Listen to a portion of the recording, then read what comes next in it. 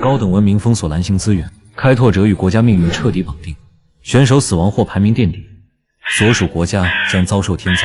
别的选手在 S 级禁区里啃树皮，而我却躲在恒温溶洞里吃火锅。看着直播间里我穿着魔兽皮球，涮着银星级兽肉，甚至还嫌弃肉质有点老，全网观众的心态都崩了。大家都在求生，怎么救他是在度假？这还要从10天前我落地那刻觉醒了每日情报系统说起。此时我整个人死死蜷缩在狭小的雪洞深处，眼前系统面板疯狂闪烁红光警报。气温截止34.2度，已陷入中度室温，保湿度仅剩3%，马上就要休克。今日物资上传结算进入最后倒计时。身处这残酷的国运求生战场，我当初响应号召，过5关斩6将赛杀出重围，成为开拓者。谁料运气摔到了极点，别人开局不是富饶森林就是度假海岛，落地就能摘果叉鱼，偏偏我落在永动台原这 S 级人类生命禁区。若非靠着国家发的装备挖了个雪洞藏身，怕是第1晚就得冻成冰雕。此时系统冰冷提示音响起，请所有开拓者立即上传物资。我颤抖着伸出冻得青紫僵硬的手，从怀里艰难掏出这几天仅有的收获，几块硬得像石头的黑色苔藓。上传者临安大夏国，评级垃圾 F， 上面赤裸裸展示着各国排名与物资。第1名灯塔国约翰史密斯，今日上传1阶魔兽烈焰猪肉1公斤，评级良品地，该国百倍巨献烈焰猪肉1万公斤，遥遥领先。第2名大夏国上传蓝银草10株，评级良品地，该国巨献蓝银草1万株。紧接着，血红色的警告信息在我眼前疯狂闪烁。警告：大夏国综合排名已暴跌至全球第8，惩罚全国寒潮提升5%。脑海中瞬间涌起放弃的念头，可看到惩罚，我又硬生生忍住。唉，又给大家拖后腿了。现在想死都不行，灾难恐怕已经降临到每家每户。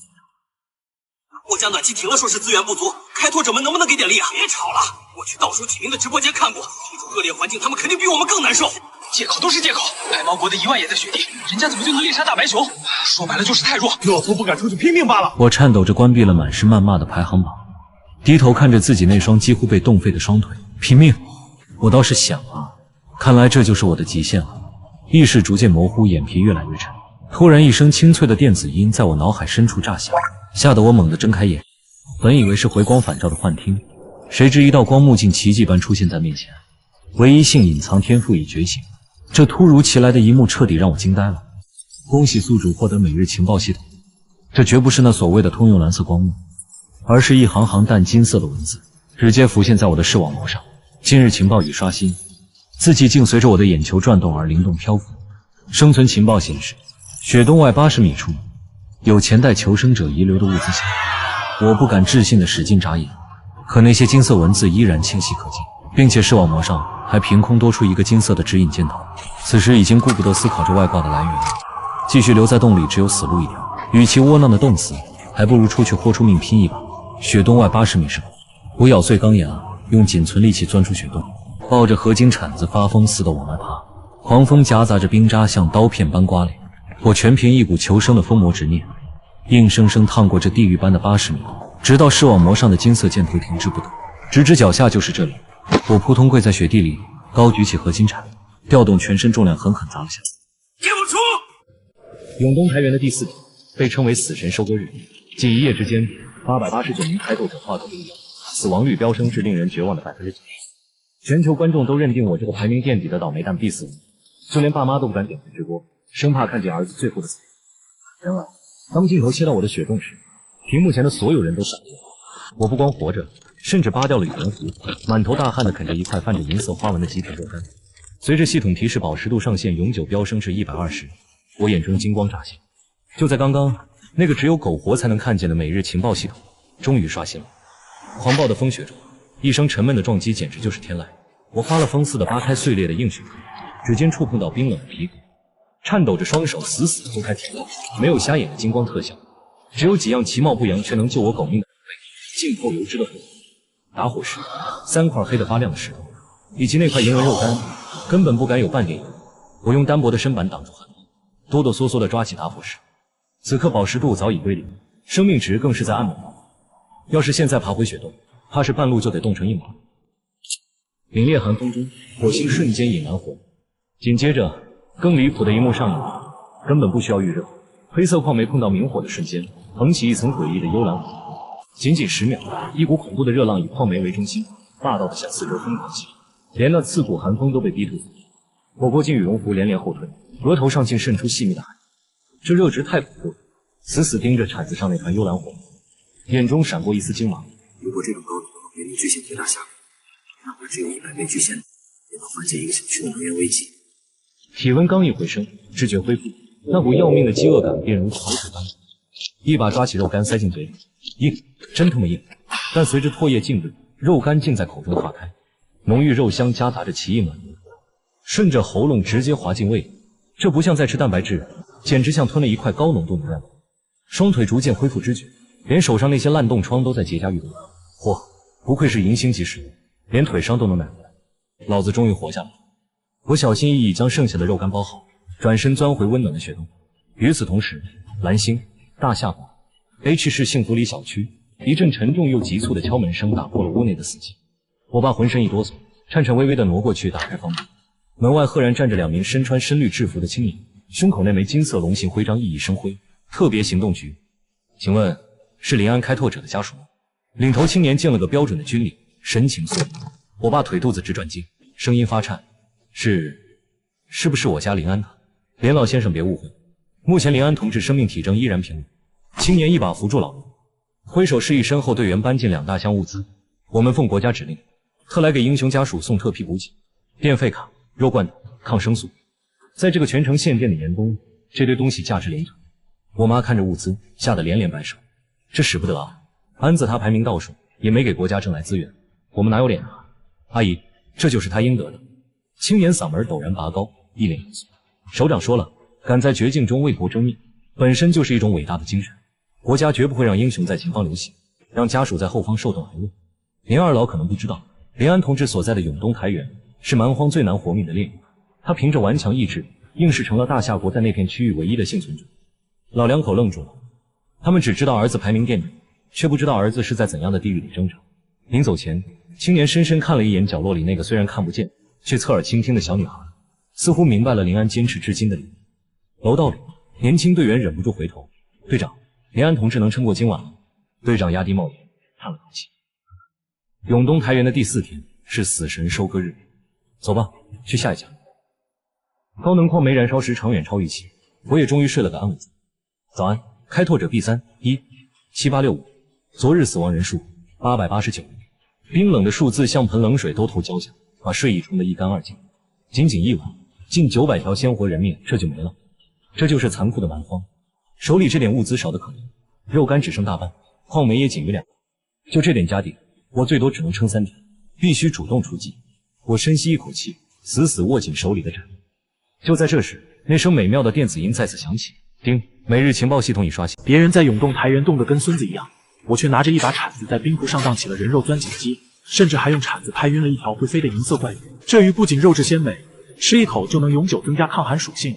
我二话不说，先烤了一条犒劳自己，接着反手将剩下的一条上传给国家。这一举动直接让大夏国高层全体起立，因为我不仅打破了零资源的僵局，更是触发了唯一的隐藏奖励——万倍巨献。看着瞬间填满国家冷库的物资，我擦了擦嘴角的油渍，目光看向了系统刚刚刷新的传说级盲盒。故事要从3天前说起。我身处死亡率前3的生命禁区，情报系统竟然直接甩出4个金色选项。D， 即日起，您可以指定情报方向 ：A 物资 ，B 环境 ，C 危机 ，D 世界真相。看着眼前的4个金色选项，我陷入了死一般的沉思。按理说，手里只有半块肉干，选物资才是活路。可理智告诉我，这里是死亡率排名前3的生命禁区，永动台原。若是2眼一抹黑，给再多吃的也是死。拼了！我选 B， 环境。嗡！下一秒，系统全息地图铺开，可弹出的红色警告却让我心脏骤停。警告：71小时后 ，A 级白灾降临。当前气温零下30摄氏度，现有庇护所无法防御，必死无疑。看着满屏代表死亡的深红，我彻底慌了。然而，就在绝望之际，地图东北角竟闪烁起唯一的生机。那里有一片活水湖，冰层厚度仅20厘米。活水意味着有鱼，有鱼就意味着能活下去。先去看看，哪怕寒风刺骨。我眼神一狠，抓起铲子冲进风区，出发。与此同时，蓝星、大夏国特别行动局，气氛压抑得令人窒息。雷厉冷声喝问：“汇报种子选手状况。”组员的声音都在颤抖。兵王赵铁柱遭遇毒虫，正肯树皮抗恶。世家女李青青已断水12小时，状态濒危。全是噩耗。可画面一转，看到国外的选手，众人心态崩了。樱花国的佐藤竟然落在热带海岛，正惬意地敲着椰子喝纸。这一幕看得大厅内众人咬牙切齿。你该死！凭什么我们在地狱，他在度假？这特别也太不公平了！就在极度的情绪快要炸裂时，一道清冷的女声突兀响起：“报告，监测到异常波动，坐标永动台原临安。”全场瞬间死寂。那个死亡率95%的白色地狱，竟然有人敢走出庇护所。雷厉一声令下，切大屏，画面亮起，并没有预想中的尸体。只见风雪中，我背着合金铲，正顶着狂风疯狂前行。这一幕让雷厉眼中异彩连连。苏万，给我死死盯着他！我要知道他是怎么在必死之局里活下来的。画面回到蛮荒世界，我站在冰原上，寒风如刀割般凌迟着皮肤。根据系统指引，脚下就是那唯一的湖。我打开直播，对着镜头挤出一丝笑容：“爸妈，我没事，报完平安。”还没等观众反应过来，我抡起铲子就是一顿狂砸，虎口震裂，剧痛钻心。直播间里质疑声一片，这哥们疯了吧？拿铲子凿永动兵，别白费力气了，赶紧回去等死吧！不仅是网友，连监测员苏婉都绝望地推了推眼镜。零下40度，冰层至少1米厚，他这是在加速死亡。此时的我，正如苏婉所料，陷入了绝境。警告：饱食度暴跌至55。警告：热量流失速度翻倍。体温在狂掉，手臂已麻木，每一秒死神都在逼近。还没透吗？我甚至尝到了嘴里绝望的辛苦味，但我不能停，一旦停下，汗水结冰，就是死路一条。给我开！我怒吼一声，用尽最后的一丝力气，狠狠地吸。一声脆响，如天籁般炸开，黑色的湖水瞬间喷涌而出，溅了我一脸。刺骨的冰水顺着脸颊滑落，我却仰天狂笑，却把命给赌赢了。我操，真通了！我瘫坐在雪地上，看着眼前直径半米的冰窟窿，眼神狂热。直播间瞬间炸裂。这个小子特么是人肉钻井机吧？然而狂热还没持续2秒，一盆冷水当头浇下。凿开了又怎样？难不成伸手抓？这极寒冰水能让他当场截肢？就连屏幕前的父母心都提到了嗓子眼，恨不得把家里的渔具给他送过去。可谁知我非但没慌，反而信心十足。冰层破裂，大量氧气涌入，这就是天然的诱饵。仅仅几分钟，平静的水面泛起涟漪，几个黑影扑头透气。就在一条黑鱼游过场面的瞬间，双臂抱起，来了！给我起！一条坚硬如铁的铁鳞黑鱼被狠狠甩，全场看傻了。我操，这铲子还能当渔网用？这不是智商碾压！捕获第一条鱼，我刚松口气，更致命的危机却突然爆发。警告：饱食度暴跌至5。强烈的眩晕感袭来，眼前阵阵发黑。再不吃东西，我会死在这里。我颤抖着掏出贴身珍藏的半块肉干，狠狠咬下一口。下一秒，直播间再次沸腾。爷，等等，那肉怎么泛着荧光？一条金色弹幕惊呼：是银星级食物，难怪他能活到现在。就在大夏国观众惊叹时，一条刺眼的红色弹幕突兀飘过。阿嘎，这种战略物资竟然自己吃了，暴殄天物！这句话瞬间点燃了所有人的怒。哪来的狗在叫？老子凭本事找到的，凭什么不能吃？随着肉干下肚，暖流涌遍全身，我体能暴涨，饱食度上限永久提升，身体恢复知觉。我趁热打铁，哗啦，又是一条。短短半小时，3条黑鱼入手，我美的鼻涕泡都快出来了。可好运似乎到头了，接下来的半小时，水面死一般的寂静，连个鬼影都没有。跑了！寒气顺着膝盖钻入骨髓。就在我准备放弃起身时，突然，漆黑的水面下，毫无征兆地划过一抹极其耀眼的荧光。这是什么？我瞳孔骤缩，这东西体型比黑鱼大了1倍不止。铲子化作残影，猛地向上一动，哗啦！一条通体晶莹、宛如白玉雕琢的怪鱼被甩上冰面。可下一秒，惊险的一幕发生了，这条银鱼并未乱蹦，而是猛地一个弹身，尾巴重拍冰面，竟然像装了弹簧一样，精准的朝冰窟窿跳回去。他要逃！卧槽！千钧一发之际，我根本来不及起身，整个人猛地向前一扑，手中的铲子像球拍一样狠狠横扫过去。给老子留下！当一声闷响，银鱼像炮弹一样被拍飞7、8米，撞上雪堆才停下。直到这时，提示音才姗姗来迟，获得一阶冰凝注于稀有，使用效果大幅增强抗寒能力。我笑了，直播间彻底炸了。色的鱼，这特么是稀有怪啊！我操！刚才吓死爹了！要是林深有张网，这湖里的鱼还不得被灭族？直播间观众狂喜之余，全是遗憾。光靠铲子都能这么秀，要是有东西，咱还了得？就在这时，有人想起了之前的那个喷子。蓝霞，那个人呢？出来爱熊，山本一郎，人呢？刚才那股酸劲儿呢？这一刻，大夏国观众扬眉吐气。与此同时，蓝星林建国猛拍大腿，直接从沙发上弹射起飞，脸上的褶子都笑开了花。看见没？这就叫天赋！老林家钓鱼永不空军。哎呀！旁的林母破涕为笑，虽然嘴上骂着老头子不正经，心里的石头却终于落地。角落里，盲女小小抱紧了怀里的娃娃，苍白的小脸上浮现出久违的笑容。哥哥，一定要回来啊！趁热打铁，我再次甩手枪，虽然还能抓，但我果断收手。贪心是生存大忌，这种天气带太多反而走不掉。返程，风向突变，逆风如刀，我背着5条鱼，每一步都像在和死神决战。终于，在体温跌破红线前，我连滚带爬钻进去，迅速封死洞口。冻死老子了！没有任何犹豫，我掏出高能矿煤，1分为4，幽蓝火焰升腾，狭小的血洞瞬间回满，这条命保住了。接下来就是享受时刻，我将冰凝柱鱼处理干净，架在铲面上炙烤。然而，就在我准备翻面时，惊悚的一幕发生了。那条已经被开膛破肚的银鱼竟然诈尸了！啪！鱼尾猛击铲面，借力弹射，张开满是利齿的吸盘大口，直扑我面门。距离太近，根本没法躲。找死！我眼神一厉，身体本能后仰，手中铲子化作残影，反手就是一记暴扣。一声脆响，鱼头瞬间搬家，无头鱼身抽搐2下，终于彻底凉透。我冷笑一声，将死透的鱼重新架回火上。几分钟后，异香扑鼻，没有半点腥味。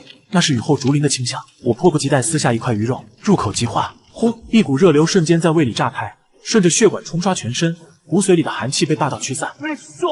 提示：饱食度上限暴涨至160，获得永久增益初级抗寒，抗寒能力大幅提升。我推开血块感受了一下，原本刺骨的寒风，现在竟然觉得有些凉爽。神了，这就是稀有级食物的含金量。就在这时，宏大的机械音准时降临，今日物资上传结算倒计时0.05分0秒。我看着剩下那条完整的银鱼，眼神坚定，这一条必须给爸妈和小小尝尝。然而，我不知道的是，一场针对我家人的阴谋正在酝酿。就在10天前，势利眼的二叔还把我家当成要饭的轰出门外，可今天他却跪在我家门口求一个发芽的土豆。原因无他，只因我在蛮荒世界不仅没死，还混成了国家级战略英雄。当二叔一家在寒潮中冻得瑟瑟发抖时，我爸妈正吃着国家特供的营养餐，而我正坐在温暖的雪洞里，看着传说级装备陷入沉思。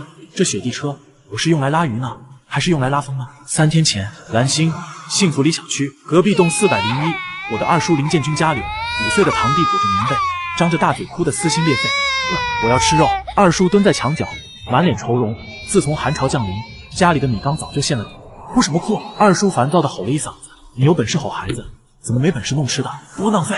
婶婶王梅像只护崽的母老虎冲了出来，眼珠子一转，压低声音说出了一句让人心寒的话：“去大哥家。”二叔一愣，大哥家也没余粮吧？再说小小还病着，林安又落在那种九死一生的地步。你傻！王梅戳着二叔的脑门，语气笃定：“林安肯定死定了，国家绝对发了抚恤物资。我昨天亲眼看见街道办提着箱子去了他们家。”二叔涨红了脸：“我去，我要脸！脸能当饭吃？”王梅冷哼一声，看着饿得面黄肌瘦的儿子，这句话成了压垮二叔的最后一根稻草。他咬了咬牙，终于站起身：“那我去，借点，我也去，带上孩子。”大嫂心软，肯定得。一家3口裹得严严实实，揣着算计走出了家门。就在他们算计我的抚恤金时，蛮荒世界的地洞里，我正准备干一票大的。上传，我将手按在那条晶莹剔透的冰凝柱鱼上，系统的声音瞬间响起，检测到全新物种，一阶冰凝柱鱼，评级稀有 C， 正在计算国运回馈倍率，竟然触发了计算，我心头狂跳。要知道垃圾物资只有0倍，普通物资也就100倍、1000倍，而这一次，光幕上的数字开始疯狂跳动，10倍、100倍、1000倍，紧接着一个猩红的数字差点让我窒息。恭喜，触发稀有物资暴击奖励10000倍，整整1万条稀有级的冰凝柱鱼将直接填满大夏国的官方冷库。还没等我从这泼天的富贵中缓过神，第2道金光炸裂开来，获得特殊奖励生存盲盒，请选择投放等级。3个箱子凭空悬浮，看得我呼吸急促。普通级方圆500米，稳拿物资但没大用；稀有级方圆1公里，有风险但回报不低；而传说级方圆3公里，包含能逆天改命的载具和武器。但在永东台原，让普通人跑3公里找箱子，那是嫌命长。可我是一般人吗？我有挂。正所谓风浪越大鱼越贵，怕的鸟。我选传说级盲盒，传说级生存盲盒已投放。强压住立刻冲出去的冲动，我打开了国运排行榜。不出所料，凭借这条稀有鱼，我的名字像坐火箭一样，直接从倒数杀进了前100。第98名，大夏国临安。哼，在这冰冷的雪洞里，我忍不住笑出了声。只要稳住排名，我就能拿到舰体液。不仅能活下去，妹妹的眼疾也有救了。这一夜，我怀揣着对明天的期望，在这个残酷的世界里安然入睡。然而，蓝星的网络上却炸开了锅。虽然我的直播间黑了，但在线人数却瞬间突破1万加，所有人都被那个突然杀入前百的名字惊呆了。这家伙上传了什么？1万倍巨献、冰凝铸鱼，听都没听过。这临安是大佬啊！与此同时，大夏国特别情报局气氛却压抑的可怕。组长雷利揉着发胀的眉心，看着大屏幕上樱花国和大韩国选手的得意嘴脸，气得狠狠捶了一下扶手。人家落地就是温带，随手捡橘子挖人参，我们大夏国的选手却大都在苦寒之地挣扎求生，这就是命吗？可恶！雷利满眼不甘。就在这时，助手苏婉的消息突然弹了出来，打破了死寂。组长，临安首次上传稀有资源，触发1万倍巨献，他成为了大夏国第5个杀进前百的开拓者。什么？稀有资源？雷利猛地从指挥椅上弹射而起，满脸的疲惫瞬间化作了难以置信的狂喜。临安，雷利脑海中瞬间闪过资料，那个落在永动台原的倒霉蛋，这就是那个冰银铸鱼，可惜环境恶劣，没法搞种植。1万倍巨献听着吓人，但分摊到大夏国海量人口头上，不过是杯水车薪。要想真正翻盘，还得靠可持续发展的农耕。雷利深吸一口气，迅速下令：随我继续关注，立刻给临安家调配物资，不能让英雄流血又流泪。是。与此同时 ，H 市幸福里小区302室，我的父母和妹妹正围坐在餐桌前，2箱抚恤物资让他们久违的吃上了一顿大餐。几块土豆被老妈徐娇变戏法似的做出了3菜1汤。爸妈，哥把吃的都上传了，他自己够吃吗？妹妹小小满脸担忧。放心吧，你哥那钓鱼技术随我。吃都堵不住你的嘴。老爸林建国的牛皮还没吹完，就被老妈一个白眼瞪了回去。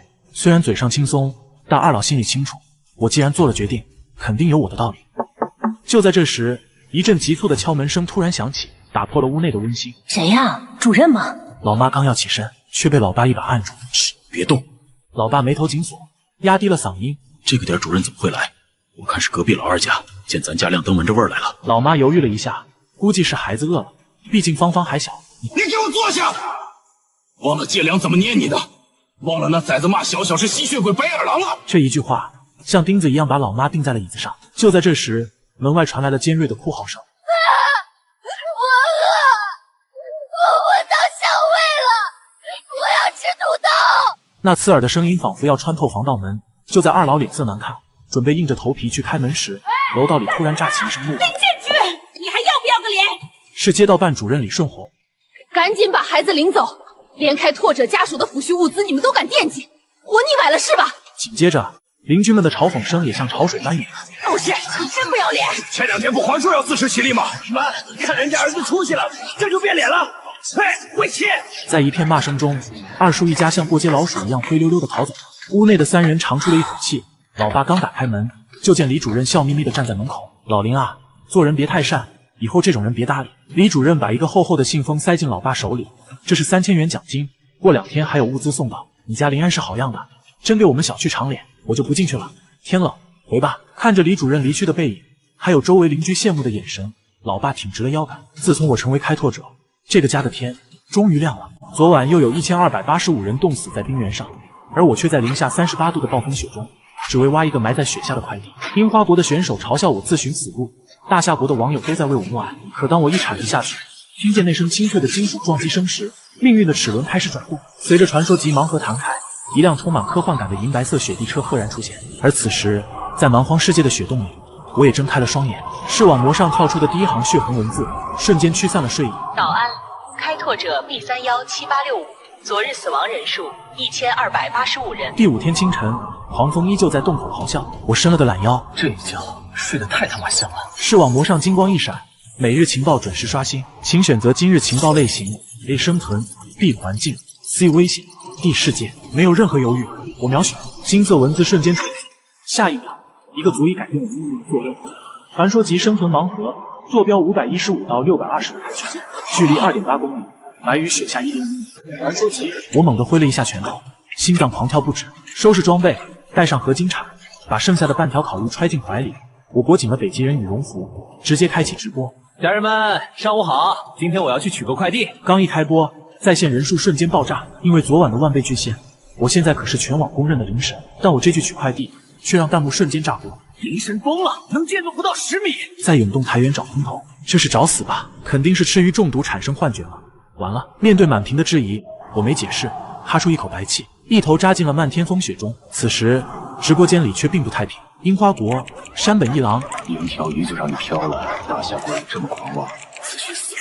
这一条弹幕瞬间引爆了大夏网友的怒火，骂战直接升级。而远在樱花国的情报机构里，山本一郎摘下耳机，脸上虽然挂着冷笑，眼神里却全是震惊。第5天了，换做他们国家的选手早冻成冰雕了，可这个林安竟然还敢顶着暴风雪外出。作为严谨的研究员，他隐隐觉得这个大夏国的小子正在打破某种规则。冰原上，我深一脚浅一脚的挪动着，每一步都要把腿从膝盖深的积雪里拔出来。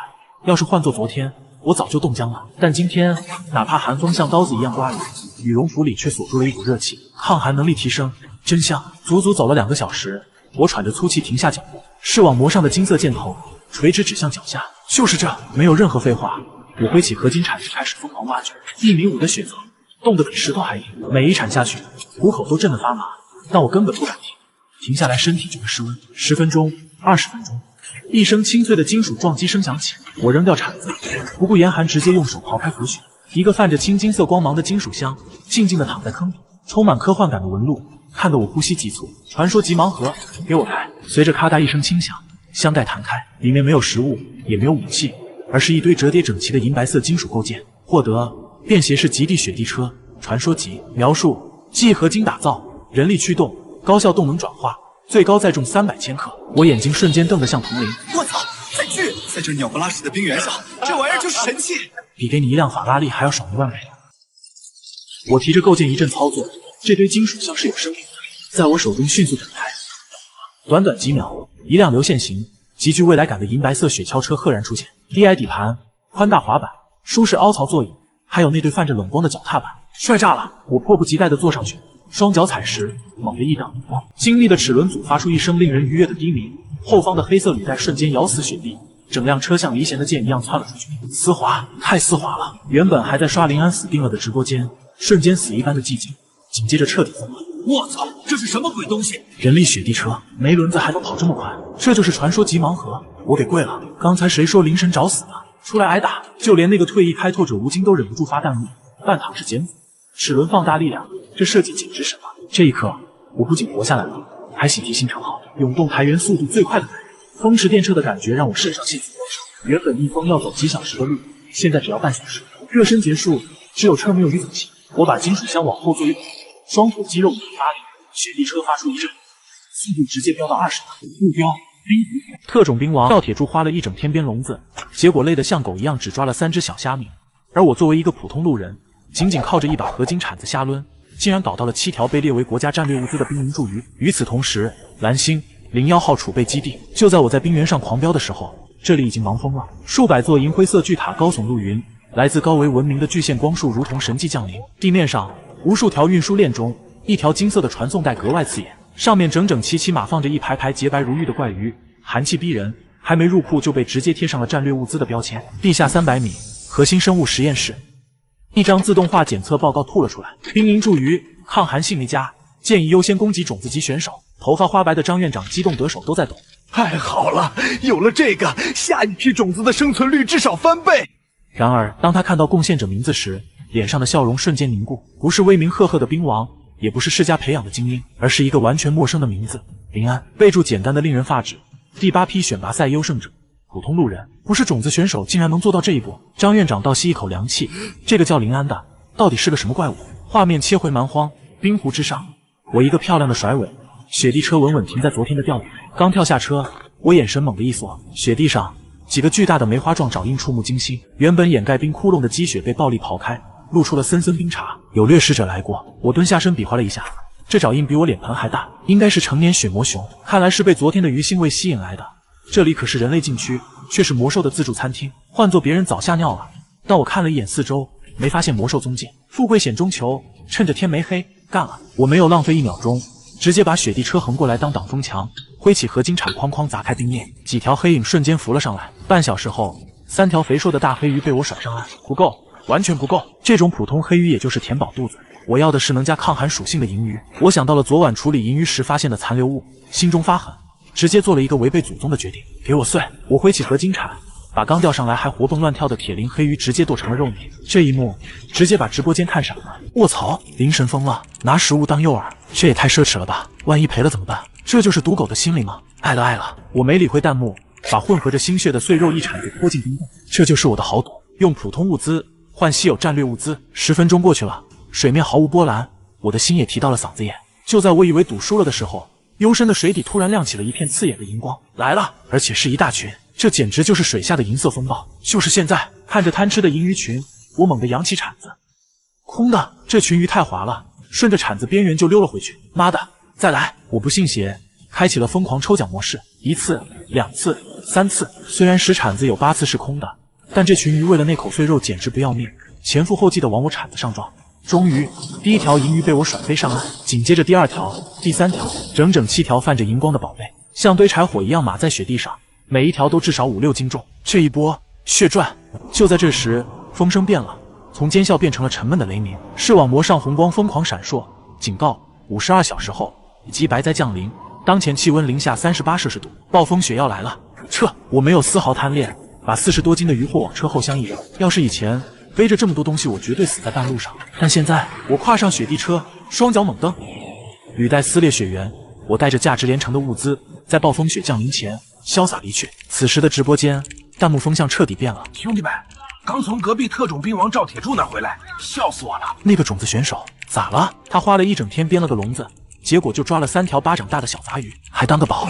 兵王精通陷阱，收获3只小虾米。灵神一把铲子瞎抡，狂砍7条稀有鱼，真是没有对比就没有伤害啊！大夏第3情报局，美女分析员苏婉推了推金丝眼镜，看着屏幕上的数据，呼吸猛地一滞。她本以为林安只是运气好，但当最新的资源统计报告跳出来时，她彻底惊呆了。报告显示，大夏国第8批开拓者资源获取量排名，那个毫无背景的林安，此刻的名字正赫然挂在榜单的最顶端位置，全区排名第2。这怎么可能？别人在永动台原冻得跟孙子一样，我却躲在温暖的雪洞里大口咀嚼着 S 级的银星烤鱼，甚至还在暴风雪降临前精准找到隐藏在地底3米的巨型雪鼠洞穴。我缓缓握紧了手中的合金铲，只因在我的情报视野里，这只巨鼠不是死神，而是移动的极品五花肉。正在此时，幸福里小区另一栋楼内，林建军夫妇盯着光幕，脸色难看。王梅愤愤地把抹布摔在桌上，不就是几条鱼吗？有什么好显摆的？你看人家国外的开拓者，天天上传水果，那才叫本事。林建军烦躁地挥挥手，打断了妻子的唠叨。啊，少说2句，也不看看那是人待的地方吗？反正我是绝不会让咱儿子去受那个罪。王梅一边自我安慰，一边走到窗边想透透气。然而，就在目光扫向楼下的瞬间，他整个人僵住了。那辆熟悉的军绿色卡车竟然再次停在了隔壁楼下。几名身材魁梧的军人跳下车，合力搬下3个巨大的木箱。难道又送物资了？这才过了1天啊！看着那沉甸甸的箱子，他只觉得胃里一阵翻腾，比饿了3天还要难受。大爷大娘，我是小王，叫我刚子就行。还是那位熟悉的青年军人，轻车熟路地将箱子搬进屋内。屋内，林家3口却显得手足无措。徐芳看着满地的物资，双手在围裙上局促地搓着。这怎么又送来了？咱们真吃不完啊！老林，收下吧，这都是林安拿命挣来的。李主任不知何时冲了进来，眼眶微红。据各国统计，开拓者首日幸存率只有 75%， 永动台原更是死亡率高达 99% 的生命禁区。林安是个好同志。听到那个触目惊心的数字，徐芳身子一晃，险些站立不稳。王刚临走前，神色郑重地叮嘱李主任：开拓者家属的物资是国家逆鳞，你务必盯紧点。随着房门关上，屋子里陷入了短暂的死寂。良久，林建国才颤抖着手打开箱子。随着冷气散去，3条晶莹剔透、宛如白玉般的怪鱼静静躺在其中，哪怕已无生机，依旧透着一股不凡的气息。徐芳颤颤巍巍地摸了摸那冰凉的鱼身，眼泪瞬间决堤。自己在那种鬼地方受苦。别哭了，咱们把身体养好，就是对他最大的支持。他转头看向堆积如山的米面粮油，目光逐渐坚定。老婆子，这些咱们确实吃不完，给隔壁老李和楼下张大妈送去点儿。当初只有他们接济过咱们。徐芳擦了把泪，犹豫道：建军那边1粒米都不给。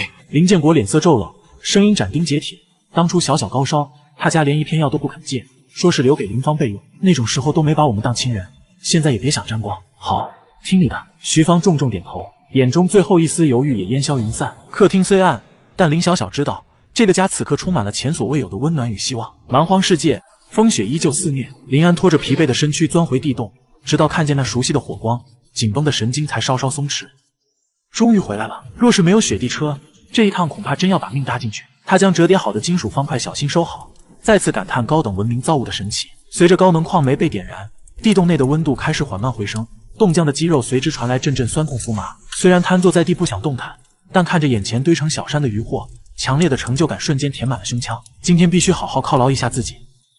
丰沛的油脂从鱼肉纹理中渗出，滴落在滚烫的石板上，瞬间炸裂出一股混合了深海鲜味与高能脂肪的独特异香。林安咽了咽口水，目不转睛地翻转着鱼身，直到鱼皮金黄起泡，露出内里如蒜瓣般雪白细嫩的肉质，太香了！一口咬下，滚烫的肉汁在口腔迸发，这种丰收后的满足感，足以驱散所有的寒冷与孤独。随着整条鱼下肚，面板上的提示音如天籁般响起：能力初级抗寒20%，吃5条就能提升。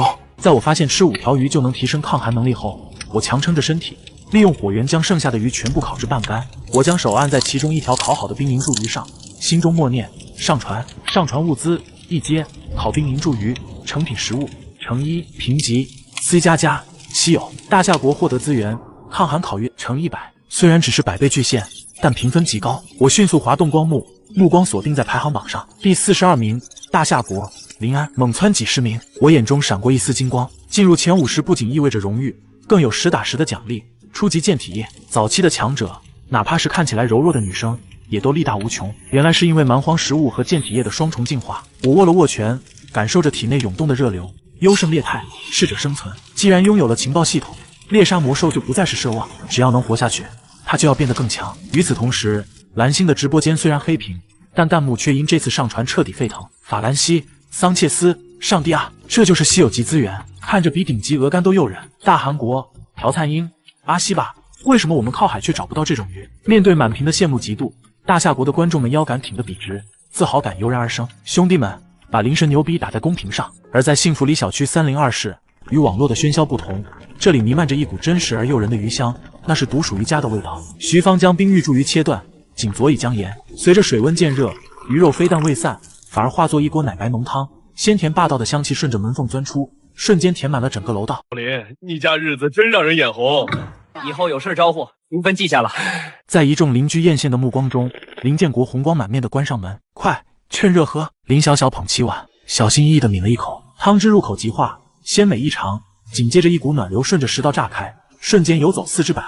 林建国和徐芳对视一眼，皆是满脸惊诧，那股奇异的暖流在体内激荡，仿佛连血液都沸腾起来。老伴儿神了，我这老寒腿竟然不疼了。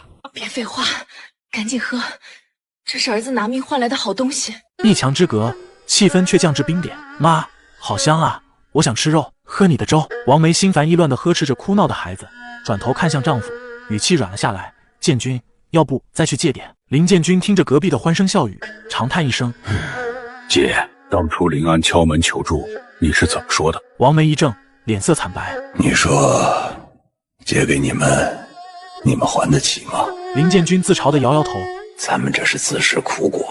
大夏第3情报中心，单日集齐水、火、庇护所，甚至还能上传银星级食物。苏婉盯着屏幕上的数据，这位向来眼高于顶的超级学神，在沉默良久后，不得不吐出2个字：厉害。而在大夏国腹地，气氛更是凝重到了极点。全息投影上，代表国家危机值的红色进度条卡在85%的高位，而蓝色的战略资源储备却只有可怜的12%。亚阶段即将开始，这点储备根本不够，实在不行，只能效仿西方，放弃部分。一声清脆的提示音骤然响起，在3位老者震惊的目光中，那条死气沉沉的蓝色进度条仿佛被打了一剂强心针，猛地向上窜了一截，12.5%、13%，直至18%。怎么回事？哪个战区大丰收了？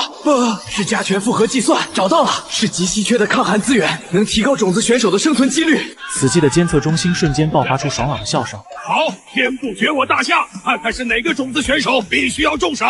蛮荒世界，永东台原，狂风如泣如诉，疯狂拍打着封在洞口的血砖。我裹紧羽绒服，在微弱的红光中处于浅眠状态。突然，我猛地睁开双眼，不是风声，那是一种极其细微却又异常沉重的鸭血声。有什么庞然大物就在洞口不到3米处。我瞳孔骤缩，心脏狂跳，但我没有发出半点声响，而是以极慢的动作握紧合金铲，随后伸手用洞穴盖灭了矿内，黑暗与死寂瞬间吞噬了血洞。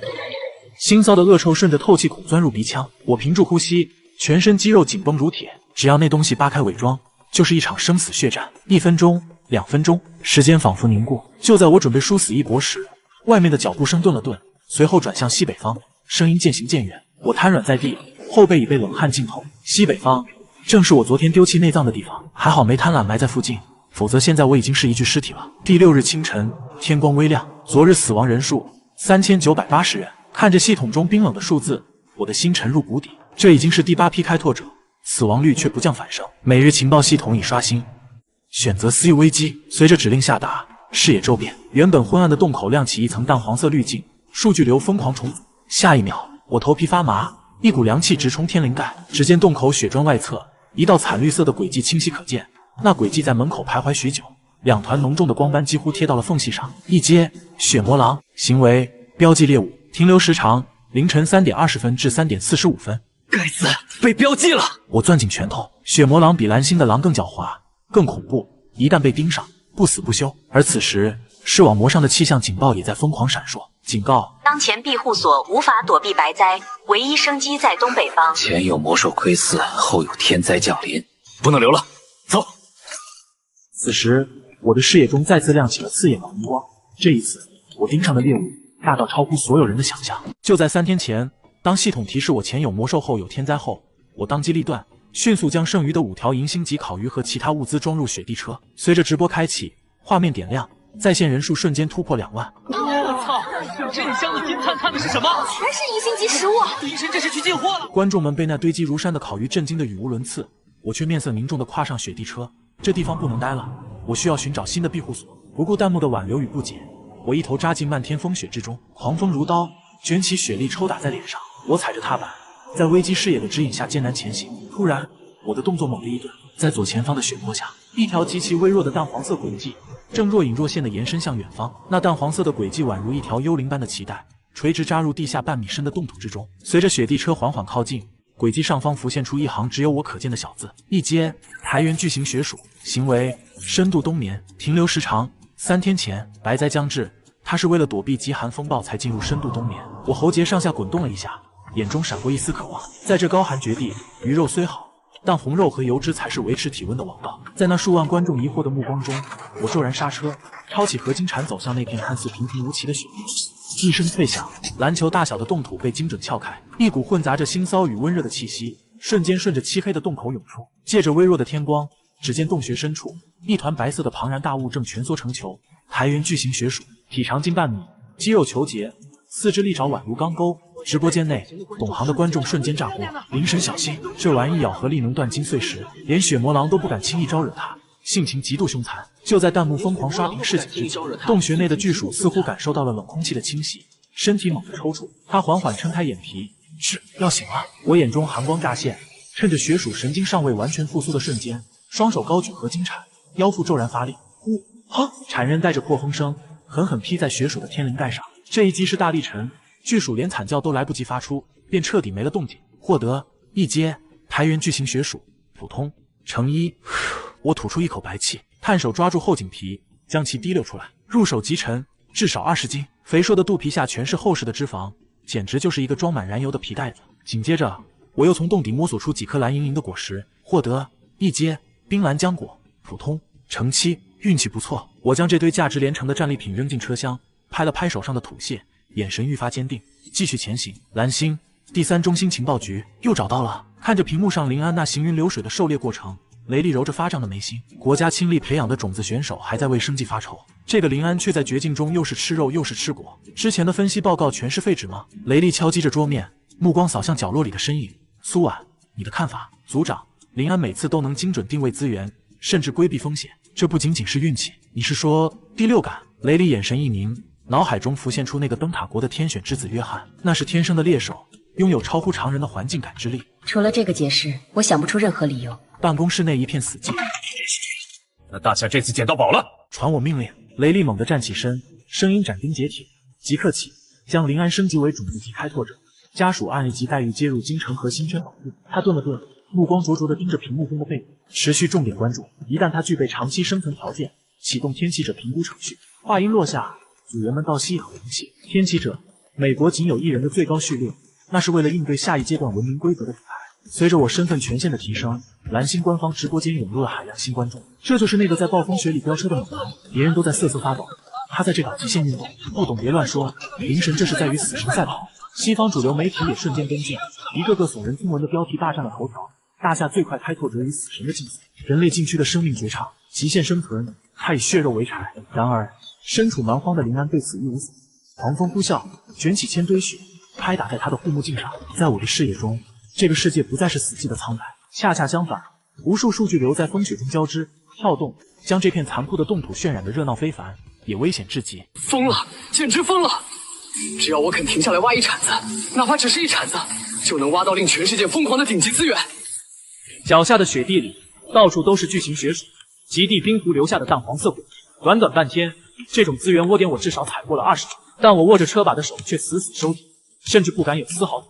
哪怕这里的每一寸土地都是取之不尽的金子，哪怕这种诱惑已经让我的心脏狂跳，我林安还是必须强忍住这泼天的痛，只因视网膜上那个鲜红的倒计时，距离极白灾爆发剩余28小时，命都没了，要钱有什么用？更可怕的是，混杂在资源轨迹中，还有惨绿、深红甚至深紫色的恐怖轨迹，那是血魔狼和巨型冰虫的猎场。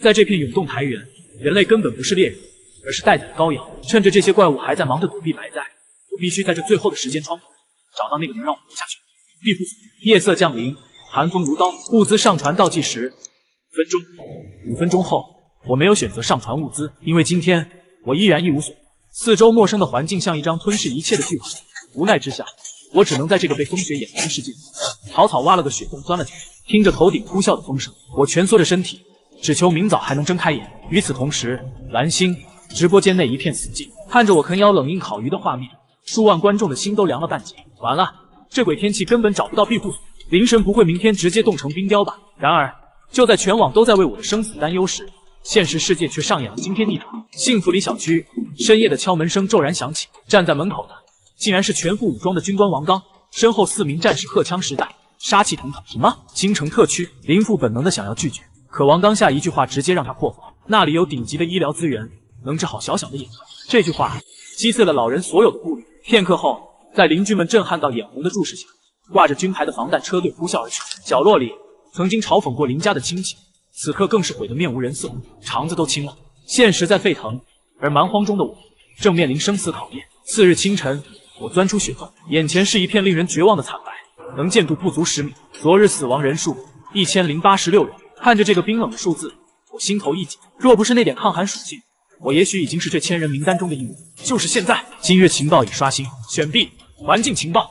视网膜上金光炸裂，一张覆盖10公里的3D 全息地图瞬间铺开。我急切的扫视，心脏猛地漏跳一拍。有了！地图上竟然同时亮起了2个庇护所坐标，左侧5公里是一个白色光源，废弃熊洞，评价地级，空间狭小，毫无资源，但胜在距离近，100分百农。右侧15公里是一团诱人的橘红暖光，热能溶洞，评价 A 级，恒温环境，甚至拥有独立水源。我沉默了。这一刻，天堂与地狱只有一念之差。选熊洞，苟且偷生，但未来一片黑暗；选溶洞，一旦在白灾降临前赶不到，就是死路一条。整整15公里的雪原，还是在暴风雪前夕。仅仅纠结了3秒，拼了！短暂的安逸换不来长久的生死。我猛地调转车头，压低身体，像个疯子一样迎着恐怖的寒风，冲向了那条九死一生的路。直播间瞬间炸锅，数万观众涌入，看到的却是令人绝望的一幕。狂风已经变成了嘶吼的野兽，我的雪地车在逆风中如同陷入泥沼，每进一步都艰难无比。大夏情报局内，顶级专家苏婉死死盯着屏幕，冷汗直流。10分钟、半小时，我还在风雪中挣扎，动作却越来越僵硬，那是体能耗尽的征兆。不可能的，这种天气，人力怎么可能胜天？绝望的情绪像病毒一样蔓延，所有人都觉得这次我死定了。警告！5小时后，A级白灾全面爆发，当前气温-50摄氏度，太冷了，血液仿佛都要凝固，眉毛上的冰霜彻底封死了视线。我的双腿像灌了铅，踏板纹丝不动。真的要结束了吗？不，绝不！在几百万观众惊愕的目光中，我松开车把，颤抖着从怀里掏出了最后的底牌，那是一条价值连城的银星级烤鱼。在几百万观众惊愕的目光中，我松开车把，颤抖着从怀里掏出了最后的底牌，那是一条价值连城的银星级。我不顾一切的几口吞下，一条不够，再来一条，还不够，第3条。直播间弹幕彻底疯了，卧槽，他疯了吗？连吃3条，那是银星级啊，一口就是一套房。他当临时师，这是觉得自己死定了，想做个饱死鬼。没人懂我在做什么。就在第3条鱼肉下肚的瞬间，一股恐怖的热流仿佛火山喷发，瞬间在我体内炸开，原本冻得青紫的皮肤瞬间通红，甚至冒出了滚滚白烟。对了，恭喜开拓者，你在极寒压迫下摄入足量高阶食物，打破身体极限，打开基因锁，获得新能力终极抗寒。给我动起来！我仰天怒吼，双瞳中仿佛有烈火在燃烧。就在刚才那一瞬，我感觉自己不再是赤身裸体站在冰原上，而是披上了一层流动的岩浆铠甲。胯下的雪地车发出了野兽般的咆哮，速度瞬间飙升，硬生生撕开了面前那绝望的风险。然而，就在重新加速的瞬间，我下意识回头看了一眼，只一眼，我的头皮瞬间炸裂。身后几公里处，天地相接的地，一道高达数百米的白色长正无声的平推而来。那不是云，那是具象化的极白带。死神就在我身后追逐。此时此刻，直播间内数万观众隔着屏幕都看到窒息，弹幕消失了，嘲讽消失了，所有人都死死攥着拳头，在心中为我默念：跑啊，快跑啊！大夏第3情报局内，空气更是凝固到了极点。天才专家苏婉看着数据，脸惨白如纸，生存率0。前年大英国种子选手遭遇 C 级寒雨就截肢了，这可是1级，还有零下65度的低温，绝望的情绪瞬间笼罩全场。啪！就在这时，组长雷利狠狠一巴掌拍在桌上。不，他还有希望。他刚吃了银星级烤鱼，他的身体素质绝对达到了终极抗寒。全场震惊，终极抗寒，那可是其他国家举国之力才能堆出来的属性，他竟然靠吃鱼就做到。但我听不到这些，我的世界里只剩下心脏爆裂般的跳动声。警告！一级白灾降临倒计时0点10分0秒。就在前面，我终于锁定了那块巨大的背风岩石。岩石下方，一道不起眼的裂缝中，正透出那一抹救命的橘红色微光。地热，那是生路啊！我把所有的热量都灌注在双腿之上。雪地车的链条发出了不堪重负的轰鸣，400米、300米，身后的白色墙壁产生的恐怖气压，像是有一双巨手在背后狠狠推着。100米，进！我猛地一扭车把，连人带车像一颗银色的炮弹，精准钻进了那道裂缝之中。噗！我狼狈地从侧翻的车底爬出来，大口喘着粗气。活下来了！传说即载具，情报指引，终极抗寒。这3张底牌少1张，我现在就是具尸体。直播间瞬间沸腾，无数观众泪目。进去了，真的进去了，这就是奇迹。谁说临神必死的？然而，就在这时，几条刺眼的弹幕飘过，切，不过是一场稍微大点的雪，大夏人就是没见过世面。真的大，是樱花国的观众。这群杂碎的嘲讽瞬间引爆了国人的怒火，骂战一触即发。可就在下一秒，轰隆，一级白灾狠狠撞击在了岩石上，恐怖的寒气如同有生命一般，顺着洞口疯狂涌入。无数尖锐的蓝色冰刺贴着岩壁疯狂生长，像无数条冰蛇向洞内急速蔓延。1米、2米、3米，就在即将吞噬我的瞬间，它们撞上了溶洞深处的热浪，冰刺迟滞、融化，最后凝固成了一道狰狞壮观的冰封大口。这一幕把刚才还在叫嚣的小鬼子吓得当场闭嘴。什么叫天威？这就是天威！确定安全后，我借着苔藓的幽光，开始打量这个拿命换来的新家。虽然车身有剐蹭，物资也消耗了大半，但看着眼前的一切，我知道血赚，这可是系统评分级的庇护所。500平米的巨大空间，穹顶挑高10几米。虽然地面坑洼不平，碎石遍地，但岩壁上长满了散发幽蓝光芒的温台。尽管系统提示幽蓝温台不能食用，但它们就是最好的天然灯光。更让我惊喜的是声音。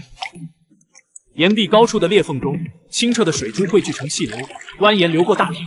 这是活水，在永东台原，这就是源源不断的生命线。我看了一眼视网膜上的数据，眼眶瞬间湿热。当前气温6摄氏度，6度。要知道，外面的废弃熊洞只有零下20度，在那里，我需要不断进食来对抗寒冷，而在这里，自带地暖，自带流水，即便我不吃不喝躺上一整天，也不会有生命危险。我躺平了，看着这处潜力无限的基地，我心里只有一个念头：其他开拓者还在为生存挣扎的时候，我已经拥有了一座真正的堡垒。我并没有停下脚步，既然这溶洞是我的新家，那就得好好收拾一番。我不顾疲惫，将那些碍脚的碎石一块块搬走，把地面清理得平整。这一通操作，直接让直播间的热度蹭蹭往上涨，甚至涌进来一大批外国观众，弹幕瞬间变成了酸柠檬现场。上帝啊，我们灯塔国的生存之王还在为了喝口水跟土拨鼠拼命，他居然在这里搞装修。西巴，那蓝色的苔藓看起来好好吃，能不能给我们邮寄一点？8个，他居然把羽绒服脱了，他不冷吗？看着我像个没事人一样在恒温溶洞里干活，大夏国的观众们嘴角都要咧到耳根了，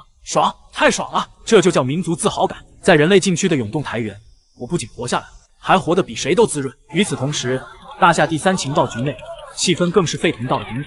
雷利一声令下，几十名顶尖研究员键盘敲得火星四溅。3分钟后，一份加红加粗的报告震撼出炉：水源评估 D 级，永不枯竭；热源评估 B 级。当苏婉颤抖地念出最终评级时，所有人头皮发麻。综合评分，全球第10。整个大厅炸锅了。要知道，这可是死亡率最高的永东台人，在这里拿到全球前10的庇护所，含金量简直要溢出屏幕。雷利激动得满脸涨红。我之前的判断太保守了，他有资格竞争开拓者之王，那是凌驾于一切之上的最高荣耀，一人即一举。然而，在一片欢呼声中，苏婉却推了推眼镜，看着屏幕上那道被坚冰死死封住的洞口，心沉到了谷底。冰墙封门，物资有限，如果不解决这个问题，即便是有一级庇护所，他也只是被困死在笼子里的猛兽。并不知道外界担忧的我，此刻正像一只灵活的岩羊，在溶洞的怪石间闪转腾挪。我要确认家里的每一个角落都绝对安全。这一手行云流水的跑图动作，再次把外国观众看傻了。这核心力量，它是西伯利亚棕熊变的吗？大夏观众乐了，这就惊讶了。那是你们没见过灵神开车的时候，那可是荒野快男。在一片调侃声中，我结束了直播，但我没有立刻休息，而是打开了面板。坏消息，因为2天没上传物资，我的排名掉到了179。更坏的消息，饱食度220，我的身体素质已经到了瓶颈，普通的食物已经无法让我变强了，我需要更高级的食材，魔兽肉。就在这时，一股刺鼻的氨气味伴随着热浪，猛地从溶洞深处喷涌而出。我双眼微眯，危机视野瞬间开启，只看一眼，我背后的汗毛都竖了起来。在那看似安全的岩壁上方，密密麻麻挂满了红色的轨迹。2阶暗窟魔符状态冬眠，成千上万只。原来这溶洞深处是个巨大的蝙蝠窝。我摸着下巴，大脑飞速运转，这是危机，也是巨大的宝藏。蝙蝠粪便可以做炸药，蝙蝠肉可以吃，皮毛可以做装备。但现在的我连把像样的武器都没有，一旦惊醒他们，瞬间就会被吸成干尸。明明坐拥金山，却穷得叮当响。我无奈地退回大厅前，这种只能看不能吃的感觉太难受。次日清晨，昨日死亡人数4889。看着这冰冷的数字，我伸了个大大的懒腰。芜湖地暖真舒服。经过一夜休整，我的体能重回巅峰。虽然外面的白灾还在咆哮，但我的外挂刷新了。今日情报已刷新。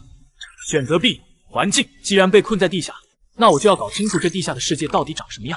淡金色的光幕炸开，一张震撼的地底剖面图展现在我眼前。这溶洞居然只是冰山一角，地下像个巨大的蚁穴，暗河、岩浆池错综复杂。突然，我的目光凝固了，在地图的最深处，地下2.5公里的位置，一个紫色的倒金字塔图标正在悠悠闪烁。发现文明遗迹，风雪神庙。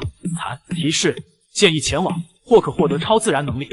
看到超自然能力这5个字，我的瞳孔猛地收缩。在这个该死的世界，身体素质只是基础，那些幸存者榜单前10的怪物，哪个没有底牌？如果我能得到这个能力，必须去。富贵险中求，情报系统都建议我去，那就是天大的机缘。不过，在去这处神秘遗迹探险之前，我摸了摸肚子，眼神坚定，先干饭。既然要干饭，那就得吃顿好的。我一把拎出前天路上顺手抓的那只巨型台人血鼠，这家伙足足有20斤重，剥皮之后，那一层厚实的脂肪和粉红色的筋肉，简直就是写满了诱人2字。直播间瞬间炸了，卧槽，这耗子吃什么长大的？一看就有福气，这油水绝了。不是吧？灵神又要开始深夜放毒了？我可不管弹幕怎么哀嚎，庇护所的第一顿正餐绝对不能凑合。几块碎石搭起灶台，一块昂贵的高能矿煤塞进去，上面架好洗净的青石板，等石板被烧得滚烫，我夹起一片薄厚均匀的血鼠肉，往上一贴，滋啦一声爆响，那白腻的脂肪瞬间在高温下收缩化开，金黄的油脂滋滋冒泡，肉片边缘迅速卷曲，变成了诱人的焦褐色，一股霸道的肉香瞬间炸裂，隔着屏幕都能听到全球观众吞口水的声音。救命啊！这声音太犯规了。灵神你变了，你以前只吃冻鱼的，我恨啊！手里的面包瞬间不香了，但这还没完，光吃肉太腻。我反手掏出3颗晶莹剔透的冰蓝浆果，找个食槽狠狠捣碎，紫蓝色的果皮爆裂，清冽的汁水瞬间溢出，酸甜的果香扑鼻而来。这就是我的独家蘸料。夹起一块还在滋滋冒油的滚烫肉片，往那冰凉的紫莹莹果酱里一裹，嗷呜一口，滚烫的油脂撞上冰凉的果酸，外焦里嫩的口感混合着爆浆的果汁，在舌尖疯狂打架。我眯起眼，忍不住长叹一声，绝了！这一刻，直播间的仇恨值直接拉满。林安，求求你做个人吧，这是荒野求生，这分明是荒野度假，不仅杀人，还要诛心啊！就在全网观众羡慕的质壁分离时，屏幕前的苏婉却忍不住嘴角上扬。看看其他还在为一口吃的拼命的开拓者，再看看正在享受米其林级待遇的我，这就是差距，这就是顶级庇护所带来的绝对底气。大夏国特别行动局最高战略会议室内烟雾缭绕，顶级军政大佬死死盯着大屏幕。雷厉声音干脆：以上是蛮荒开拓前9日全球种子级冒险者的真实现场。画面一转，铁塔般的赵姐出速度，左臂子肿瘤黑血，嘴里塞着乳白酮。他找到蛋白质了，却中毒加深，3天内若无解药，必须截肢。会议室震动，质疑声四起。黑暗丛林已重泛滥，连兵王也扛不住，这算军方失策。黑暗丛林是 B 级禁区，铁柱已做得很出色，更何况草药遍地，这才是突破口。雷利点头跟进，铁柱已经找到解药，但附近潜伏一阶魔虫，他正守株待兔。李青青水源轻度污染，出现清冽，不过无生命危险。暮雪表现最好，食物充足，急需庇护所。会议陷入死寂，除了暮雪，其他2人均危机重重。此时，一位老首长眉头紧锁，燕帝被摁灭。国际形势呢？雷利调画面，出现国外开拓者动态。樱花国佐藤温带岛屿开局，却因误事放火，每日封完不传物资。灯塔国约翰物资充足，却被一阶魔兽引爆地上。英蛮国整体比大夏强些。几位首长叹气，落地点才是硬伤。没错，这么恶劣环境，谁不叫苦？永动台原那边小子怎么样？雷利一愣，林安竟被提名出场。画面切入，林安脱羽绒服，热火朝天的啃烤鼠肉。会议室顿时安静，老首长指屏幕冷笑，别人拼死挣扎，那臭小子开着野炊派对，找了庇护所吧。雷组长，吓死我们了！听说他还找到了传说级雪地车，一直在刷存在感。资深专家眉头紧皱，白灾严峻，冰封大门背后真的能撑住吗？这种吃喝玩乐能撑多久？够了！老首长一拍桌面，断然道：别瞎整，适度放松是野外生存的必备，怎么活是他们选择。雷组长，庇护所评级呢？能撑多久？专家低头，一脸悔意。雷利翻出报告，庇护所评级，林安可列第8批天启候选。老首长凝视片刻，全球第10，潜力不俗，但天启攸关国运，得再观察。下次会议不记名投票。收到，散会。接着，蛮荒热能溶洞内，林安把血鼠腹中的油脂和脂肪剥离切块，银光闪闪的合金铲飞速翻飞，一边熬油一边切肉条，肉条铺在矿煤周围风干脱水。直播间弹幕炸开了锅，你看他的动作，熬油切肉2不误，这手速堪称荒野传奇。别说比别人快，简直开启倍速模式。油渣变金黄，林安倒出澄清油脂，获得血鼠精炼油脂1.2氧。它轻生，既是食用油，也能防冻做燃料。接着刮掉血鼠皮上的残肢肉屑，铲被敲碎鼠头，剔出坚硬门牙与高密度腿骨。这2颗门牙弯度正好，磨成倒刺鱼钩，捕鱼效率必增。一连串提示弹出，获得鼠肉干5斤，银双绒鼠皮1张，硬质鼠牙2颗，高密度腿骨4根。他满意拍去尘埃，整套流程不到40分钟，连不可食杂碎都没扔，送进冰封大门挖的洞里，做鱼饵陷阱。背起简易包，装上肉干，灌几口血水，紧握铲子。视网膜上的淡金色地图闪烁，那个诡异的紫光到金字塔坐标。安静等待，系统推荐不如深入探探。按现有环境，这庇护所还算不上大，也许下面藏着新宝藏。然而，大夏第3情报组，雷利刚结束会议却被怒吼震怒。胡闹，简直胡闹！林安又一次往死亡地带去，他狠狠摔下记录。溶洞不是后花园，一旦迷路就是死。深处万一有地下魔兽种子。苏婉推眼镜，盯着林安皱鼻的画面分析，几乎可以确定有魔兽。他在忍受恶臭，大规模群居生物排泄物味，卧榻之侧，岂容他人酣睡？雷利沉默，生存的残酷如此直白。物资撑多久？苏婉手指划过屏幕，15斤肉干，1.2升油脂，低消耗能撑10天，这么少？雷利皱眉，普通人能撑20多天，可林安身体进化，能量消耗更大。白灾预计持续至少15至20年。蛮荒热能溶洞内，林安眼中安全路径淡蓝色显现。下一步，前方黑暗藏着什么秘密？只需一点幽蓝温台的幽光，林安就能稳住情形。他皱眉低头，环顾四周，脚下是布满灰白斑块的黑褐油脂，空气里弥漫令人作呕的气味，氨气混合腐烂血肉的恶臭逐渐加剧。30分钟后，恶臭达到顶峰，眼前出现巨大的岔路口，左侧洞穴犹如张开的大脑，致命的腥臭正从洞内漫出，让人头皮发麻，冷汗瞬间湿透背脊。往上看，数十米高的穹顶挂满黑色果实，但那不是果实，那是成千上万只倒挂的魔兽。2阶暗窟魔符，成年体，状态深度冬眠，警告，极度危险。林安瞳孔骤缩，这些魔符远非蓝星蝙蝠，体型硕大如苍鹰，黑色皮膜包裹结实躯干，哪怕冬眠凶厉气息仍逼人心寒。若非情报确认睡眠，他何敢踏足半步？地面景象更骇人，厚达半米的灰白粘稠粪便铺满地面，嵌满惨白骨骸。林安五笔巧退，转向另一条滚滚热浪的通道。2阶魔兽，体型如牛犊，还能飞翔。他无武器，硬闯意味着送死。说实话，与地面这堆白骨头，他似乎也不值一提。蓝星直播间，弹幕寂静许久后炸裂，这真是恐怖片现场，今晚肯定噩梦不断。那个腥臭声太吓人了。2阶魔兽，好险！林神反应够快。突然，直播画面一黑，仅余林安微弱喘息。弹幕炸锅，画面呢？信号断了，不会是魔符醒了？说句话，林神，这气像通往地狱。别慌，他还在找资源。未知恐惧笼罩，十几万观众屏息凝神。林安穿过魔符巢穴，地势呼叫，周围光线暗淡，依靠环境情报摸索天气，温度飙升，20摄氏度、30摄氏度、40摄氏度。呼，汗水顺着林安脸颊滑落，速干衣贴身湿透。快到了，不是风雪神庙吗？怎么会这么热？突然，一股彻骨寒风迎面扑来，极热与极寒在狭窄隧道中对撞，白雾弥漫。什么鬼？冰火交织难耐，差点让林安放弃。视网膜上，紫色金字塔距他仅剩30米，不能放弃。咬牙冲破白雾，眼前景象让他瞳孔猛缩，汗毛倒竖。这是一座巨大的地下环形大厅，漆黑暗河缓缓流淌，两岸码满森森白骨，不是动物骨骸。从头骨形状看，全部类人生物。他们跪拜面向大厅中央，仿佛跨越万年朝圣，虔诚与恐惧凝结空气。这时，直播间炸开锅！卧槽，那是人骨！这是什么鬼地方？看墙，有光。当摄像头对准墙壁，露出一条散发森冷气息的白色管。溶洞里，林安听不到外界的嘈杂，也感受不到任何情绪，更不知过了多久，他的意识被拉进一片冰冷虚无的冰原。一道古老冰冷带着嘲弄的女声猛然在灵魂深处炸响。既然见了神明，为何不跪？恐怖威压袭来，林安感觉骨头在呻吟，膝盖像快被压死。幸好此刻他终于恢复思绪。神秘壁画、古文明遗迹、风雪神庙、诡异蛮荒，林安脑中闪过无数片，有蓝星专家对蛮荒的推测，也有绝地求生的知识考，还有开拓者意外身亡的著名场，也有大神级开拓者厮杀魔兽的恐怖力，以及高等人民国运排行榜。蛮荒神秘未知，科学难以衡量，他此刻极为确信，有个存在在跟他对话，也在注视着他。我该怎么办？是跪下还是趴着更显诚意？跪的话，是单膝跪还是双膝跪，还是五体投地？要是惹怒了这位存在，是不是真的没命？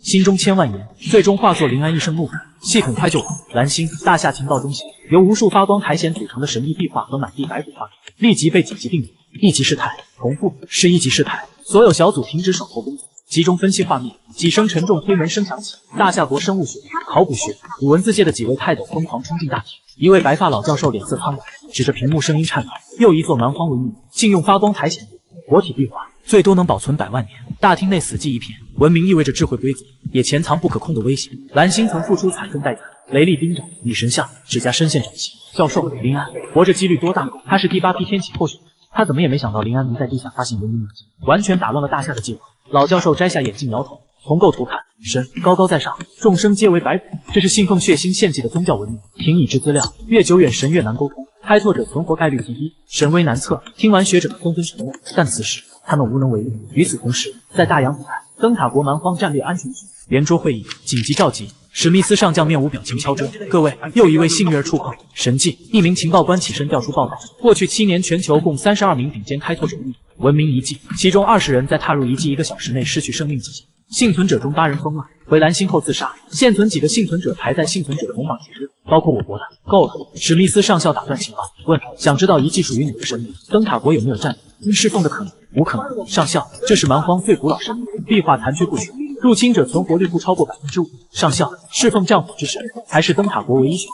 情报员眼中透出狂热。史密斯点头，明白了。又补充一句：赞美战火。圆桌会议厅内，专家们齐声附和，赞美战火。短短10分钟，林安必死的热搜霸榜全球。暗网最疯狂的赌局里压林安死，赔率低的惊人，仅有1.01%。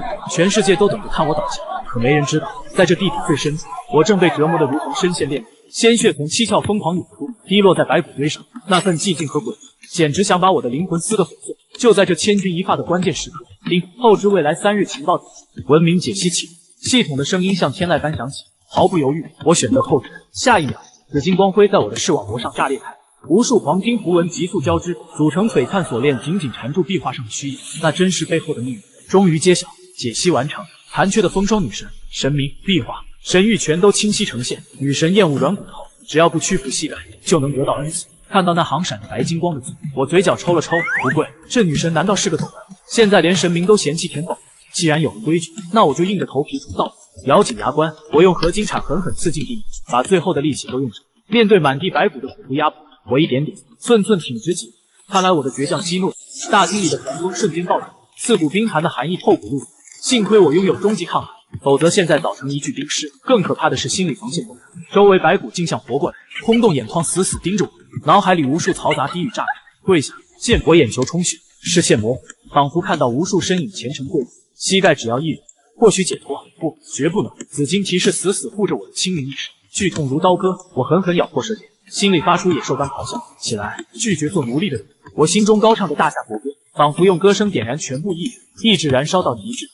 奇迹出现了，毁天灭地的威压忽然彻底消散，就像暴风雪被无形大手一把抓停。紧接着，一股带着异香的暖风吹过，壁画上青黑苔藓瞬间消退，换成圣洁银白。那高高在上的冷漠女神竟然微微低头，空洞眼眸里流露出几分赞许。她的双手已不是索取，而是慷慨赐予。叮，风霜女神意志试炼通过，我眼前展开一幅宏大的冰晶树状图。祥瑞获得序列1，凛冬逝者，特性无视风霜，极寒环境下全属性提升30%。看见晋级所需的血魔熊盖，我脑中立刻浮现出冰面恐怖的抓痕，是让新手去狩猎2阶魔兽吗？风霜姐，你这是玩命！我甚至怀疑，难道自己太惨，才被女神这么看上眼吗？正当此时，滴答一声响动打破寂静，壁画下方女神指尖竟凝聚出一滴银白液体，滑落石碗。这极寒神酿一口下肚，寒气透魂，使人战栗。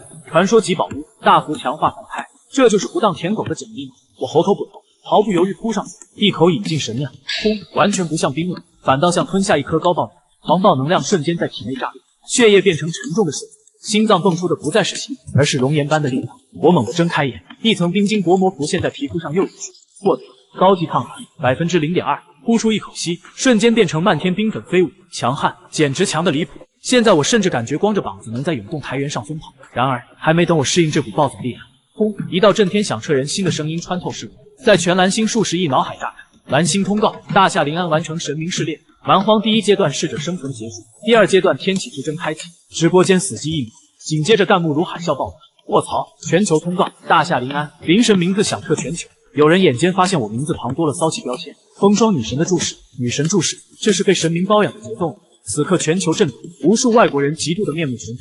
怎么会是大夏？这是不公，作弊，这是作弊。与此同时，大夏最高战略会议室，雷利和苏婉惊到软了，冷汗湿透背脊。10分钟通关，别人几天几夜爬不出来，你进去却像回家一样。他们还没缓过神，老首长一番话让全场大脑头皮发麻。20天后，第2阶段开启，规则彻底变动。第1条，国家与幸存者实现双向通话，不再单向直播。第2条，天启者坐标3公里，可投放本国开拓者。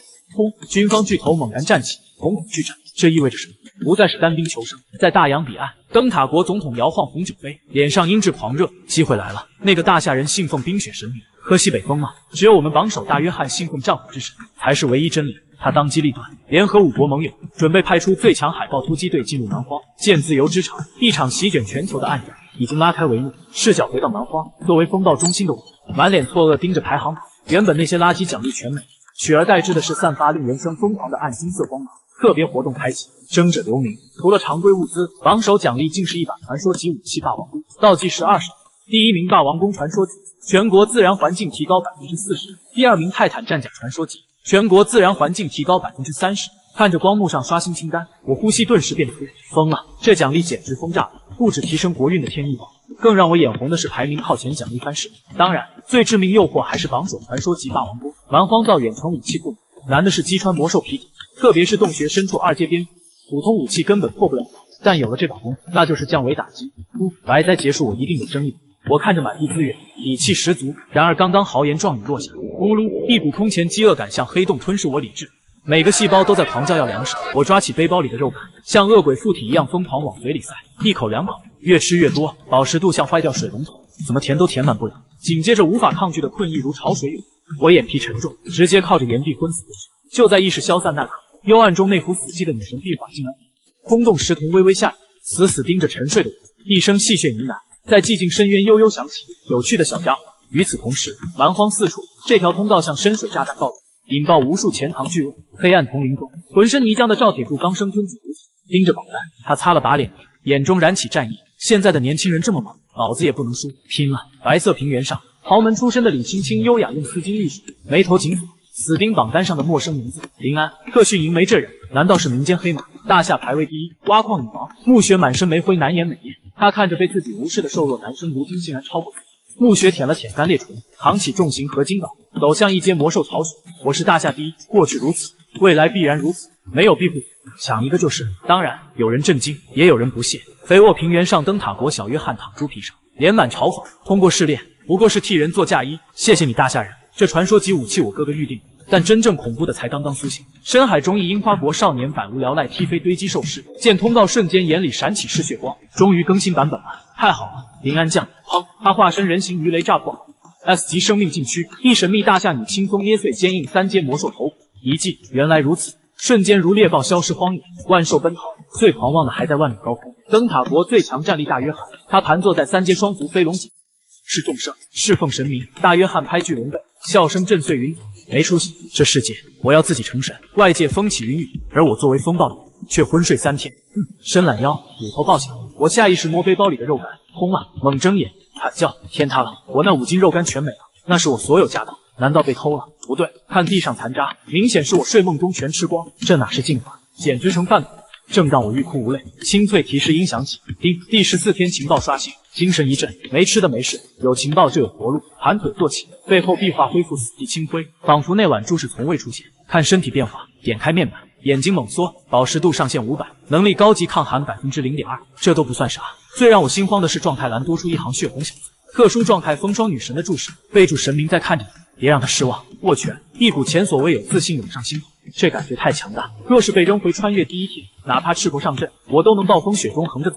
这就是高级抗寒含金量。第8批幸存者里，恐怕没人比我更抗冻，简直抗寒器材。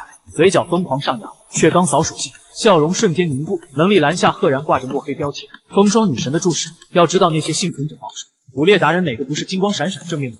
但这黑得发亮，怎么看都像个诅咒。算了，狮子多了不痒，先供着风霜井吧。我摇头，强压不安。比起诡异标签，更让我吐血的是排名。仅睡3天，名次像坐过山车，从前100直跌出3000开外。打开国运排行榜，数据让人透不过气。第1名灯塔国约翰史密斯，上传1阶魔兽烈焰珠 F2，1阶绿晶石 F。第2名大夏国木雪，上传1阶金铁矿500公斤，半生蓝晶草100斤。疯了，这帮人不睡觉吗？看着疯狂滚动物资清单，我眼皮直跳，哪里是求生，简直大宗竞品。我这都比脸还干净，剩下点浆果连塞牙缝都不够。更糟糕是饱食度虽涨到500，掉落速度却像漏勺。咕噜，肚子又抗议，分秒烧钱，系统救命吧！深吸气，这一局能不能翻盘，全靠这下子。今日情报刷新1，请选情报类型，物资必环境思维基地世界。选物资，我毫无犹豫直接赌到底。我金光闪烁，视网膜数据流汇聚，最终变成让人心跳骤停的字眼。今日生存类情报，洞穴内315868，深埋1.3米处藏有稀有级生存盲盒。卧槽，盲盒！我弹射起舞，眼神狂热。上次传说级盲盒开出血滴场，逆天改命。这次虽蓝色稀有级，却绝对是救命稻草，发大财了！不用出门捡漏，哪位倒霉蛋买的？便宜我！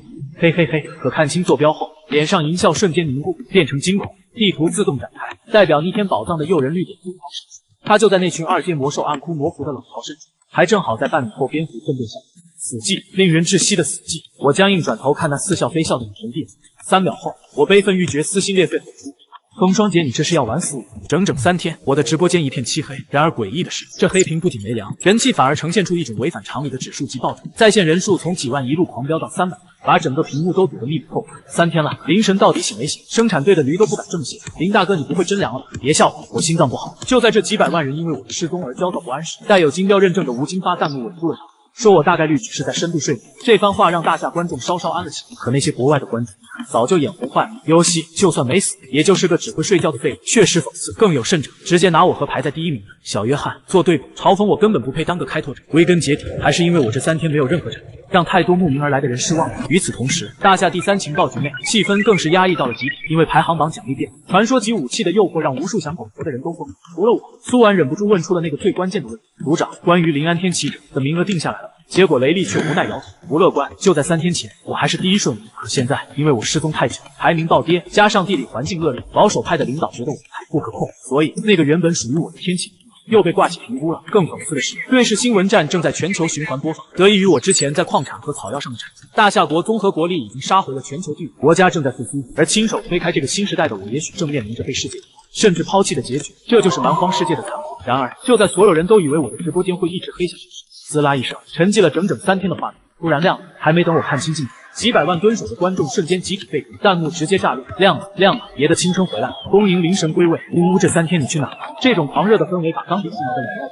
WTM， 这流量疯狂的大吓人。可紧接着，更让人意想不到的一幕发生了。当我看清屏幕里的自己时，连观众都惊呆了。卧槽，我是不是眼花了？这是灵神，怎么感觉变样？开了美颜了，皮肤怎么像玉一样白？没错，虽然我还穿着那件速干衣，但整个人已经脱胎换骨，皮肤透着冷冽的莹润光泽，干瘦的身躯变得紧实强悍，每一块肌肉都蕴含着爆发性的力量。就连远在情报中心的苏婉都看到，这是神明试炼后的好。我的身体素质已经比那些种子级选手更强。大家早！我对着镜头平静地打了个招呼。既然醒了，那就干活。今天我要再去探索蝙蝠洞。我刚才看了一眼地图，就在2阶魔兽暗窟魔窟的老巢里，一个代表着稀有级生存盲盒的绿点正在疯狂闪烁，那是某个倒霉蛋落在远洞台右，被魔符顺水带回洞里的遗产。几个小时后，我趴在了满是氨气味的洞口，视网膜上的地图显示，盲盒就在右前方的白色沼泽里，那里堆满粪便，但我必须进去。左边坡度太大，中间会陷进去，唯一的路是贴着右边岩壁的骨骼堆积区。幸好有环境情报，我能在这种脏乱差的环境里找到最优解。此时此刻，蓝星几百万人正屏住呼吸看着我。天哪，不愧是灵神，真的有！从骨骼看，这都是2阶魔兽的老巢啊，太刺激了吧！在所有人紧张的注视下，我动了，我就像一只无声的幽灵，贴着岩壁滑入洞穴，头顶是数不清的倒挂魔符，那磨牙声简直就是催命铃。脚下是混杂着白骨和排泄物的死亡泥潭，只要一步走错，就是万劫不复。终于，我停在了一个平平无奇的白色泥坡前，系统显示盲盒就在这下面。忍住，我强忍着钻入毛孔的恶臭，蹲下身，没敢挥铲猛挖，而是将合金铲轻轻插入那粘稠温热的物质里。我要在魔兽的眼皮子底下，把这层覆盖物一点点剥离。这疯狂的举动让所有观众看得头皮发麻。灵神在干嘛？他是在找死吗？还是发现宝藏了？就在这时，我的铲尖触碰到了一丝坚硬的真有，我吃10斤。弹幕还在疯狂嘲讽，谁知就在下一秒，叮，铲尖传来一声极轻微的脆响，我动作猛地一动，伸手扒开最后一层污，一抹悠悠的湛蓝，在这肮脏的黑暗角落里抢着站，或者稀有级生存盲盒，完发财了！我一把抱起沉甸甸的金属盒子，没有任何犹豫，转身就撤，全程无声，快如闪电。这一连串行云流水的操作，直接把直播间几百万人看懵了。满屏全是问号，蝙蝠刚才是不是有什么东西？咻，一下过去了，太丝滑了，这就是传说中的零元购。绝大部分新观众甚至根本没看清发生了什么，只觉得眼前一亮，我就已经带着宝贝溜之大吉。几个小时后，热能溶洞，我第一时间冲到西边，把身上沾满臭气的衣服狠狠冲刷了起来。赤着上半身，我盘腿坐在青石板上，面前就是那个散发着诱人蓝光的金属箱。虽然只有迷你行李箱大小，表面还坑坑洼洼的，但我眼神里全是期待。稀有级盲盒必出精品，开箱！稀有级盲盒必出精品，开箱！咔嗒一声，锁扣弹开，在几百万双眼睛的注视下，我掀开了盖板，里面静静躺着一件仿佛水银拉丝织成的银灰色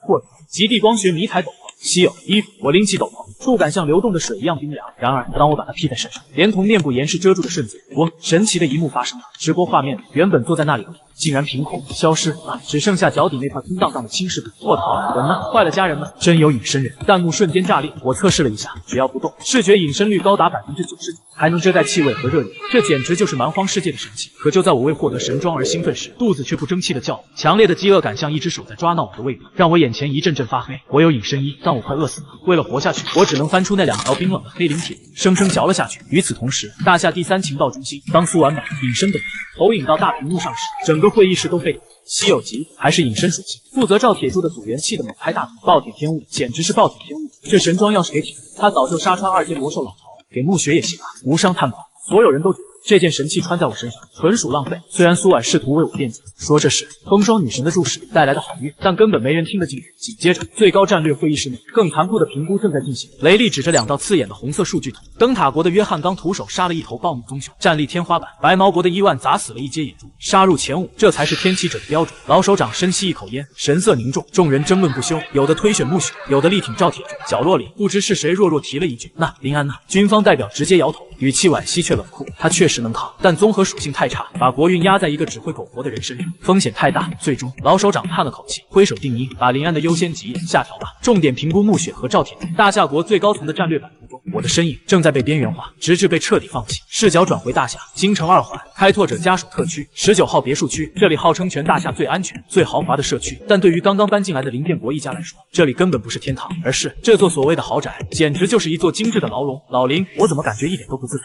走在林荫道上，我妈压低声音，手都在抖。每当我下播后，我爸就会拉着我妈出来透气，可透着透着，心却更凉了。住在这里的人，要么是前几批传奇开拓者的家属，走路带风；要么是京城原本的豪门，底蕴深厚。而我们一家穿着刚发的崭新制服，就像闯进天鹅群里的丑小鸭，格格不入。哎，那是新搬来的吧？不远处的凉亭里，几个贵妇端着咖啡，眼神像刀子一样飘了过来。听说是第8批那个叫林安的家属，那个在永动台原吃苔藓的。嘲讽声虽然压得很低，但每一个字都清晰地钻进耳朵里。呵呵，运气好罢了。听说为了给他妹妹治眼，国家还要动用最好的医疗舱，真是浪费。嘘，小声点，人家现在可是种子级待遇。这些带着刺的窃窃私语，像针一样扎在我妈心上。她紧紧拉着我爸的手，头埋得更低了，脚步飞快。在这里，我们不是英雄家属，更像是只会走狗屎运的暴发户特区儿童游乐场。我妹妹林小小独自坐在秋千上，眼睛蒙着厚厚的纱布，周围全是嬉戏的孩子，却没人理她。直到一个稚嫩却豪气的声音响起：“喂，你是新来的吗？”小小吓得一缩，抱紧了布娃娃，是个小胖墩，叫晨晨，手里捏着个开拓者模型，一屁股坐在旁边。他没嫌弃小小的纱布，反而一脸好奇。小小小声嘀咕：“我哥是开拓者，你哥也是。”陈胖子眼睛亮了：“我爸也是，虽然他牺牲了，但我以后也要去蛮荒。我知道现在最厉害的是灯塔国的约翰，还有那个大奥国的白巨人。”小胖子如数家珍，全是那些杀疯了的外国猛男。小小听着这些陌生的名字，小手攥着衣角，不服气地憋出一句：“我哥哥他也很厉害的。你哥叫什么？”林安。陈胖子愣住了，他挠挠头，表情变得古怪。本来想说那个在洞里摸骨头的，但看着小小那张期待的脸，他把话咽了回去。在孩子的世界里，只有杀魔兽的才是英雄，躲在洞里的那是狗熊。小小急了，他能抓到银色的鱼，他真的很厉害。看着小女孩认真的模样，陈胖子猛地一拍大腿，像是做出了什么重大决定。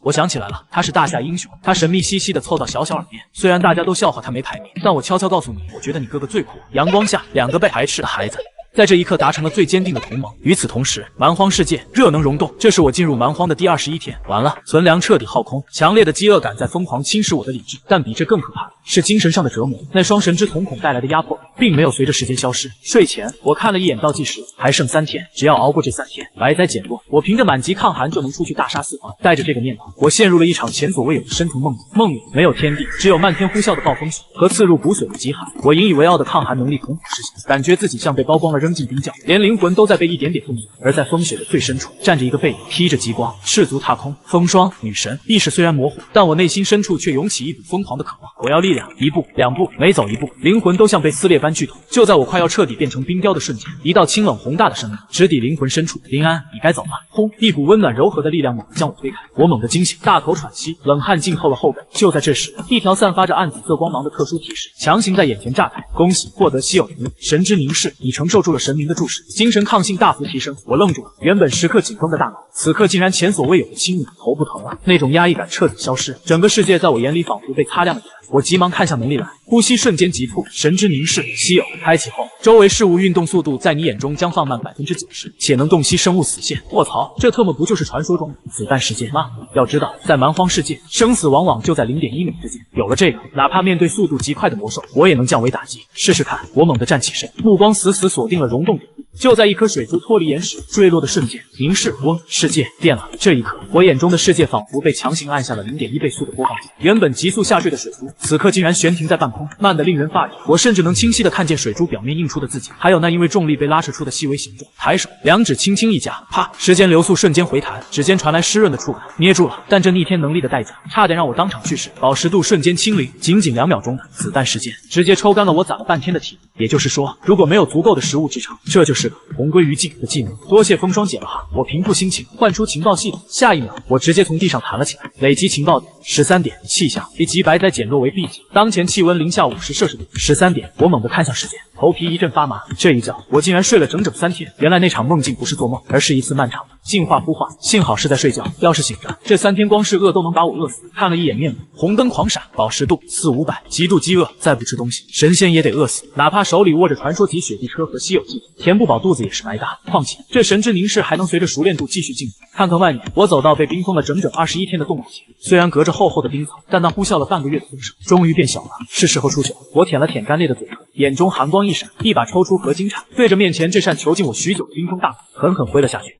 消失整整3天，我的直播间直接凉透，在线人数从巅峰的100万级断崖式暴跌到不足5万。所有人都以为我林安饿死在了这该死的冰原里，哪怕没死，看着我天天睡觉，谁爱看？瞥一眼弹幕，全是冷嘲热讽，诈尸了，这哥们居然还活着，人家灯塔国约翰州沙滩平原，暮雪女神更是建起了采矿基地。再看林安，皮包骨一样，除了挖冰还会干啥？废了，这眼界和实力也就等死了。看着排名榜上自己掉出5000名开外的灰色头像，我确实像一颗燃尽的流星，甚至连这点仅存的关注都带着看死人的怜悯。与此同时，大夏第3情报局，雷利瘫在文件堆里，眼底全是血丝，看着屏幕里我刚动了一下的画面，他叹了口气，动动也好，总比饿死强。可惜他已经错过了黄金发育期。他手指划过屏幕，那是现在最耀眼的星星。暮雪排名第4，赵铁柱排名11，更有黑马李青青靠着种红薯冲到了第14，成了上面眼里的香饽饽。相比之下，我这种采集式生存，在他们眼里就是不稳定因素。苏婉推了推眼镜，虽然上面不再报希望，他还是在我的直播间敲下一行字：别放弃，加油。可他们不知道，猎杀才刚刚开始。热能溶洞内，我抡起武器，朝着半米厚的冰封大门全力挥血。当轰隆一声巨响，冰墙崩塌，寒风裹挟着雪沫疯狂灌入。若在以前，我早冻成了狗，但现在我有高级抗寒加身，这凛冽的白灾寒风吹在身上，不过像是秋天的凉风，完全拿捏。站在风口，我眯起眼，心中默念：消耗情报点，兑换危机情报。一声电子轰鸣直冲天灵盖，视网膜上瞬间被淡金色的数据洪流填满。原本昏暗死寂的血在我眼中彻底变了模样，世界变成了一张绚烂的网，被风雪抹去的信息素，被积雪掩盖的足迹，此刻全部被系统暴力回溯，打上了高亮标记。饥饿感让我双眼发红，但我嘴角却忍不住上扬。粗发老林家的男人，绝不空军，骑上雪地摩托，一脚油门，银白车身如离弦之箭冲出溶洞。5分钟后，我停在一处被风坡，视网膜上一条淡黄色的轨迹新鲜的发亮，一阶台原巨型血兔，淡黄状态正在觅食。我没有急着下车，而是缓缓拔出腰间的骨刺匕首。这种血兔听觉敏锐，跑得贼快。以前的我只能跟在屁股后面吃灰，但今天我要让他知道什么叫装备党。伸手拉紧身上极地光学迷彩斗篷，我整个人直接趴进厚厚的积雪。下一秒，光影扭曲，在直播间几十万双眼睛的注视下，我凭空消失了，原本的位置只剩下一堆普通的积雪，弹幕瞬间炸锅。卧槽，人呢？这就是小传说级装备，太变态了！伏地魔，我喜欢。怪，我怎么啥也没看见？就在这时，前方不到半米的雪窝里，探出了2只长长的白耳朵，一只足有半米长的巨型雪兔钻了出来，红宝石般的眼睛警惕地扫视四周。他做梦也想不到，死神就在脸贴脸的地方等着他。就是现在，积雪毫无征兆地裂开，迷彩斗篷在剧烈动作下划出一道彩影。我像一条暴起的毒蛇，手中骨锥狠狠刺出。雪兔刚想蹬腿起跳，却发现根本来不及。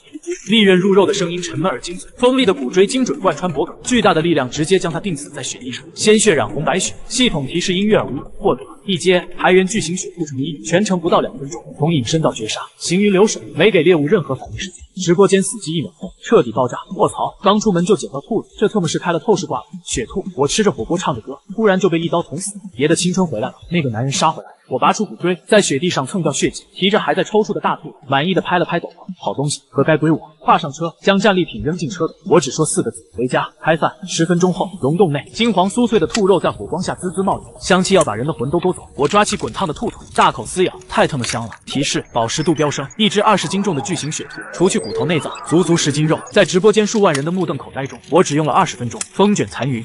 摸着微微隆起的肚子，看着饱食度500的面板，我只有一个感觉：爽。这就叫能力越大，饭量越大。弹幕直接疯了，饭桶转世，那可是10斤肉啊！这消化能力，灵神还是人吗？太残暴了，但我喜欢。吃饱喝足，抹干嘴角的油渍，我看向洞外，歇着，不可能。风雪减弱，猎物苏醒，这正是我的猎杀时刻。一只兔子，塞牙缝都不够。危机情报再次发动，视网膜上瞬间锁定一条散发着淡红光芒的轨迹，我不带犹豫，直接出发。10分钟后，乱石堆旁，一阶冰雨雷击，淡红状态，浅睡。我眯起眼，这玩意儿我熟，人送外号雪地小恐龙，不仅会如钢铁，性情更是凶猛，吃素更吃肉。但我不仅没躲，反而披上迷彩斗篷，小声逼近。就在我抽出匕首瞬间，一声刺耳啼鸣，那畜生竟然醒了，它像一道蓝色闪电窜动，喙间闪烁着电光，直奔我的手。这一口要是着实，骨头都得给我钻个眼。速度太快，快到直播间只看到残影，观众惊呼完了。然而跟我比快，神之凝视，拍刷，世界在我眼中瞬间半放。凶猛的雷击像是被按了暂停键，羽毛的纹路，喙间的寒光，还有那脆弱的脖颈，全部暴露无遗。我缓缓伸出手，精准的扣住他的咽喉，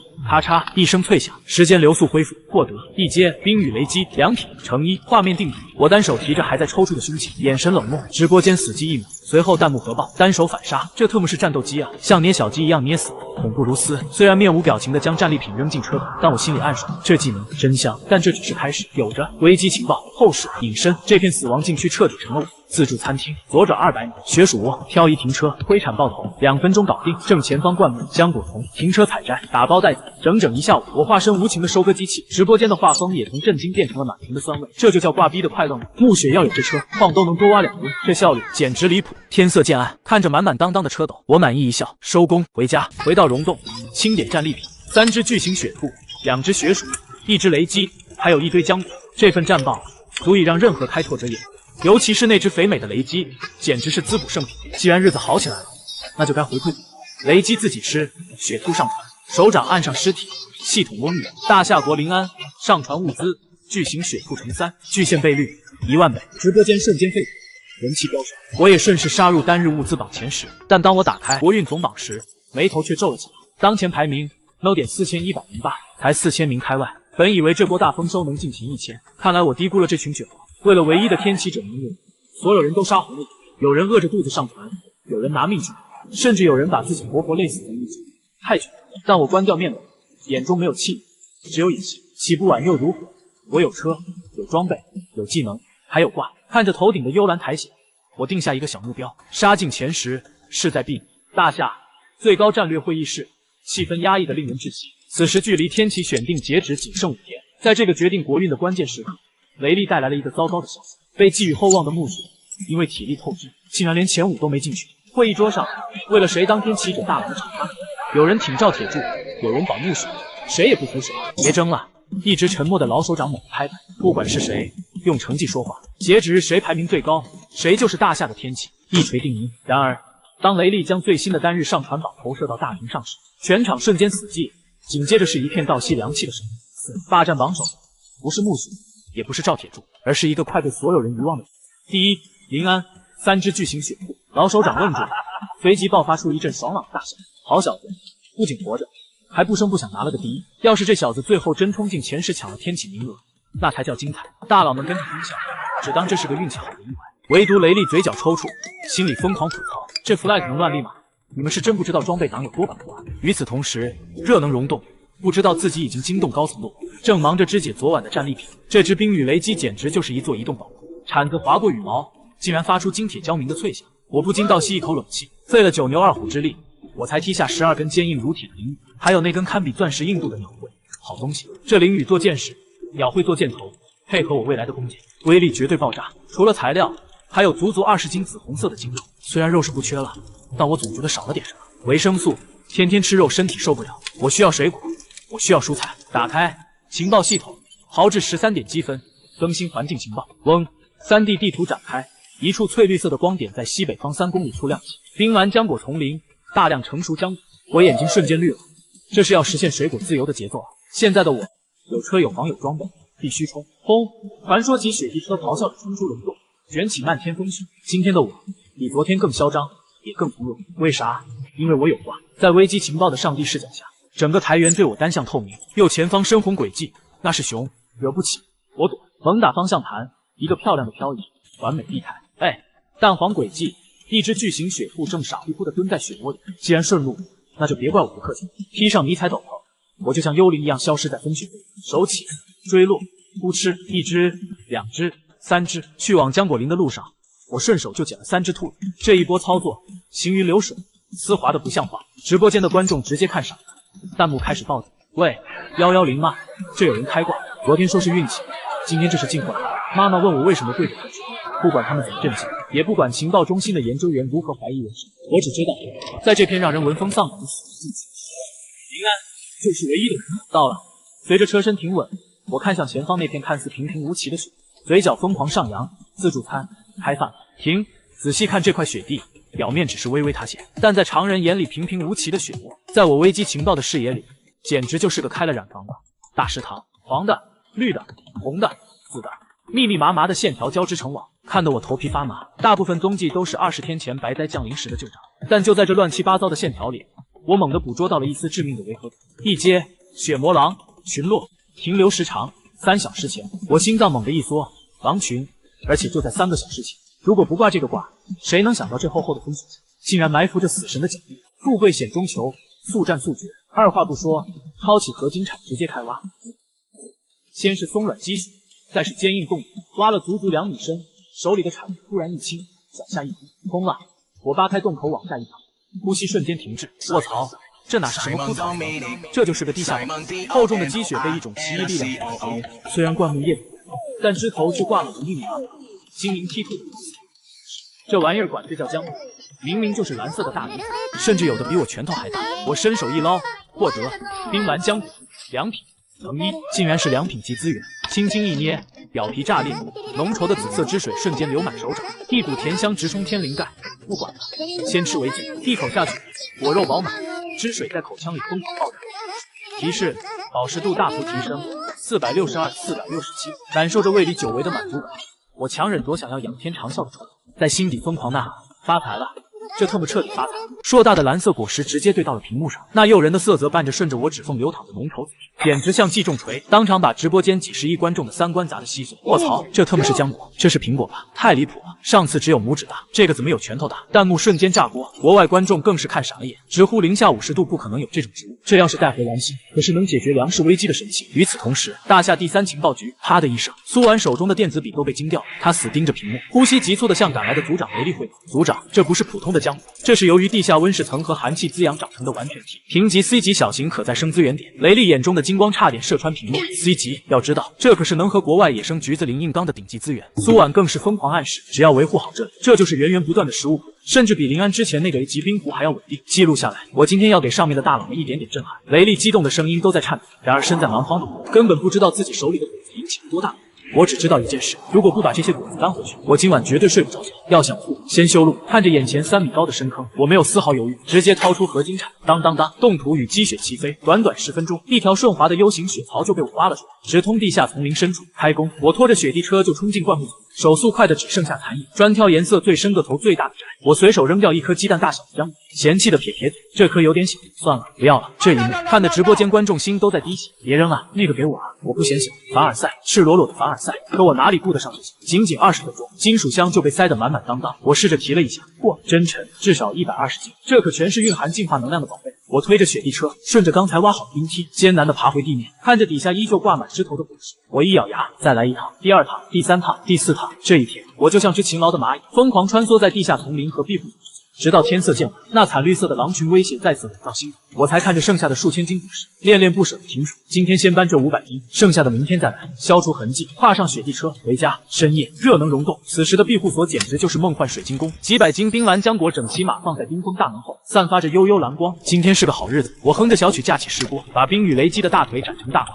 紧接着抓起一大本浆果，直接捏碎扔进锅里，紫色的果汁瞬间染红了汤底，不需要任何调料，魔兽自带的咸鲜搭配浆果的酸甜，就是最顶级的风味。咕嘟咕嘟，半小时后，一股浓郁到化不开的奇香填满整个溶洞，顺着屏幕馋哭了数十万蓝星观众。我的妈呀，这得多好吃啊！说好了要看3天饿9顿的呢，这简直是国宴啊！我可听不到他们的哀嚎。看着锅里那层亮晶晶的果胶包裹着酥烂的鸡肉，我直接铲起一大块塞进嘴里，吸溜。哦，那一瞬间，我的眼睛猛地睁大，鲜美油香酸甜在口腔中完美爆炸，就像是在舌尖上放了一场烟花秀。更关键的是，一股热流顺着喉咙直冲胃部，提示饱食度上限加50%，提示摄入微量维元素与高能维生素，体质小幅增强，太爽了！难怪那帮开拓者都盯着魔兽不放，这种越吃越强的感觉。谁扛得住啊？虽然还没达到银星级食物的层次，但这满口的满足感让我对之前的冰湖更加怀念了。就在这时，冰冷的机械音再次降临。今日物资上传结算倒计时5分钟。我看着堆积如山的大果，嘴角疯狂上扬，大手一挥，直接画出了整整300斤。深吸一口气，全部上传。嗡的一声，眼前的蓝色小山瞬间化作漫天金光，消失不见。触发资源暴击，巨献倍率1万倍。大夏国获得资源冰蓝浆果300万斤。紧接着，象征无上荣耀的金色榜单在全蓝星数十亿人的直播间顶端轰然刷新。No1大夏国网排名全球第8名。轰的一声，全球震动，直播间人气瞬间重回100万级，弹幕密密麻麻如同过江之鲫。卧槽，进前10了！昨天还在4000名开外，今天直接决赛圈300万斤，我的妈呀，那是多少水果！与此同时，大夏01号战略储备基地哗啦啦如海啸般的湛蓝色果实，瞬间淹没所有的金属链条，数百万斤拳头大小晶莹剔透的浆果，散发着诱人的甜香，直接将整个储备基地变成一片梦幻的蓝色海洋。丰收，大丰收啊！工作人员看着这一幕，眼珠子都快瞪出来了。深夜，最高战略会议室，平日里为资源分配吵得面红耳赤的大佬，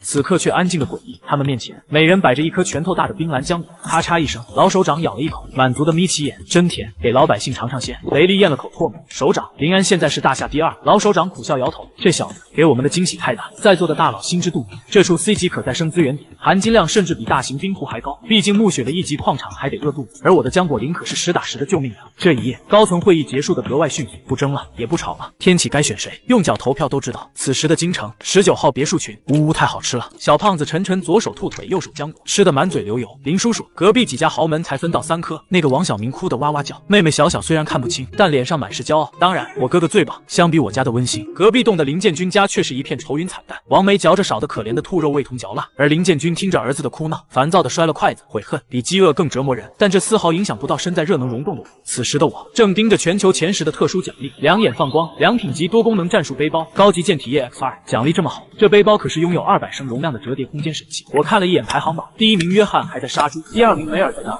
但还好我有关，我有传说级雪地车，有资源点，日子只会越来越红火。最后扫视一眼物资储备，物资传说级雪地车雷击智慧金肉18斤，浆果253斤，不错，果然是大丰收。看着这华丽的面板，我心满意足地闭上眼睡觉。然而就在我呼吸刚变得平稳的瞬间，嗷呜一声凄厉的狼嚎猛然炸响，一声凄厉且带着浓烈杀意的狼嚎透过厚厚的冰门，瞬间钻进溶洞。我猛然惊醒，这一夜我握着合金铲死死盯着封门冰层，直到那嚎叫声远去才敢喘气。天刚蒙蒙亮，不管怎样，几千斤浆果必须带回来。嗡的一声，雪地车再次冲入风雪，路上顺手宰了2只瞎溜达的雪兔。但我心里的危机感却越来越重。直到抵达目的地，我心凉了半截。不但我挖的冰梯被暴力刨开，雪地上更是多了10几个深坑。原本隐蔽的洞口此刻一片狼藉。坏了，被摘桃子！我不顾直播间一片完蛋了的哀嚎，拉紧迷彩斗篷，顺着冰梯滑下去。惨，太惨了！原本梦幻的蓝色海洋，此刻就像被一群强盗洗劫过，满地都是被踩烂的果泥。败家子，这群败家子啊！我心都在滴血，这可是我一整个冬天的口粮。然而，就在我痛心疾首时，眼角余光突然瞥见丛林深处几株老灌木上竟然闪烁着奇异金光。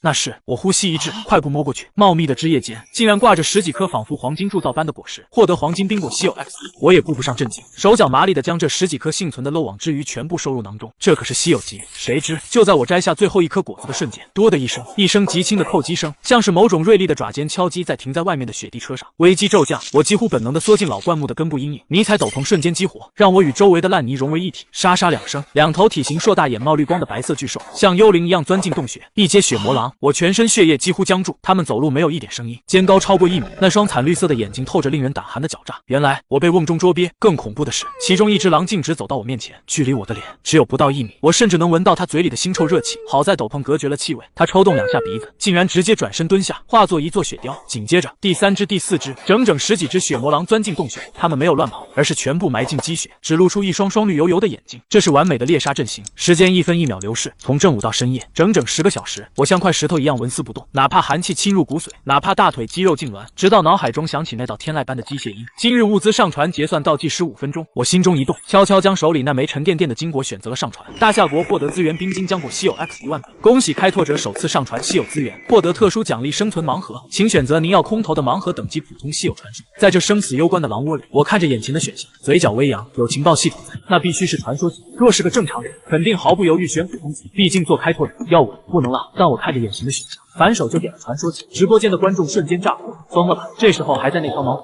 这哪是上传物资，这分明是临终遗言啊！灵神是不是觉得自己要冻死？连官方研究员都急得直跺脚，觉得我还可以再抢救一下。唯独交易部的刘国东乐开了花，虽然没等到鱼，但等来了稀有果。他甚至卑微的在弹幕里刷屏：灵神，求了，再来1枚吧，国家真的需要了。然而，就在我期待传说盲盒能开出什么逆天神器时，耳边突然传来窸窸窣窣的动静。来了！我瞳孔骤缩，几只贪吃的雪鼠探头探脑地溜下，紧接着是一只傻乎乎的巨型雪。这满地的碎骨对他们来说简直就是天堂自助餐，甚至有一只肥硕的雪鼠竟然不知死活的跳到了一只血魔狼的头顶上。可那只狼连眼皮都没抬一下，忍耐，令人窒息的忍耐，直到猎物数量达到10几只，一直蹲在我身侧的那只狼喉咙深处突然震出一声极低的频率，信号发出，杀戮瞬间引爆，死寂的雪堆轰然炸开，5道白色残影同时突出，配合默契的令人发指。咔嚓！就在我眼前3米处，一只雪兔的脊椎被瞬间咬断，没有撕咬，没有咆哮，只有骨骼碎裂的脆响。2只封路，2只驱赶，1只收割。短短3分钟，战斗结束，10几只猎物无一幸免，连惨叫都来不及发出就被清理干净。我透过护目镜看着这一幕，后背瞬间湿透。这哪里是野兽，这分明是一支训练有素的特种部队。如果刚才我暴露一丝气息，现在的下场绝对是死无全尸。但杀戮并未结束，接下来的几个小时，我感觉血液都要被冻僵。可那些狼依然在守株待兔，甚至连那群被称为荒野溜子的冰雨雷击都跑进来凑热闹。但这群家伙贼精，啄2口就飞快溜走，硬是从狼嘴里捡回一条命。好家伙，你是真的不贪！我暗自佩服，但也只能眼睁睁看着又一批雪兔、雪鼠葬身狼族。终于，黎明破晓，狼群结束了第3轮猎杀，他们叼起猎物，排成整齐的一字长蛇阵，迈着无声的步伐准备撤离。我都快要虚脱了，心里刚松口气，谁知走在最后那只体型偏小的血魔狼突然停下脚步，他叼着一颗还在滴血的兔子，缓缓转过身，那双惨绿色的眼睛竟然直勾勾地盯着我藏身的灌木丛，没有任何偏移，就是盯着我。我呼吸一滞，心脏几乎骤停。坏了，什么时候被发现？那老狼走的眼神太贼了，盯的哪是我，分明是我背后这堆天价的冰晶浆果。我在雪坑里硬生生挺尸半小时，直到周围静得吓人，才敢动弹冻成冰棍的手脚。谁能信啊？这帮畜生对地盘里的宝贝比我还门清。脑补那狼王刚才的眼神，我嘴角忍不住抽，赶紧撤。我手脚并用爬出冰梯，费劲把侧翻的雪地车扶正，亏得金属箱结实，2只雪兔没被那帮强盗给顺走。瞅着脚下被霍完的浆果林，心疼归心疼，我还是咬牙放弃继续薅羊毛，大的没了小的没数。这时候再贪心，准得被杀回马枪的狼群毒死。但我这一趟赚翻了，摸着怀里剩下的12枚沉甸甸的冰晶浆果，我眼珠子都在发烫，这才是今天的重头戏。回去的路上，我心里却越来越沉。本来雷达上零零散散的绿点，这会儿跟撒网似的，把方圆10公里的安全区全给罩住。他们动作整齐的下人，巡视地盘，狼群这是要造反，直觉疯狂报警，绝对不能再浪了。一钻进安全的熔炉，紧绷的神经立马松了下来。我火急火燎掏出那些金果，借着幽蓝的苔藓光芒吐气，个个都有水蜜桃那么大，满身经纹，闻不到味儿，精华全锁在皮里头。脑子里蹦出蛮荒稀有资料，我不由得倒吸一口凉气。这12个果子的含金量，几百斤冰蓝浆果加一块都比不上，这可是做迎新级大餐的核心硬果。是让人体质飞升的捷径。换句话说，炫100斤普通果也不如这一颗金果子带来的提升大。对国家来说，这玩意儿就是战略级的核弹，一颗就能换海量物资，让下一批进来的人变超人，国力直接起飞。不得不服，亏得我开局就在这永动台原，换个地儿开挂都找不着这么多。正想着，国运系统的倒计时冷不丁响。天启之争截止倒计时48:00:00，盯着昨天那飙升的1532人死亡名单，我心里一紧。为了最后的名次，所有人都会在这最后48小时里。是上交物资冲榜，还是留着猥琐发育？这事儿别人爱咋纠结咋纠结。对我来说，现在的头等大事就一个干饭，冻了一宿，老子早就饿扁了。这会儿，大夏第3情报局里气氛紧张的要命，雷厉烦躁的嚼碎了棒棒糖，眉头紧锁。该死的狼崽子！这样耗下去，最后48小时，林安将没有任何成绩。光靠基础物资，他很难杀进前5。苏婉倒是淡定，翻了个白眼。局长，人得学会知足。林安目前可是稀有资源榜一大哥。雷厉深吸一口气，强压住上扬的嘴角，转头打开光幕，冲进别国直播间就开始狂喷。小约翰别狂，稀有资源点毛都找不到，也敢吹蓝星第一。梅尔只会捡海带，不如改名叫海带小姐。喷完爽了，他才心满意足的去开早会。蛮荒世界，热能溶洞。我死盯着眼前炖满雷击精肉的石锅，一咬牙，直接扔进去3枚冰晶姜粉。金色的果汁跟液态黄金似的融进汤里，一股贼带劲的药香味瞬间飘了出来。咕嘟咕嘟，随着火候到位，神迹出现了，石锅里竟然不冒白气，反而浮起一层淡淡的、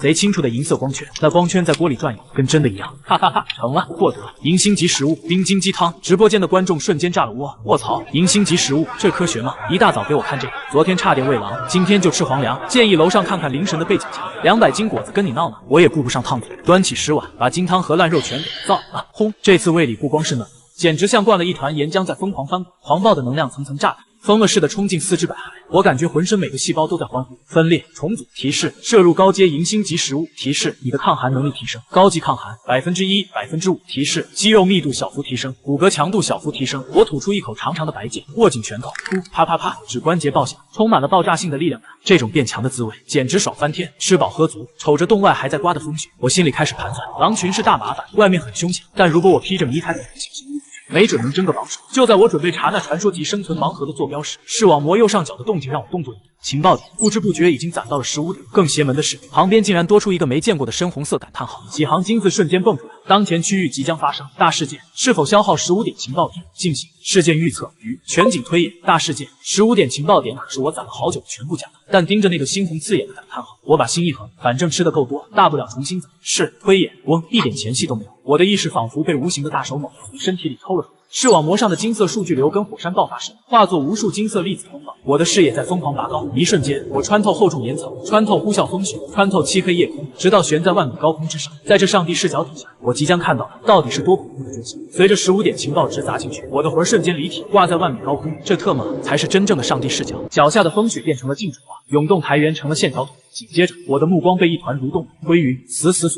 视线急速拉近，我倒吸一口冷气，那哪是云彩，分明是成千上万一阶巨角猛犸羊，每一只都壮得跟老牛似的，顶着螺旋弯脊，正在疯狂迁徙。然而，真正让我头皮发麻的是跟在他们屁股后面的3头白云，是血魔狼群，整整3窝狼，几百头血魔狼，在3头跟轿车一样大的狼王带领下，正跟手术刀似的切向羊群。原来如此，这就是狼群炸窝的真相。下一秒，震碎我3观的一幕来了。3头狼王仰天长啸，喷出来的竟然不是白气，而是实打实的冰刃风暴。刷刷刷，无数半月形冰刃跟暴雨似的猛射，魔兽和野兽的差距这会全露出来。他们会魔法，羊群惨叫，鲜血染红雪原。在这场单方面的屠杀里，狼群竟然还会玩战术，一道巨大的冰墙拔地而起，彻底断了上千只调度羊群的火力。但转机来了，有一小股差不多上百只的羊群发了疯似的突围，一头扎向了东北方。眼看情报点快烧没了，我死死盯着这群慌不择路的巨狼，直觉告诉我，这史密斯吐了个烟圈，无情地戳破了樱花国的迷梦。林安还有存货，他的目标是前10。史密斯满眼瞧不上，你觉得你们那个瘾君子还能有机会吗？高桥美惠子脸刚僵住，下一秒出事了，叮，一道冰冷的机械音瞬间响彻蓝星每一个角落。蛮荒第2阶段天启之争将于24小时后降临，物资上传截止时间今日23:59死记。随后全场炸了，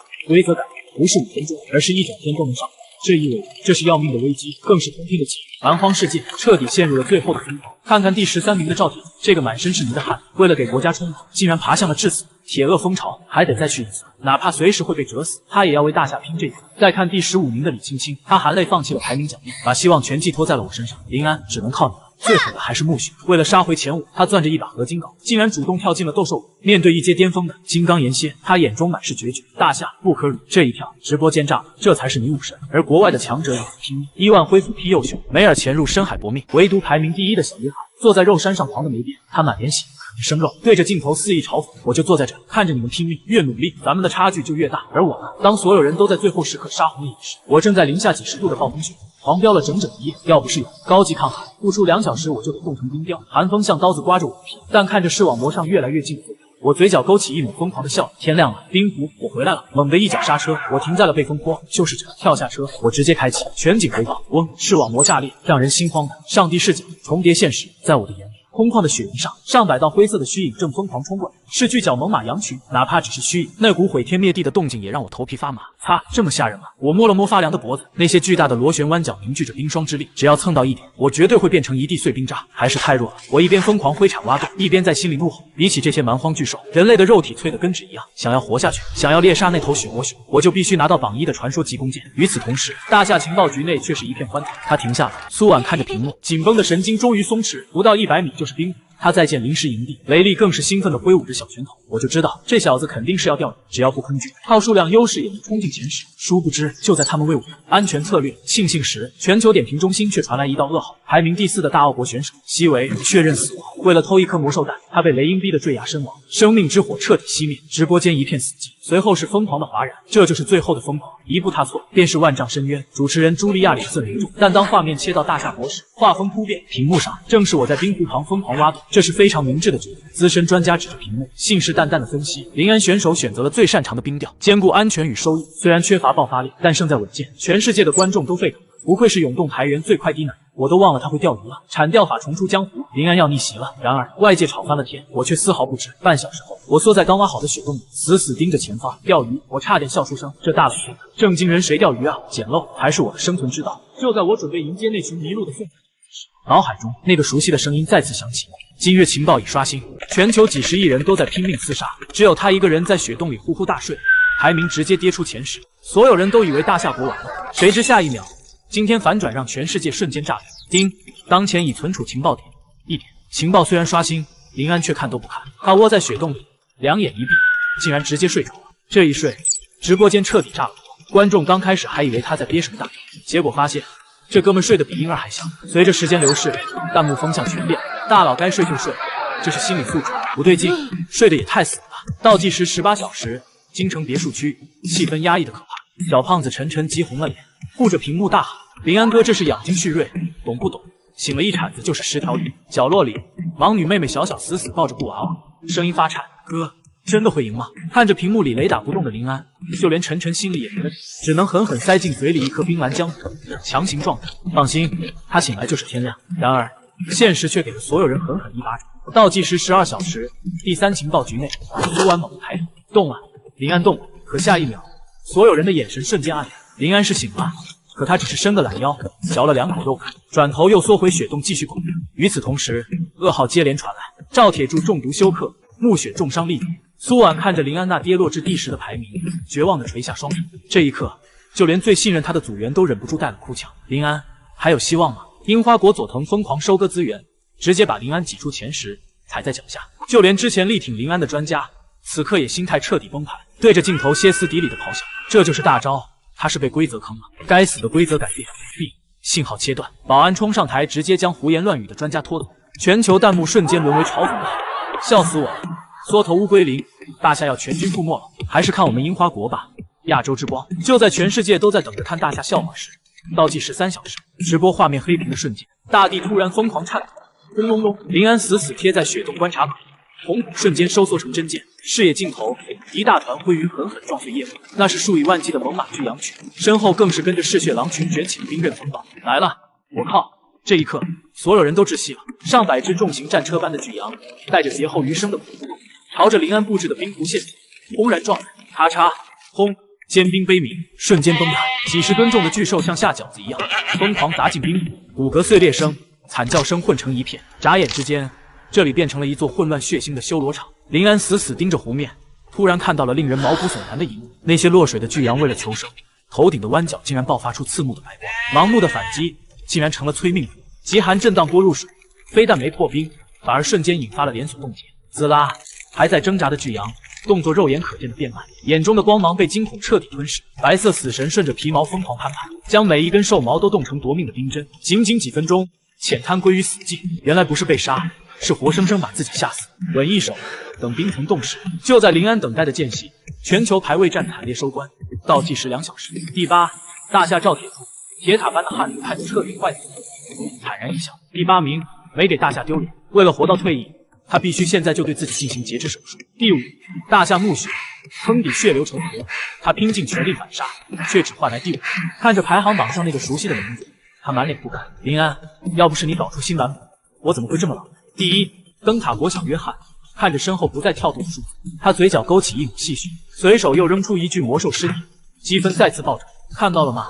这就是绝望的差距。1小时后，风雪出现，冰冷的月光洒下，照亮了那座宏伟上百座巨阳冰雕保持着史前最后的最后，被死死封冻在湖面之上。这是一场数以10万经济的肉食盛宴。林安刚要上前，脚步却猛顿住，不对劲，居然没有系统提示，除非这些羊还不是无主之物。就在这时，一条新鲜的惨绿色轨迹映入眼帘。巨阳冰雕后，一双幽绿色的瞳孔正死死盯着他。腥风扑面，一头体长3米的血魔狼如白色闪电般暴起扑杀。这是一头彻头彻尾的杀戮机器，肩高1.3米，肌肉如岩石隆起，光是那恐怖的冲击力就能把人撞成肉泥。千钧一发之际，他竟然扑歪了，在迷彩斗篷的光学折射下，他锁定的影子距离林安真身偏了整整半米。找死！神之凝视，世界在林安眼中瞬间漫放。他清晰看见了巨狼獠牙上滴落的唾液，腰腹发力，合金铲抡圆了就是一记暴扣，砰！令人牙酸的闷响炸开。血魔狼最脆弱的鼻梁骨被这一铲子结结实实拍碎，血雾狂喷。但这毕竟是一阶顶级掠食者，不到2秒，巨狼晃晃脑袋，眼中的凶光反而更盛。可下一秒，他愣住，猎物凭空消失，他的视线瞬间锁定雪地上唯一的目标，那把竖立的合金铲。没有任何犹豫，巨狼如炮弹般轰然撞去，血盆大口狠狠咬住铲面。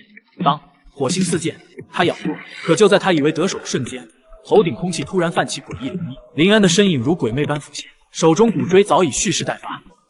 噗嗤，洁白的骨刺顺着巨狼惊恐放大的右眼狠狠扎入，贯穿眼球，直捣大脑。哥，3米长的庞大身躯轰然倒塌，临死前的挣扎将林安狠狠甩飞。赢了，这可是一阶顶级魔兽，若没有演练上千次的预案，此刻倒下的就是他林安。还没等他喘匀气，脑海中的系统提示音终于如狂潮般炸响：获得1阶血魔狼，稀有 X1；获得1阶巨角猛犸羊，良品 X36；获得1阶巨角猛犸羊，普通 X78。一共114头成年羊，还有7只牛犊子大小的幼羊。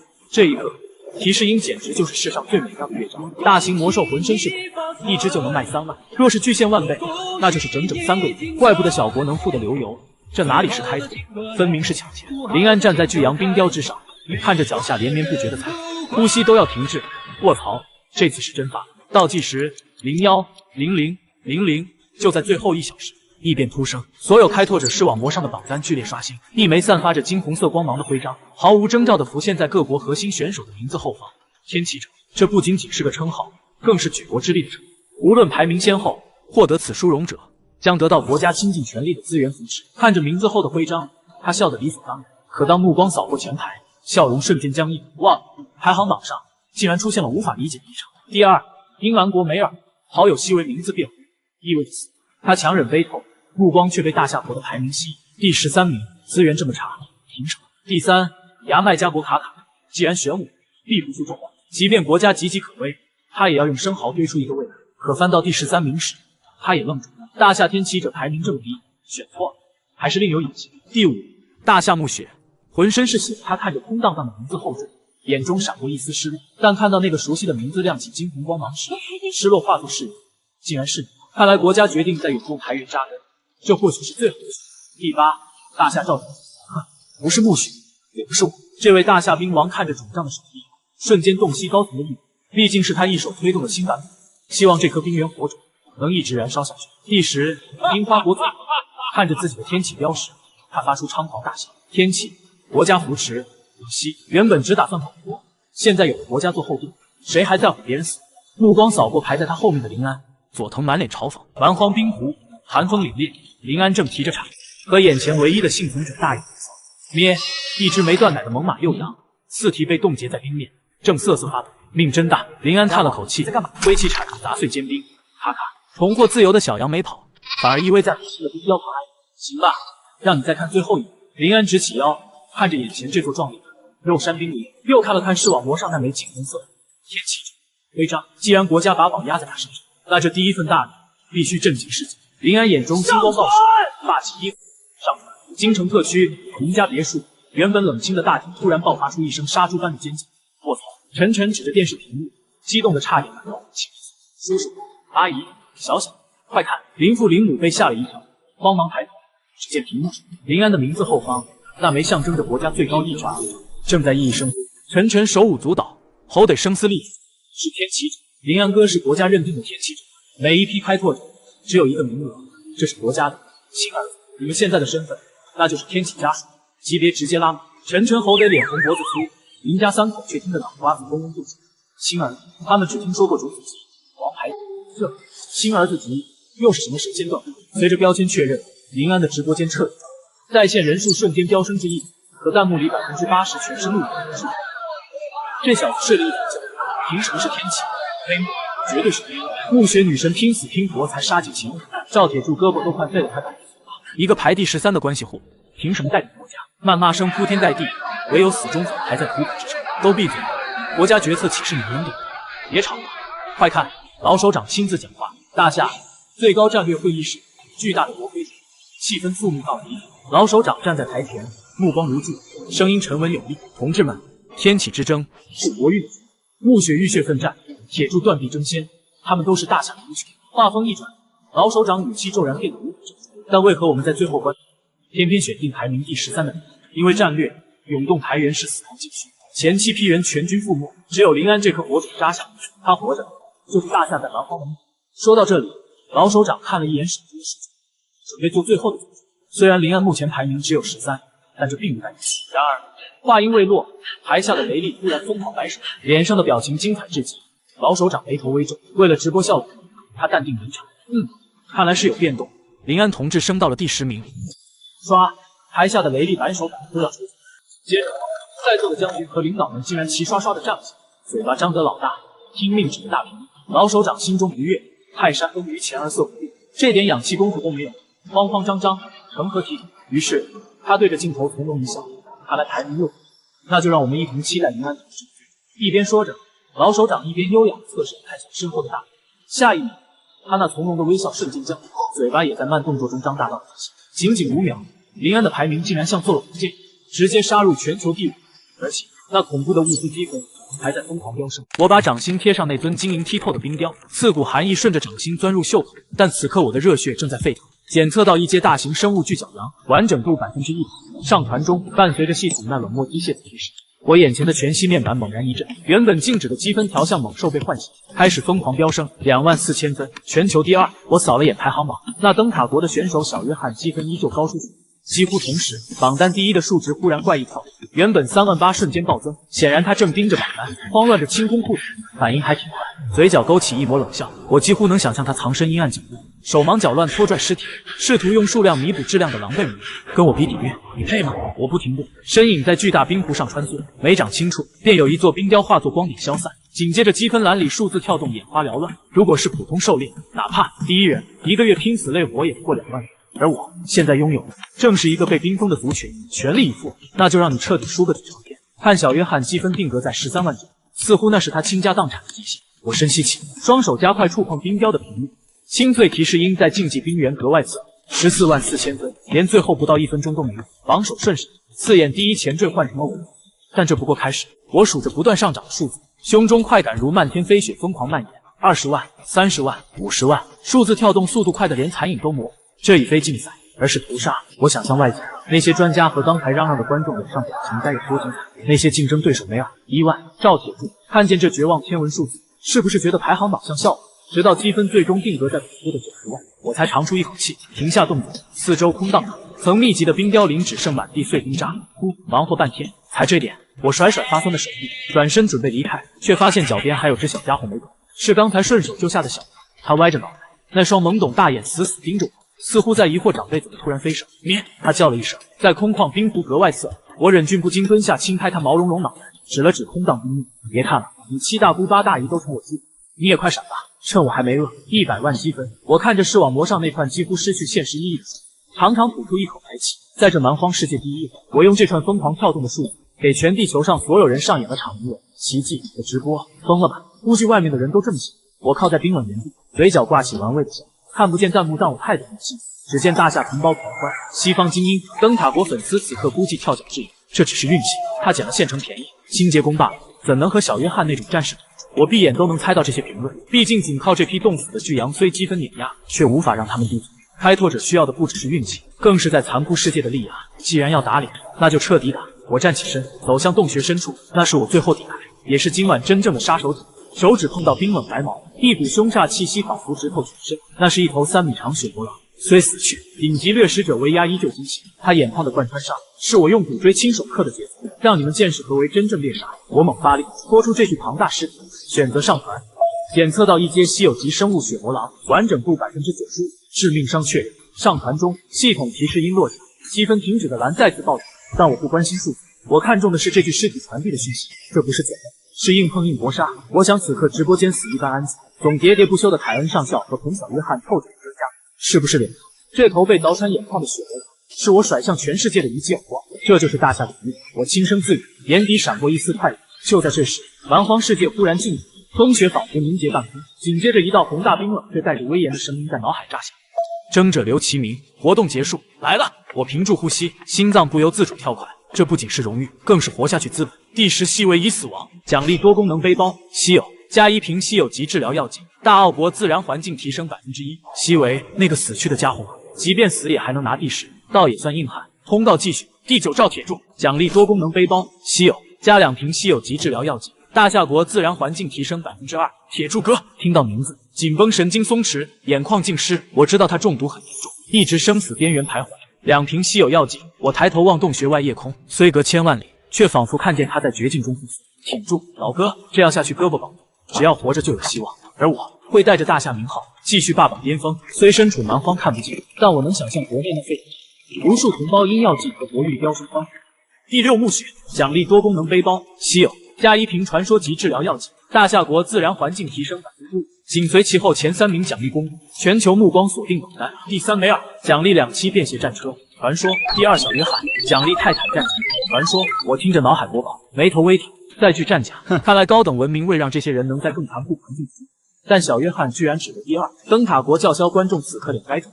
万众瞩目间，第1名通告轰然降临。第1灵案，奖励霸王弓，传说。大夏国自然环境提升40%。霸王弓，我喃喃自语，嘴角忍不住上扬。在这危机四伏世界，距离决定生死，这把传说级弓箭就是现阶段毕业手段。那一刻，远方蓝星4倍神迹笼罩，一道七彩祥瑞如天河倒灌，轰入大夏，冰雪消融，枯木逢春，无数受寒老人重新顺畅呼吸，大夏重回世界第1梯队。然而还未细想弓的威力，一道更冰冷机械却带威严的特殊通告猛地炸响心脏，漏跳一拍。特殊通告，第8批开拓者，林安总积分118万，超第2至第100名积分总和，触发唯一性隐藏成就断层神话，追加发放神话级奖励。神话级，我将在原地呼吸顿级。传说之上尽是神话，奖励神话级称号物资主宰，获得者可任意时间地点指派以供物资巨献，每日1次。奖励2，神话级生存盲盒一物资主宰。我瞬间明白称号价值，随时随地传物资，这意味着我不必再像苦力背着几百斤猎物在雪地跋涉，就算是浆果丛林也能瞬间清空。正当我从狂喜中回神，系统提示音又响起。神话级生存盲盒，彩色，已投放，随机投放到我为中心方圆20公里。看着光幕上散发七彩神光的宝箱，我激动得直搓手，甚至隐约看到房车影子，但1秒后看清小字：方圆20公里，不是20公里。你逗我吗？忍不住对空气吐槽，在冰天雪地找箱子，不开挂这不是大海捞针吗？算了，我有全知之眼，原点当锻炼吧。自我补进时，忽听天穹上2声尖锐刺耳呼啸，咻！抬头望，只见一道金，一道彩，2道流星撕裂夜空交错坠落。带彩色的那是神话级盲盒流星，划出绚丽轨迹消失远方地平线。另一道金色流星拖长尾焰，正精准爆裂，笔直砸向我，或说我面前冰湖阵型。操！我的弓！瞳孔骤缩，我拔腿狂奔。冰面惨痛呻吟，数米厚冰层脆弱如薄纸，巨水柱加碎冰冲天，爆炸般翻涌，哗啦啦几秒后，漫天冰海和死于噼里啪啦。我狼狈爬起，冲向冰洞边缘，只见原平冰面炸裂成10米多苦的大洞，深不见底，湖水剧烈翻腾，那道金光就这么爽进尘土。寒风卷冰渣呼啸而过，我站在冰洞边，全身僵硬，身旁小羊吓得4肢颤抖，但我顾不上。传说级武器掉水里了，我感到窒息，心脏滴血。那可是我的霸王弓，不行，必须捞上来！我咬牙，毫不犹豫开始急速脱掉厚重衣物，冰水冰冷刺骨，也绝不能让这神装消失。潜水10分钟对我体质无难度，关键是赶在冰链重动前上岸。不过未稳妥，掀开透视挂确认位置，系统刷新生存情报，视网膜上金色文字急速重组，跳出信息令我扣一手猛动。今日情报生存，发现特殊物资巨角羊肉，为2份稀有植类资源即可驯化，产出羊角、羊毛、羊肉。传说级霸王弓已成冰湖底，坐标787、743，距离约10。一人一羊大眼瞪小眼，驯化优先竟比捞传说武器还高。我犹豫2秒半，果断决定捞弓随时都行，但这送上门劳动力绝不能放炮，能收编，以后无论拉车还是薅毛做衣服，都是移动资产。这不就是提前点亮畜牧科技树吗？算你走运。我满脸肉疼，从怀里掏出2颗冰晶浆果，这可是吸收及白哉精华的宝贝，颗颗圆润饱满，价值连城。诺，吃不吃？我把浆果递到他嘴边，原本警惕小家伙眼睛顺了，舌头一卷，浆果吞进腹。奇迹发生，随着果实入腹，他那灰扑扑、脏兮兮的胎毛大片脱落，换成一身洁白厚实绒毛，体型吹气球般膨胀一圈，从半人高长到接近小毛驴大小。最惊人的是头顶那个稚嫩羊角，竟浮现繁复金色纹路，透着神圣气息。好家伙，吃化肥都没你长快！我惊叹摸它厚实背脊，手感极佳。飞眼画面里的头羊似野精子，难道这被仪器想要？在我超能力下也能有头羊之姿？小羊似懂我夸赞，不再缩着，反而亲密用带经文脑袋拱我大腿，眼神满是依赖。驯化成功，获得巨角羊幼年期经文，不错，以后你拉车负责，名字叫小拉吧。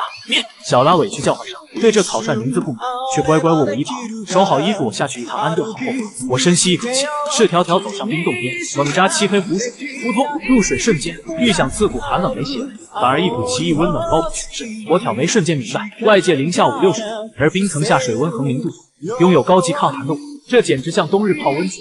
只要不失温，这波稳了。我调整姿势准备起身，视网膜画面一看，水下世界瞬间大变，黑暗如潮水废去，换成淡蓝全景深蓝蓝。危机情报水下本激活，我屏住呼吸，被眼前震撼。雷达光点，黄色杂鱼光点密密麻麻，数团暗红光影远处开落，那是大型掠食者，深邃湖底岩缝间还有几道耀眼金色流光包裹，那是冰凝注影，瞳孔骤缩，心狂跳，那可是能直接提升地质的稀有资源。要不是全知之眼，湖底伸手不见五指，谁能发现这宝贝？强压下立刻抓鱼出海，知道现在目标更重要。我滑动双臂，顺着视网膜绿色坐标指引，像条灵活鱿鱼，急速冲向湖底淤泥中那抹金光，那是我的传说级武器霸王弓。在这冰冷刺骨的水底，林安的手指终于触到了那个冰凉的锁头，轻轻一按，咔嚓一声脆响，气泡翻涌间，箱盖猛然弹开，一抹耀眼的淡金微光瞬间照亮了幽暗的手。获得传说级武器霸王弓，入手冰凉沉重，根本不是凡品。林安甚至来不及细看，拖着箱子迅速浮出水。刚一上岸，那哑光黑的合金光泽在月下水直射。这就是排名第1的奖，不仅充满了工业美学的机械，弓臂连接处更是精密的液压滑轮，连两端都打磨成了锋利的菱形刃口。但这还不是最炸裂的，林安脑中灵光一闪，手腕猛地一鼓，触动机关，巨弓竟然反向并拢，瞬间延伸成1柄长达1米8的双刃战矛。远弓为弓，近战为矛，这哪里是一把武器，分明是2把神器。林安暗道，深吸一口气，再次潜入湖底，必须是刀。刚下去，一道嚣张的金色流光就从头顶，正是那条肥硕的稀有冰凝注。林安腰腹发力，手中霸王矛如毒龙出动，猛地刺出，快！竟然扎空了，那金光甚至还回头嘲讽般的回来了，瞬间消失，惹不起。林安果断调转矛头，盯上一道暗红色的鱼影，神之凝视，画面骤然变慢，那条大鱼连尾巴都没来得及，就被锋利的刃口瞬间贯穿。获得一接双鳍动物，奈斯欺负不了稀有，收拾这种杂鱼简直是降维打击。林安带着战栗体息满意，谁知刚走2步，脚步却猛地顿，眼前的冰面上竟然散落着好几条被震晕的大晕。原来刚才传说级宝箱砸下来的冲击力太大，不仅砸穿了冰层，连鱼都被震飞出来，这简直是白捡。就在这时，旁边一直发愣的小拉突然像是开了窍，他撒着欢跑过去，蹄子一顿扒拉，献宝似的叼回一条冻僵的鱼。林安顿时脑瓜子嗡嗡的，这只羊居然学会了狗的技能，一拳搜刮下来，小拉竟然捡回了10几条鱼，足足15斤肉。这一波血赚，回去的路上风雪渐大，林安踩着雪地车累得两腿发热，呼哧带喘。偏偏旁边窜过去一道灰色闪电，小拉这货吃饱了撑，一会儿窜出去几十米，一会儿又折返跑回来，歪着脑袋用无辜的大眼睛盯着，那眼神分明在说：“你好慢，是不是没吃饭？”林安额头青筋狂跳，这白眼羊回去就给你套上上。好不容易回到营地，刚打开系统面板，几行鲜红的提示却让林安心跳瞬间加速。天启之争，身体素质，天启通讯，转职之路功能开启。再看自己的属性，力量、体质全部暴涨，综合素质比刚来时强了足足4倍。这已经是蓝星评估体系里王牌级水准。然而，真正的重磅炸弹在最下面。阶段任务：神之使徒，探索神明遗迹，首位成功转职者将获得神话级奖励。神话级，林安的瞳孔猛收缩，他太清楚这3个字的含金量了。对于其他人，蛮荒是未知的地方，但对于拥有情报系统的他来说，这就是一张已经画好路线的藏宝。不过在那之前，林安恶狠狠地瞪了一眼还在旁边以示自己的小拉，再用这种眼神看我，信不信今晚就把你炖了？面对林安的威胁，小拉非但不怕，反而摇摇头，一个弹射起，大团积雪飞溅，直接呼了林安一脸。就在这一人一羊打闹时，蛮荒各地的画风却截然不同。小约翰苍穹破口，明明拥有平均62点，却只能眼睁睁看着任务单份，这根本就是给传奇准备的。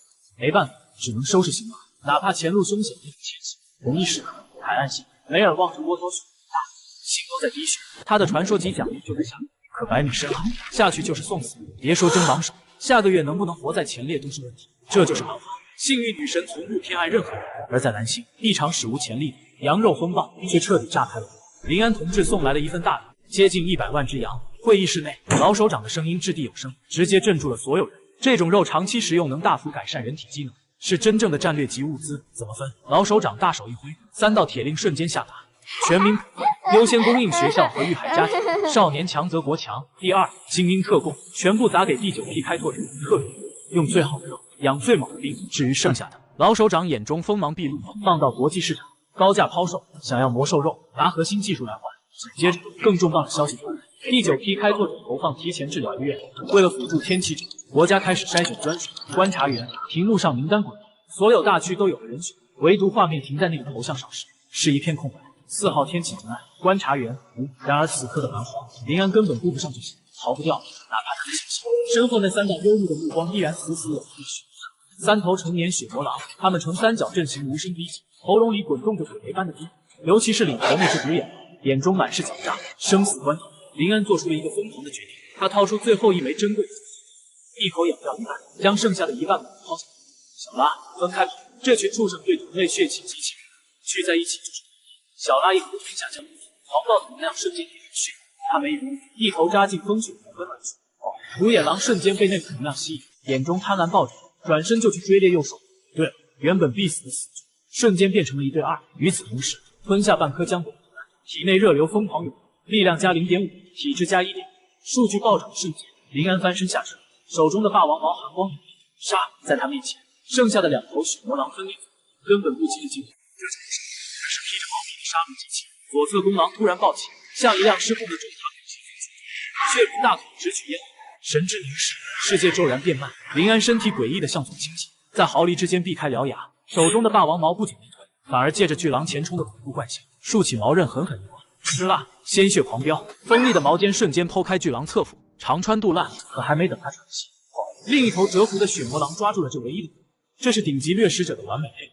第1头是2，这头才是绝杀，就力已尽，根本躲不开。既然躲不掉，那就换命。林安眼中狠力爆发，强行扭转上半身，左臂死死护住要害，右手单臂持矛，对着半空中的黑影狠狠捅去。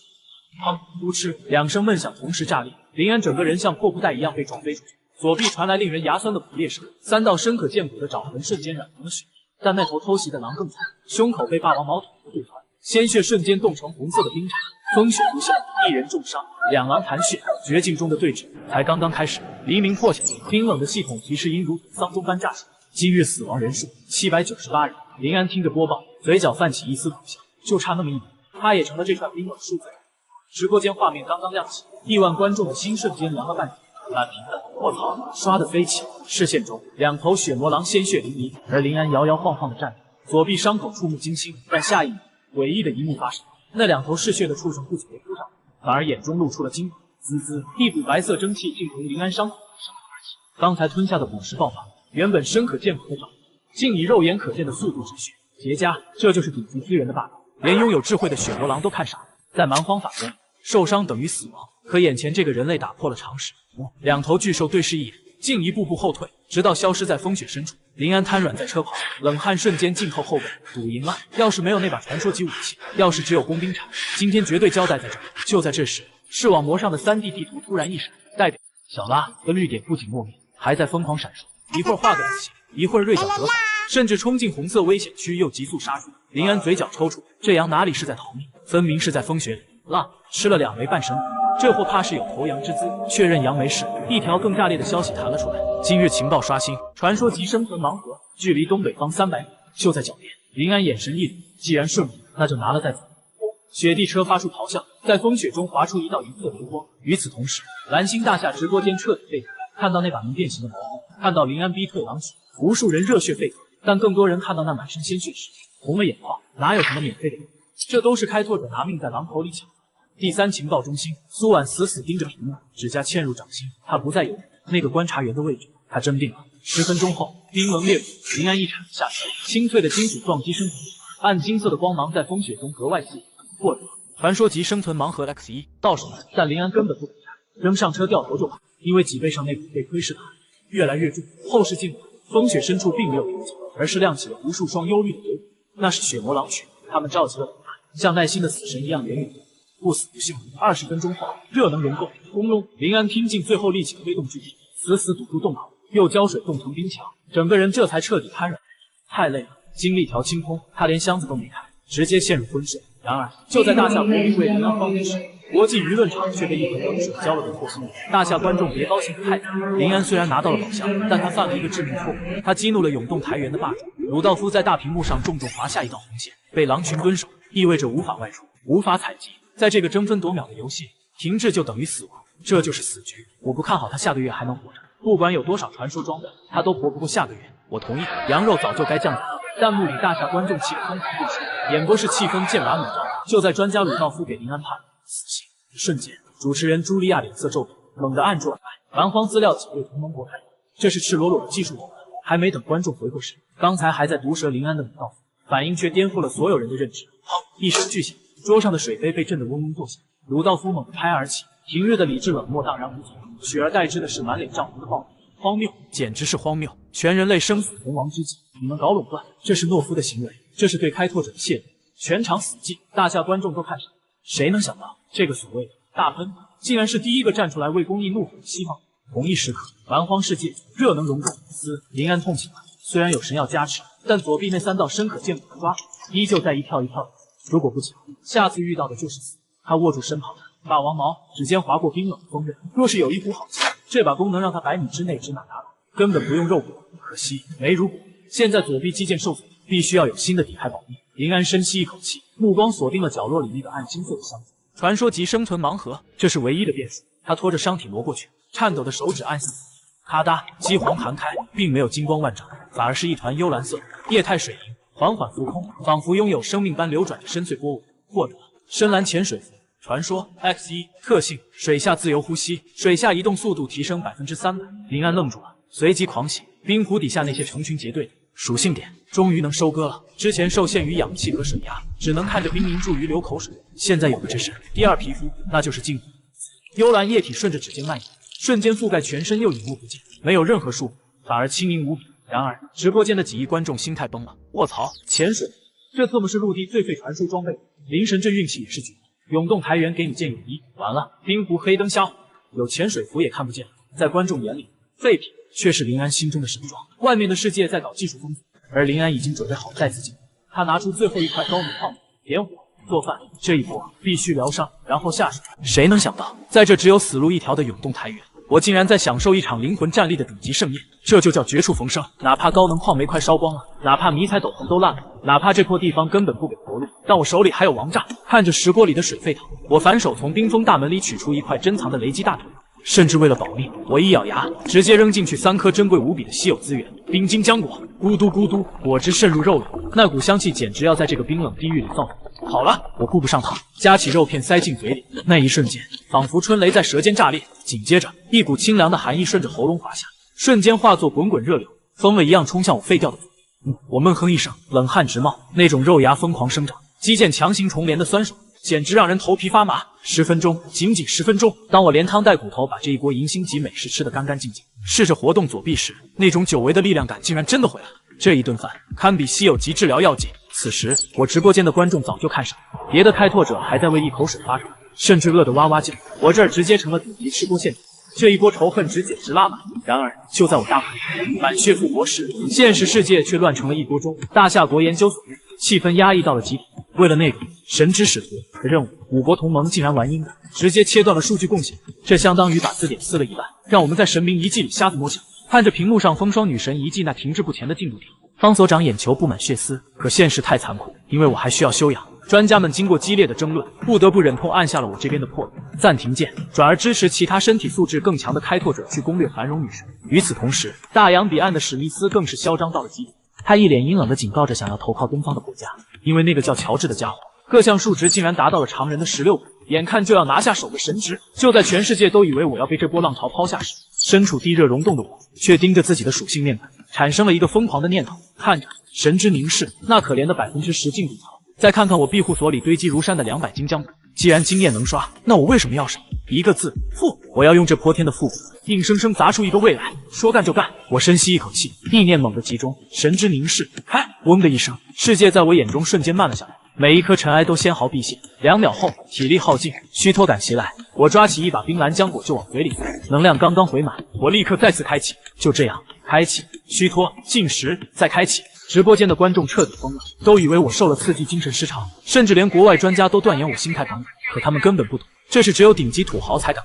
氪金修炼整整2天，我不眠不休，硬是把200斤浆果吃得干干净净。直到最后一刻，我猛地睁开双眼，瞳孔深处那抹淡金色的光芒比之前凝练了无数倍。不仅万物在我眼中慢了90%，我甚至能清晰地看到生物身上那条致命的死线。神之凝视暴涨至60%，3秒半，整整3秒半的实停。我握紧拳头，感受着体内那股令人沉醉的力量。这多出来的1.5秒，在生死搏杀中就是神的恩赐。可这种爽感还没维持2分钟，现实就给了我一记响亮的耳光。水果吃光了，我也要饿疯了。看着手里的大肉，我却只能干瞪眼。没火，在这零下几十度的永冻台原，没有燃料，吃生肉跟吞冰块没区别，那是嫌命长。系统给我搜可燃物，我像抓救命稻草一样换出面孔，结果视网膜上的一行字差点让我吐血。搜索消耗3情报点，而我兜里只有可怜的2点，没钱那就只能硬熬。为了转移饥饿感，我把目光投向了角落里的战利品，既然出不去，那就搞军备竞赛。我看上了那根坚硬的腿骨，虽然没有断铁，但这玩意儿打磨出来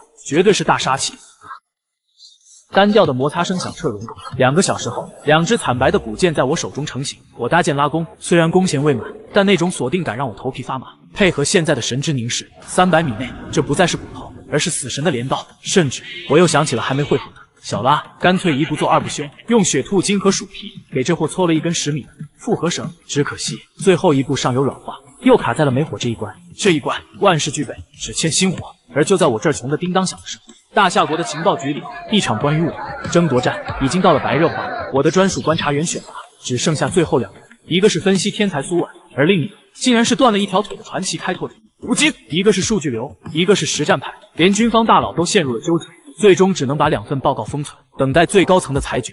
硬生生熬过了一夜。当新的一天到来，情报点刷新的那一刻，我几乎是吼了出来：系统给我搜！3点情报值瞬间扣除，我的瞳孔瞬间发热，嗡的一声，一圈淡蓝色的雷达光波以我为中心，疯狂向四周扩散。整个溶洞在我眼里变成了一张精密的3D 全息地图，哪里有我，哪里有能源。视线扫过地草，几棵枯萎的黑矮树，垃圾。视线穿透地草，扫向溶洞深处，一片密集的黄光亮起。苔藓，那是风霜女神的庇护，烧了它我怕是想死。就在我快绝望的时候，雷达扫到了溶洞西侧的一条深不见底的裂隙，一团耀眼的黑金光芒在地图上疯狂闪烁。优质煤矿，大量，燃烧值高，我瞳孔骤缩，心脏狂跳。家里居然有矿，还是特么的煤矿，这哪是燃料，这是命啊！我背起合金铲就往裂隙深处冲。路过神秘大厅时，鬼使神差的往那个石碗里看了一眼，这一眼让我脚步猛地定在了原地。原本干涸的石碗里，竟然又积攒了一层晶莹剔透的液体。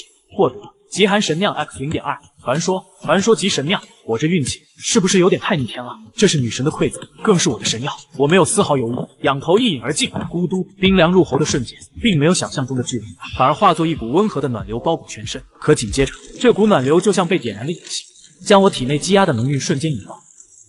我不受控制的低吼，浑身皮肤通红，白色的蒸汽像高压锅泄气一样从头顶和毛孔喷涌出，噼里啪啦，骨骼在爆鸣，肌肉在重组。这种感觉就像是被扔进锻造炉里回炉重放，痛并快乐着。力量加8，体质加8，精神加8，抗寒能力暴涨20%，爽！全方位素质大飞跃。这种实打实的变强让我倒头就睡，直接陷入了深度婴儿般的睡眠。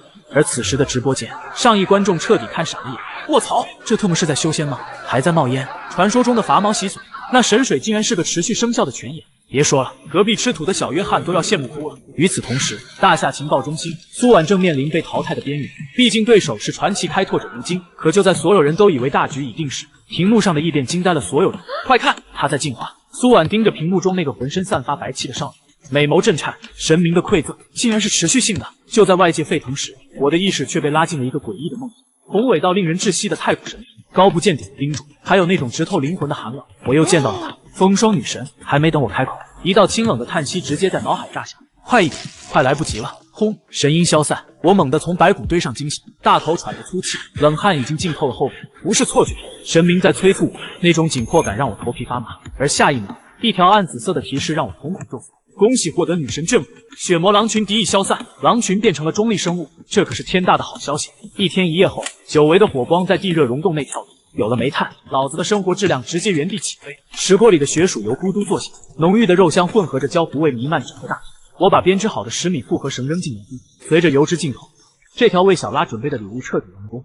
与此同时，蓝星网络再次瘫痪，一张截图被疯狂转发，那是站在地底煤矿裂隙前录，脚下是滚滚黑金，身侧是燃烧的热浪，标题红的刺眼。谁才是蛮荒的主人？全世界都酸了，这哪是求生，这特么是家里有矿的煤老板。但我根本顾不上外界的喧嚣，吃饱喝足，看着暴涨到52点的体质和48点的力量，我的目光变得无比幽深，因为我还有一个更疯狂的目标。既然狼群不再是威胁，那第一要务就是搞定冰凝注于完成陷阱。但在那之前，我要把那个技能堆到极致。我盘膝而坐，眼中金光一闪，神之凝视。哎，嗡的一声，世界在我眼中瞬间慢了下来，而那个卡在99%的进度条终于要松动了。我的思维在这一刻快到了极致，整个世界仿佛被按下了慢放键，漂浮的微尘，跳动的火焰，甚至岩壁上苔藓的微弱起伏，全都清晰可见。我试着抬起手臂，诡异的一幕发生了，肉体还没动，一道半透明的金色虚影竟然率先脱离了躯壳。那是未来的预影，1秒、2秒，我的手臂像被一只无形的大手牵引，死死咬住那道虚影的轨迹，直到第5秒结束。真实的血肉与金色虚影严丝合缝，分毫不差。视线恢复正常，清脆的提示音随之炸响。恭喜获得传说级能力神之预示。我闭着眼站在原地，回味着刚才那短短5秒。上帝视角，如果非要形容，那感觉就像突然登陆了一个满级大号，或者说是风霜女神直接给我开了个后门，让我借用神明的意志俯瞰了时间线。强，简直强的离谱。突然，一个疯狂的念头涌上心头，既然能预知未来，那是不是意味着……我猛地抓起脚边的霸王弓，反手抽剑搭线，对着角落的钟乳石瞬间拉满。嗨，瞳孔深处金轮再现，世界再次变得粘稠缓慢。而在我的视野中，一道清晰无比的金色虚线直接从剑尖延伸而出，画出一道完美的抛物线，死死锁定了钟乳石的尖端。我试着晃动手臂，那条虚线竟然也跟着自动修正。卧槽，这特么不就是传说中的锁头挂吗？我心中狂喜，然而这股兴奋劲还没过2秒。视线瞬间崩塌，一股强烈的眩晕感像大锤一样砸向后脑勺，我脚下一软，差点当场跪下，手里的霸王弓都掉在了地上。嗨嗨，我扶着膝盖大口喘气，脑瓜子嗡嗡作响，肚子更是发出了雷鸣般的抗议。这一刻，我才意识到问题的严重性，这不是普通的饿，而是每一个细胞都在尖叫着索取能量。与此同时，直播间的观众彻底看懵了。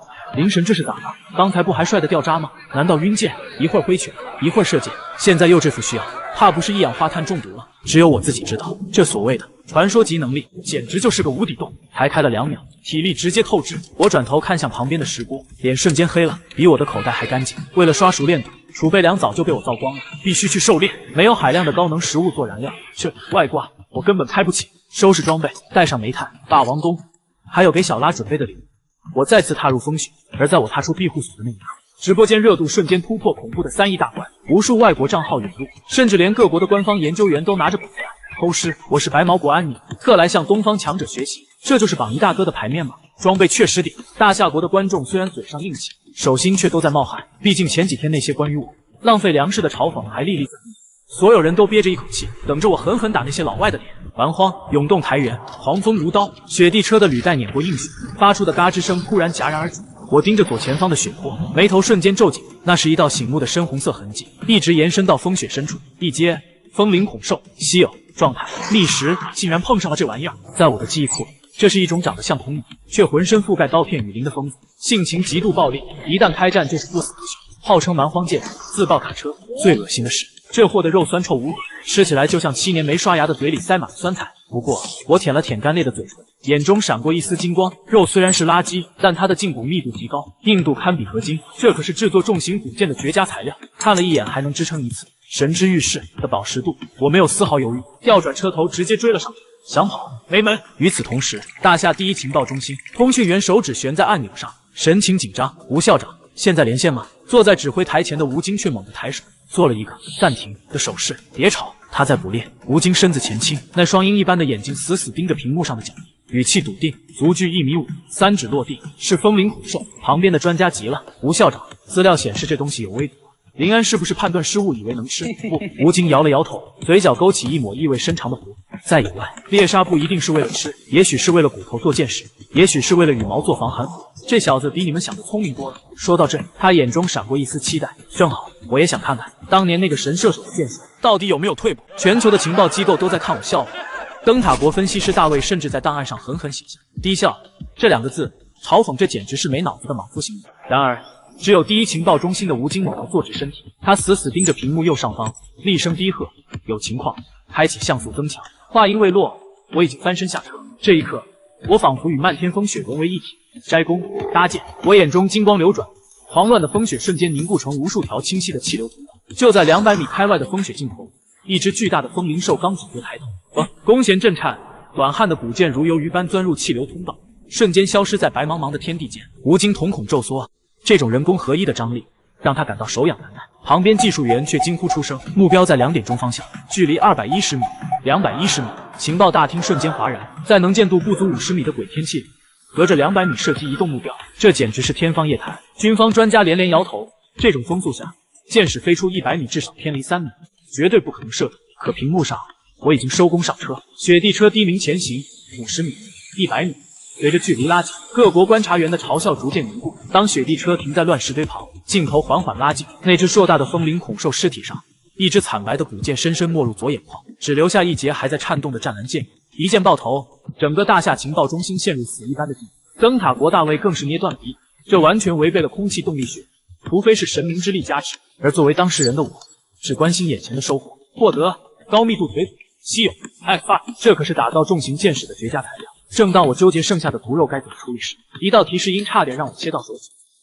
观察员吴京深情绑定，吴校长，那个凭借种子级体质连续霸榜3月，大厦的开拓者之王，也是我一直崇拜的偶像。我激动得手都在抖，立刻选择同意。绑定成功，一道低沉磁性的嗓音直接在我心底响起：“林安同志，收到，请回答。”与此同时，国运光幕右下角浮现出吴京的全息影像，这位昔日的兵神此刻正满眼赞赏。这是加密频道，直播间听不见。接下来的话才是重点。国家智囊团为你制定了4条核心方针：第一，深筑墙，广积粮，以周围资源丰富，优先保证自身发育，不必急着上传。第二，种植计划，用蝙蝠粪便做肥料，在零下几十度的冰原搞种植。这听起来简直是天方夜谭。然而，这就是大厦的国家力量。吴京抛出的种植计划让我头皮发麻。只要技术攻克，利用地热和特殊煤化技术，那处溶洞将变成源源不断的生产基地，衣食无忧，指日可待。还没等我从震惊中缓过神，吴京的语气突然低沉下来，带着一丝歉意，也带着难以掩饰的激动。关于神之使徒的任务，国家暂时帮不上忙，但是林安，你听好了，你的妹妹林小小手术成功，已经重见光明，你的父母也已被接到京城特区。轰！这句话像一记重锤，瞬间击碎了我身为猎手的所有坚硬。我眼眶瞬间通红，握着匕首的手指因用力而惨白。我在蛮荒拼命是为了什么？不就是为了家人能活着，为了妹妹能看见这个世界吗？谢谢国家。我的声音都在颤抖，哽咽难言。吴京却爽朗一笑，直接打断了这煽情的氛围。是你为国家争了气，不用谢。现在把你脚边那只风灵兽吃了。什么？生吃？我看着那具泛着幽蓝光泽的尸体愣住，这玩意儿可是公认的有。没错，就是生吃。吴京的判断极其专业且冷酷，你那一剑太快，直接切断中枢，卢线根本来不及分泌，加热法会流失能量。现在它是顶级的补品，大佬的建议必须听。我不再犹豫，切下一块红宝石般的腿肉塞入口中，并没有想象中的腥臭，入口即化，甘甜如蜜，滚滚热流瞬间冲刷过干涸的细胞，刚才消耗的体力顷刻回满，爽，彻底爽翻了。这一刻，我才真正体会到背靠大树好乘凉的快乐。通讯即将结束，吴京却在最后丢出一个重磅炸弹：去冰湖前，先建个次级庇护所。另外，你还有第2位观察员，今晚会联系你。通讯切断，我将在原地。还有一位，听吴校长的口气，似乎是位负责科研的大佬。既然是搞科研的，那头发应该没剩多少了。带着对秃头大佬的开心，我再次踏上征程，目标1公里外的废弃熊洞。然而，翻过一道雪梁，眼前的景象让我猛地捏死刹车。卧槽！前方30米的雪窝里，3头体型硕大的血魔狼正在撕扯裂口，鲜血染红了雪地，浓烈的血腥味扑面而来。被发现了，我瞬间摘弓搭箭，肌肉紧绷到极致，3双忧虑的狼眼齐刷刷看了过来，杀气四溢。就在直播间数亿观众心跳骤停的瞬间，诡异的一幕发生，领头那只狼竟然打了个响屁，淡淡收回目光，继续低头啃肉。无视，赤裸裸的无视。我挑眉，这就是风霜女神的卷毛。我收起弓，骑着雪地车，大摇大摆的从狼群20米处穿行了。直播间瞬间炸锅，疯了！那可是昨天咬死白毛国选手的血魔狼，灵神，这就是实力的差距吗？与此同时，大夏第一情报中心，苏婉盯着化妆镜，已经熬了3个通宵。刚打开眼影盘，那6边形的蜂巢格栅却让他动作骤停。蜂巢结构复合冰盾，啪，粉扑被随手抡飞。他一把抓起口红，神情狂热的在镜子上鼻祖喷水，鲜红的口红在镜面上留下一道道密密麻麻的沥血攻势。这位即将上任的秃头大佬，显然是个不折不扣的疯美人。另一边，我已经顺利抵达墓地，废弃熊洞位于背风坡，地势完美，但我没有急着进洞，而是仔细检查周围。2阶血魔熊行为离去时间60日前，这里残留的霸主气息反而成了最好的天然屏障。我推车入洞，然而当指尖触碰到岩壁上那一道道深浅不一的抓痕时，我的眼神变了。成年血魔熊身高4米，这洞对他来说是蜗居，但对我来说简直就是豪华丹田。我看着眼前的天然避风港，忍不住打了个响指。奈斯，这就是我在蛮荒的第2个答案，只要找到小拉往洞口一堵，那就是全自动恒温能连，完美。然而此时的蓝星指挥部却炸锅，噗！看着屏幕里惬意的向回自家后花园路，吴京手一抖，滚烫的茶水泼了一桌子。他瞪大眼睛，不可置信地问身边的参谋：“我给的指令是挖个雪洞，对吧？”“是的，校长。”参谋也是一脸懵逼。在他们的教案里，4级庇护所等于这挖个坑埋自己。谁能想到这小子直接拎包入住精装房？这小子的第6感简直绝了！吴京深吸一口气，脸上露出了既震惊又欣慰的笑容。就在这时，我的耳边突然响起提示音：“观察员苏婉申请绑定。”苏婉，听名字是个妹子，我没有犹豫，果断选择接受。下一秒，一道知性清冷的声音直接在我心底响起：“林安同志，我是苏婉，收到请回答。”随着全息投影亮起，我眼前一亮，黑长直，金丝眼镜，冷艳学霸风，这颜值绝了。但苏婉显然没有闲聊的打算，摸了摸鼻子，目光犀利地指向地上的篝火：“林安同志，基于流体力学，你的火堆位置有问题，建议向左平移30厘米，后方加装点评示板，利用岩石裂缝的烟囱效应，热能利用率至少提升20%。专业。”我脑中稍微模拟一下气流，瞬间懂了。如果不改，热量全跑了。这就是个内循环暖气瓶，这就是国家分配的顶级辅助吗？爱了爱了，我二话不说，立马动手等等。就在这时，苏婉那标志性的清冷声线突然柔和了几分：“林安同志，你妹妹林小小写了封信，要听吗？”就在我忙活时，苏婉清冷的声线突然多了一丝温度：“你妹妹林小小的信，要听吗？”“听！”我猛地抬头，死死盯着屏幕。苏婉放缓语速，仿佛化身成了我那个懂事的妹妹。“哥，天很蓝，我能看见了。”爸胖了一圈，我也交到了朋友，我们等你回家吃饭。这一刻，岩洞内只剩篝火噼啪作响，我深吸一口气，胸口滚烫，眼眶发酸，长久以来积攒的戾气瞬间消融，取而代之的是足以焚烧冰原的斗志。感谢国家，我一定服从安排。通讯挂断前，苏婉浅浅一笑：“生存不易，愿你归来仍是少年，晚安。”屏幕熄灭，我坐在火堆旁，久久无法平静。以前我是孤狼，遇到难题只能硬扛，可现在有了苏婉这种顶尖大脑，哪怕是这极寒地狱，我也敢闯一闯。扫了一眼国运排行榜，榜单已经大变天，前列全是各国认证的天启者，显然都得到了国家赋能，生存效率呈指数级暴涨。而我连同灯塔国的小约翰、英兰国的梅尔，竟然全都消失在前列。看来大家都跟我一样，在这个阶段选择了隐藏实力。关闭榜单，我在洞口做了个骨片预警装置，沉沉睡去。然而，真正的挑战才刚刚开始。清晨，一股低得吓人的气压将我惊醒。暴风雪要来，我立刻出发。10几分钟后，视网膜地图上出现了一个熟悉的光点。下一秒，我猛地捏住刹车，简直不敢相信自己的眼睛。冰面上，那道身影悠闲散步。仅仅2天不见，体型竟然暴涨了1圈，快赶上小牛犊了。一身灰色绒毛厚实蓬松，头顶金色螺旋独角闪烁着光晕。直播间瞬间炸了，国外观众都在骂我运气好，更多人则在读我怎么猎杀这头蛮荒巨角狼。可谁也没想到，我竟然冲着他喊了一声小拉。更离谱的是，这头猛兽竟然回应了喵！小拉猛地抬头，四蹄翻飞，像一辆白色小坦克般朝我冲来。停！别撞！我侧身躲过这记坦克冲撞，反手掏出早已准备好的特制大柄。小拉舌头一卷，吃得眯起眼睛，尾巴摇得像个螺旋桨，长势喜人啊！我拍了拍他厚实的脊背，反手将绳子套在他脖子上。小拉，让我看看你的极限！小拉兴奋地晃晃脑袋，撒开四蹄就开始狂奔。嗖！强烈的推背感瞬间袭来，我坐在雪地车上，感觉像坐上了一辆失控的顶级跑车。这哪是羊，简直是贴地飞行的导弹！100米加速绝对干到了2秒以内。嘘，刹车！我拼命大喊，可小拉根本不听，越跑越兴奋。再这么下去，非得翻车不可。靠！眼见沟通无效，我在高速飞驰中一个侧身翻滚，狼狈地跳下雪地车，砰！连续滚了好几圈才卸去力道。我爬起来拍掉满头血沫，狼狈不堪。远处感觉到重量变轻的小拉终于停了下来，他回过头，歪着脑袋看了我一眼，眼神里写满了嘲讽。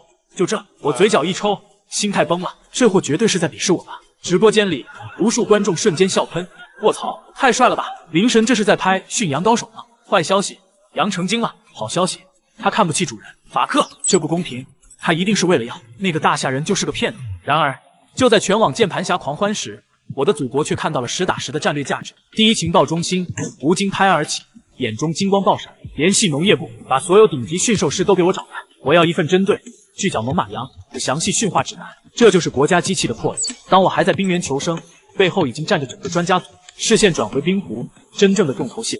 我挖开冰洞，一把拉开羽绒服拉链，随着厚重的衣物滑落，那件传说级深蓝潜水服终于显露真容，哑光蓝的色泽，流动的纯黑暗纹，仿佛液态金属般完美贴合我的每一块肌肉。领口上沿包裹住口鼻，只露出一双冷冽的眼睛。这一刻，直播间彻底炸锅，女粉们尖叫着喊老公，男粉们看着那科幻感十足的装备，哈喇子流了一地，太帅了！这是什么禁欲系战神？这特么才是传说级装备的牌面啊！小拉，手好夹！我反手握住霸王矛，这一刻，我就像一尊即将入海的杀神，扑通，入水无声。我化作一枚深蓝鱼雷，瞬间消失在幽深刺骨的湖面之下。与此同时，大夏国指挥室里警报声大作。天哪，阻力系数几乎为0，没有氧气瓶，面罩竟然能自动辨别水分子。10几名专家看着屏幕上疯狂跳动的数据，惊得下巴都要掉了。瞬时速度是普通人类的5倍，这哪是潜水，这简直是在水下开挂。就连见惯大风大浪的吴京，此刻也忍不住攥紧了保温杯，心中暗叹：想当年我要是有这装备，开拓者之王的名号早就拿下。不过，专家们很快发现了致命问题，不好，水深超过15米就是绝对黑暗，林安根本看不见猎物，看不见，不存在的。冰湖之下，我正享受着前所未有的震撼，没有刺骨的寒冷，只有宛如泡澡般的温暖，不需要费力换气，呼吸顺畅的如同在陆地，如鱼得水，莫过如此。危机情报启动，黑暗中，视网膜上瞬间亮起一个红点，一阶双旗动力，就算伸手不见五指，在我的系统面前，它也如同在聚光灯下裸奔。让你看看什么叫真正的速度。我双腿猛地一蹬，没有任何花哨，只有极致的快。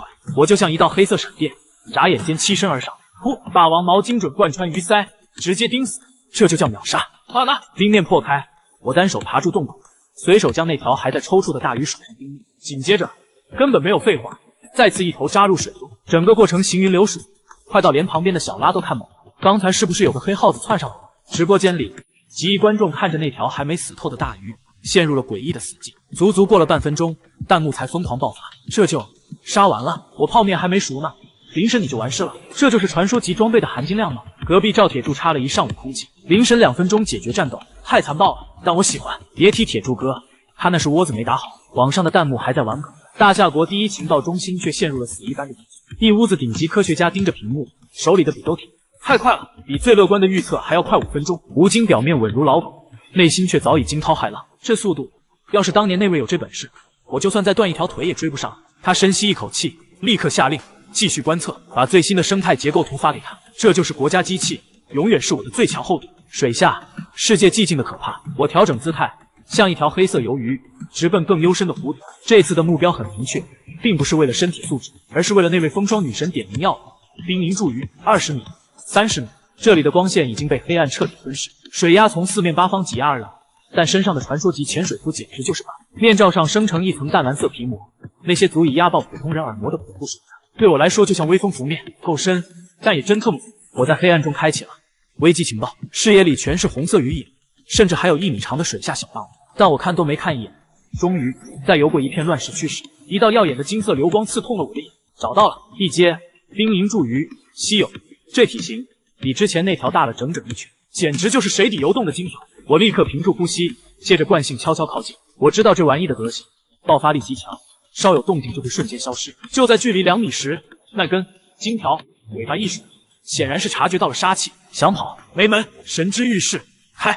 时间仿佛在这一刻粘稠停滞。视野中，那条冰凝柱鱼骤然分离出一道金色虚影，正以极快的速度冲向左侧石缝。看见未来就能截断未来。我嘴角一扬，手腕微转，根本不理会他的尸体，而是用尽全力朝着那道虚影狠狠扎去。噗！2秒后，金光骤停，预判成功。那条滑不留手的稀有鱼，此刻已经被霸王矛死死定穿。这才是我真正的实力！好了，冰屑四溅，我单手破冰而出，姿态从容的像是在自家演示。一条半米长、通体如流银铸造的大鱼被我手控，旁边的小拉都看上了，瞪着塔兹兰大眼睛围着鱼又蹦又跳。喵！边去，这玩意你咬不动。我一把按住他的羊头，教育道：做羊要沉稳，不然以后怎么去勾搭小母羊？就在我手触碰到大鱼的瞬间，脑海深处突然传来一阵微弱的咳，是女神的暗示，想要这玩意当祭品。我盯着地上的鱼看了2秒，果断摇头，不行，这也太小了。拿这种小卡拉米糊弄神明，我还要不要面子？必须搞条鱼王，这条还是我自己笑纳的。与此同时，蓝星另一端，瑞士蛮荒点评中心，女主持茱莉亚正对着镜头侃侃而谈。大夏国的林安最近决策非常混乱，甚至有专家认为他正在浪费宝贵的狩猎窗口期。话音未落，导播突然切断了画面，屏幕上正好映出我拎着那条宛如艺术品的银鱼，随手扔进箱子的画面。全场哗然，茱莉亚看着那条可能会导致画面过曝的大鱼，脸上的表情瞬间僵硬，紧接着来了个180度大转弯。天哪，这或许就是神奇的东方智慧。旁边的专家也立马摆头，没错，大夏国高层果然富有远见。这一波不仅打了专家的脸，更是把全球观众看得一愣一愣。然而情况却在接下来的3小时里急转直下，原本富得流油的冰湖突然变得像个铁公鸡。我在水下像个幽灵一样游荡了3个小时，别说鱼王了，连根鱼毛都没看见。不对劲，我悬停在深水区，明显感觉到头顶的气压正在断崖式下降，暴风雪要来了。就在我准备上浮撤退时，耳麦里突然传来了刺来一声电流响。林安同志，收到，请回答。是吴京。林安，长话短说，专家组有了重大发现。吴京的声音透着一股让人安心的冷静。根据解剖学和模型推演，那些冰凝柱鱼是底栖掠食型鱼类。我看了一眼手里白白净净的鱼，这也不像。还有，暴风雪即将来临，大鱼会上浮吸氧，但这种底栖鱼会全部钻入湖底淤泥休眠。呼！一语惊醒梦中人，难怪我找不到，原来这帮孙子都躲进泥里去了。这就是背靠祖国的好处。当我在前线迷茫时，背后有整个智囊团在帮我开挂。这2个字给力，但我心中的滤镜瞬间就被吴京亲手戳破。当然，这只是推测，具体还得靠你自己。国家建议仅供参考，听听，这就叫顶级凡尔赛。还没等我吐槽，吴京紧接着抛出重磅炸弹。专家组认为湖底存在断裂带，下方极大概率有地热通道，那是甲壳类生物的温床，也就是冰凝柱鱼的黄金走廊。这一刻，我承认我心动了。5分钟加密通讯结束，我再次感受到了国家智囊团的恐怖。断裂带吗？我看了一眼视网膜上的系统面板，已存储情报点1点，虽然心痛，但这份必须花。系统兑换环境情报。唯一的存粮瞬间清零，一道金色光圈以我为中心疯狂扩散，原本漆黑一片的未知水域，此刻在我眼前被重新建模。下一秒，我倒吸一口凉气，就在前方1公里，一道巨型裂缝像太古巨人砍下的伤口，横亘在湖底。全息地图上，那裂缝散发着橘红色的地热光晕，宛如流淌着岩浆的血管。黄金走廊真的存在，国家对这帮大佬简直是神，仅凭一条鱼尸体就硬生生推演出了整个生态链，这就是大国底蕴。我顺着地图继续看去，视线却突然凝固，在断裂带边缘的峭壁上，赫然张开着一张吞噬深渊的巨口，无底空腔，而系统给出的标记竟然是前所未见的紫黑色光晕，极度危险。我的心脏猛地漏跳一拍，虽然那个空腔距离黄金走廊足足有3公里，但这种未知的恐惧感让人头皮发麻。不管了，先去黄金走廊，但这3公里水路太耗体了，必须走冰面。好了，我刚冲出水面，狂暴的风雪就像耳光一样扇了过来，天地白茫茫一片，冰渣子跟子弹似的乱飞。最要命的是风，赞美风霜女神，能不能把风关小点？风更大了，雪地车都快推不动。行，女神不靠谱，还得靠自己。就在进退两难时，心底响起了苏婉冷静的声音：林安，经过建模分析，这或是羊群里头羊变种，智商极高。我下意识点头，我就知道小拉有大地之资，利用迁徙跟随效应击打2侧神经元控制方向。还有，国家希望你平稳发育，别太拼。挂断通讯，我心里暖烘烘的。既然国家这么给力，我也不能掉链子。小拉，过来上课。我顶着风雪，按专家组的教程开始操作。先是一巴掌拍在他左腰上，砰！小拉身子一歪，果然向左转了。再拍右边，向右转。方向盘有了，刹车呢？我想起之前那群跳崖的蠢羊，这玩意跑起来根本停不住。既然是头羊，我目光落在那根蒸笼的金色大脚上，试探性的用毛杆敲了2下。原本躁动的小拉瞬间安静，刺蹄像是被钉在了冰面上。成了，左腰左转，右腰右转，敲脚刹车，甚至练到后来，这货居然学会了预判我的指令。万事俱备，我重新套好绳索，翻身跳上雪地车，冲着前方怒吼一声：“小拉，全速前进，让全世界看看什么叫中国速度！”变！一声兴奋的长啸，小拉四蹄如打桩机般凿入冰层，爆发出一股恐怖的推背感。卧槽！还没等我坐稳，惊人的一幕发生了，在高速冲锋中，小拉头顶的独角竟然亮起炽热金光，仿佛化作一个高速旋转的钻头。迎面而来的狂暴风雪，在触碰金角的瞬间被无情撕裂，漫天白灾中，硬生生被他钻出一条真空风道。我连人带车化作一道金色闪电，直插远方，目标水下黄金走廊。蓝星大厦第一情报中心天启指挥部，屏幕上的画面让整个大厅瞬间沸腾，干得漂亮！吴京放下保温杯，满脸笑容。此时的苏婉手指还在键盘上化作残影。这位刚走出丧亲之痛的天才少女，头也不抬地盯着生化分子室。巨角猛犸羊的胃酸含盐10分解酶，蛮荒草料不够，得配特殊饲料。看着他单薄却执着的背影，吴京眼底闪过一丝心疼，最后目光重新锁定屏幕中那个在风雪里狂飙的身影。年轻人真拼啊！与此同时，蛮荒涌动台原随着胯下小拉一声嘶吼，那撕裂风雪的冲锋戛然而止。我稳稳停在断裂带上方，低头看了一眼时间，1分0 40秒。我不禁倒吸一口凉气，时速120公里，这可是12级逆风的涌动台原。蓝星猎豹也就这水平，但在蛮荒，这速度简直违背物理常识。不愧是国家认证的领头羊，这腿脚没得黑，好样的！我翻身下羊，并没有急着破冰，从怀里掏出那块冻得硬邦邦的恐兽腿肉，大口撕咬，吞咽，暖流瞬间炸开，游走4肢百骸，僵直退散，体力回满。提示：体质加0.15，力量加0.1，这就是稀有级魔兽肉的霸道之处。我不做题目，合金铲狠狠砸向脚下泛青的坚冰，咔嚓，冰屑四溅，直径1米的冰洞赫然浮现，下方黝黑的湖水翻涌着刺骨寒气。看好车！我嘱咐一声，深蓝潜水服划破水面，手持霸王矛，一头扎进这未知的深渊，水下30米。奇怪的是，越往下潜，周围反而越热，断裂带的地热正在发威。借着危机情报的视野，黑暗中那些狰狞的原住民无所遁形，手腕粗的盲眼失善张着恐怖獠牙，黑氏岩鳖潜伏在岩缝，赤须全年伺机而动。这就是一套完整而残酷的深水杀戮链。看着这些行走的经验包，我心潮澎湃。这哪是湖，简直是资源宝库。可惜手里没网，我强压下捕猎的冲动，像一道幽灵继续下潜。而就在我探索深渊时，蓝星的直播间却炸了。灯塔国乔治献祭成功，力量增强10%；英兰国大卫献祭成功。西方天启者接连告捷，神之同盟的嚣张气焰瞬间点燃了东方观众的怒火。凭什么都是他们？东方呢？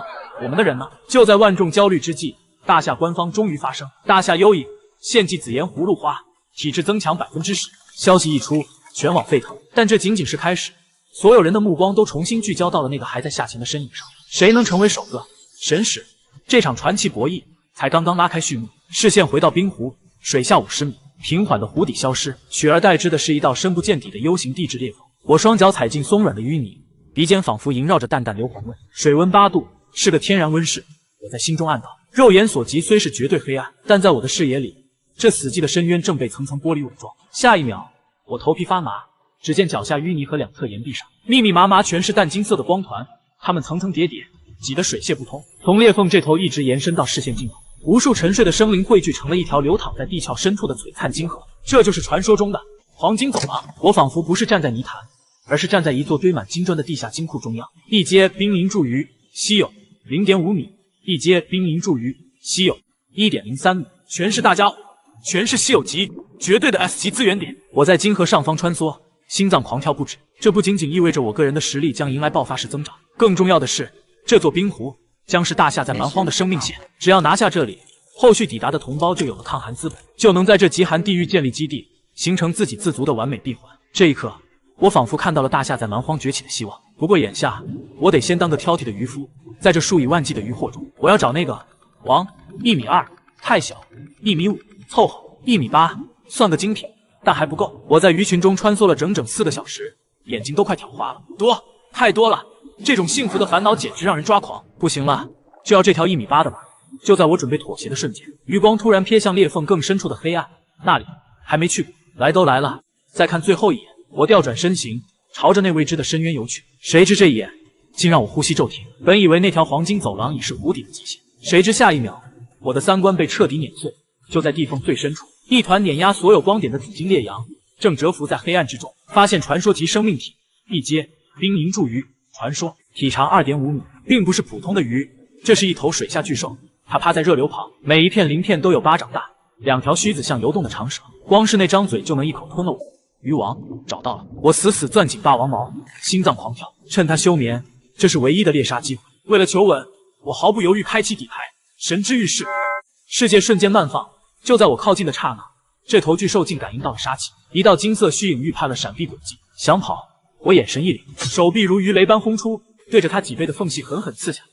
这一击仿佛砸在铜墙铁壁上，巨大的反震力让我虎口发麻，整个人直接被弹飞，不仅没破防，甚至只留下了一道白印。坏了，不是武器不行，是水阻太大，我的力量在传说级生物面前根本不够看。这一击彻底激怒了这位湖底霸主，泥沙翻涌间，他根本没逃，而是猛地一个神龙摆尾，张开布满倒刺的血盆大口，对着我的脑袋当头咬来。生死一瞬，我肾上腺素飙升，再次强行开启时间慢放，神之御式，4秒，只有4秒，我就要被这张巨口连人带毛咬成2截。绝望之际，危机情报的视野里突然炸开一个刺目的红点，就在上颚与腮部的连接处，那是唯一的软肉，也是女神冥冥之中的指引。死吧！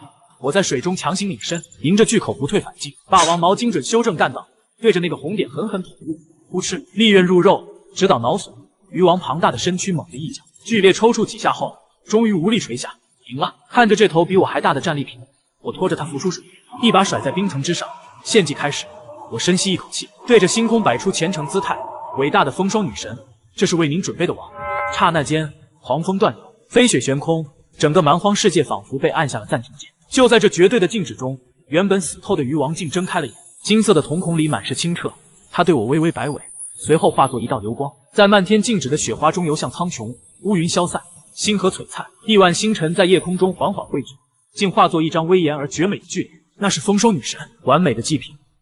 很满意。浩大的神音炸响脑海，紧接着一股恐怖的暖流如洪水决堤般冲进我的体内。叮，首次献祭完美，力量加 10%， 体质加 10%， 精神加 10%， 高级抗寒加 25%。啊！我根本来不及清醒，剧痛瞬间吞噬理智，肌肉纤维被生生撕裂重组，骨骼爆响，血液像岩浆般奔腾。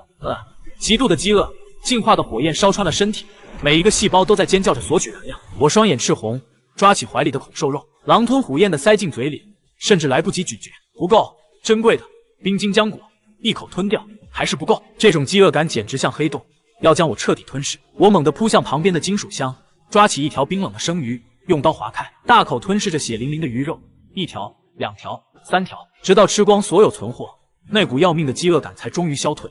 呼！我瘫坐在雪地上，感受着这具全新的、充满爆炸力量的躯体。这一刻，我确信，再遇到那条鱼王，我绝对能徒手捏爆它。不开，神之御式的那种。看着眼前这具庞然大物，我突然发现不对劲。原本熠熠生辉的紫金鳞片，此刻竟灰败如石，摸上去像枯木一样干柴，精华没有了。刚才的陷阱，女神不仅抽干了鱼王的能运，还顺手把我也给强化了，身体素质全方位提升 10%， 这波简直血赚。我扫了一眼面板，心脏狂跳，力量 53.3， 体质 57.6， 精神更是高达 76.2。现在的我，综合体质是常人的6倍，哪怕在第7批头部梯队里也是降维打击。但看着眼前正在石化的尸体，我脑子里突然冒出一个极其大胆的想法：既然国运光幕还没检测出精华流失，我是不是能卡个半？毕竟我是物资主宰。上传，正在检测，评级，传说必加，巨献倍率1万倍，成了。鱼王尸体化作光般消散，我忍不住挥了一下拳头。这么大的鱼，起码600斤肉，1万倍巨献就是整整600万斤。虽然精华没了，但给科研大佬们补身子绝对够用。这波叫双赢。看着旁边吓傻的小拉，我嘿嘿一笑，别看了，他功德圆满飞升了，咱们回家。与此同时，蓝星虽是深夜，但蛮荒巨鱼论坛彻底炸。在此之前，这里是樱花国开拓者水之子的秀场，满屏都是他捕猎深海章鱼、巨型海怪的战绩。还有谁？我们才是海洋主宰，其他国家还在摸下，我们在征服深海。嚣张的言论刷屏，直到大夏官方账号默默甩出一张图片：传说级鱼王，冰凝柱鱼，体长 2.5 米，通体紫金，威严的树瞳仿佛在俯瞰众生。这不是鱼，是水下的帝王，更是艺术品。卧槽，这鳞片是钢板做的吧？水之子抓的是怪，灵神抓的是神，这就是传说级。灵神是开机假下去的吗？全球钓鱼佬的脸被打啪啪作响。今夜是大夏的狂欢，天气指挥部食堂，吴京拄着拐杖，是被香气硬生生勾醒的。看着满面红光的研究员，他强压震惊，连干3大碗传说鲫鱼汤，真香！不愧是林安，吃完抹嘴。他立马板起脸，通知下去，下次告诉林安，这种顶级资源自己留着发育，给我们吃太浪费了。画面切回蛮荒世界，废弃熊洞。刚一进门，国运结算准时降临，毫无悬念，我再次登顶第一。一条传说鲫鱼王价值10万积分，相当于10个小拉的同胞。紧接着，系统的提示音让我呼吸一滞。恭喜上传传说级资源，奖励未知资源点坐标，可刷新3次。资源点，我猛地坐直身体，这可是高等文明的顶级馈赠。只要有一处资源点，哪怕你是菜鸟也能衣食无忧，更别说是我。淡蓝色光幕瞬间展开，资源点评级：地级、方位、正北、产出、普通资源、中、稀有资源、极低、地级。我眉头一皱，心里瞬间凉了半截。这属性还不如路边的浆果丛林。地级垃圾，但我不仅没慌，反而差点笑出声。这波是白嫖，别人刷新是赌命，放弃了就真没了。我有情报系统，只要记住方位，路过扫一眼就是我的。正北是吧？记住了。既然能卡 bug， 那我全都要。刷新，光幕闪烁，一张泛着深蓝光芒的卡片猛地弹了出来。评级 B 级，方位东南，产量高，足以养活一个小国。卧槽，起飞！这可是无数开拓者的梦中情地，换做旁人早就见好就收。毕竟最后一次要是刷出个废品，那就真一夜回到解放前。但我是一般人吗？我是个朴实无华的挂逼。东南方向，坐标锁定，只要脑子好使，这 B 级资源点也是囊中之物。我深吸一口气，眼神逐渐疯狂。既然没有后顾之忧，那就玩把大的，给我爆！轰！金光炸裂，差点闪瞎我的钛合金狗眼。整张卡片瞬间被染成纯金，尊贵的气息扑面而来。评级 S 级，产量极大，推荐指数爆表。看着那疯狂闪烁的极力推荐，我背后的汗毛却突然竖了起来。不对劲，这味儿怎么这么冲？像极了那种性感荷官在线发牌杀猪盘。下一秒，卡片翻转，真相揭晓。S 级资源，7色彩莲，位置已规划路径。一道蓝色箭头死死指向地图某处。我只看了一眼，差点一口老血喷出来。果然，这所谓的未知 S 级资源点，指的竟然就是我刚游出来的湖底空腔。高等文明想要空手套白狼，做梦！这哪里是给新人的福利，分明就是光明正大的收税现场。看着眼前所谓的3次刷新机会，我不禁发出一声冷笑，心里跟明镜似的，能运汇合还不如一件原品。这就是典型的中间商赚差价。哪怕我知道这是个骗局，是个坑，但不得不承认，这波我血赚。毕竟我上传的那条鱼王本来就是卡 bug 卡出来的废品，如果真能巨献出来，亏到底库都不剩的绝对是高等文明。至于另外2个资源点安不安全，只要我不去，那就没有危险。小拉，盯着点，有动静叫我。由于献祭带来的身体净化，在那股巨大的疲惫感冲击下，我眼皮直打架。谁知这货比我还极品，咩！他偷偷舔完岩壁，又顺嘴啃了一块珍贵的皮蛋，这才心满意足地挤到我身边。没过3秒，呼噜声打得比我还响。在他的基因概念里，只要待在我身边，这就不是废弃熊洞，而是5星级酒店。与此同时，蛮荒世界的另一端，夜色如墨，寒风刺刀，大部分开拓者都在生死线上挣扎。有人为了一口吃的拼命，有人为了躲避蚊虫彻夜难眠，更有人因为手贱点开了排行榜。我喊紧，李青青正捧着一块烤得滋滋冒油的大老鼠大快嘴，这可是他靠着家族重金买来的内部攻略，配合紫金属之液才抓到的美味。只要稳住蛋白质摄入，配合初级健体液，重回前20不是梦。他自信满满的点开光幕，下一秒，嘴里的鼠肉突然就不像榜首那个熟悉的名字，像一记耳光狠狠抽在他脸上。又是第一。再看上传传说级，疯了吗？这种好东西不留着自己吃，竟然上交！巨大的落差感让他心态瞬间崩盘。看着手里的鼠肉，一股浓浓的罪恶感油然而生。你这是想把我们所有人都卷死？不仅是他，黑暗丛林深处，赵铁柱正费了9牛2虎之力，用硬壳虫倒刺，把一条1米长的红鳞草鱼拽上岸。看着这条够吃3天的战利品，他脸上堆满自豪，这就叫技术。可当他习惯性扫了一眼排行榜，脸上的笑容瞬间僵硬，仿佛戴上了一张痛苦面具。我这1米长的是普通级，那传说级的鱼得是金鱼吧？现在的年轻人真是一点活路都不给他，甚至连一向心高气傲的暮雪也沉默。作为唯一杀回前10的飞天骑者，他原本计算的天衣无缝，靠着魔兽内斗坐收渔利，足以挤掉阿3国选手晋升地址。结果阿3确实被挤掉了，但他还是第10，那个压在头顶的像一座无法逾越的大山。第2个月就猎杀传说级，暮雪清冷的眸子里第一次露出了敬意。除非身体素质破60，否则根本不可能做到。林安，我不如你。这一夜，灯塔国的小约翰看着被鼠群撕碎的传说级战舰，对着那个名字收起了嬉皮笑脸。英兰国的铁娘子梅尔为了不被甩开太远，毅然跳入冰冷刺骨的大海。高卢国的科夫更是气急败坏，大骂国内指挥部是一群不懂传说及含金量的人。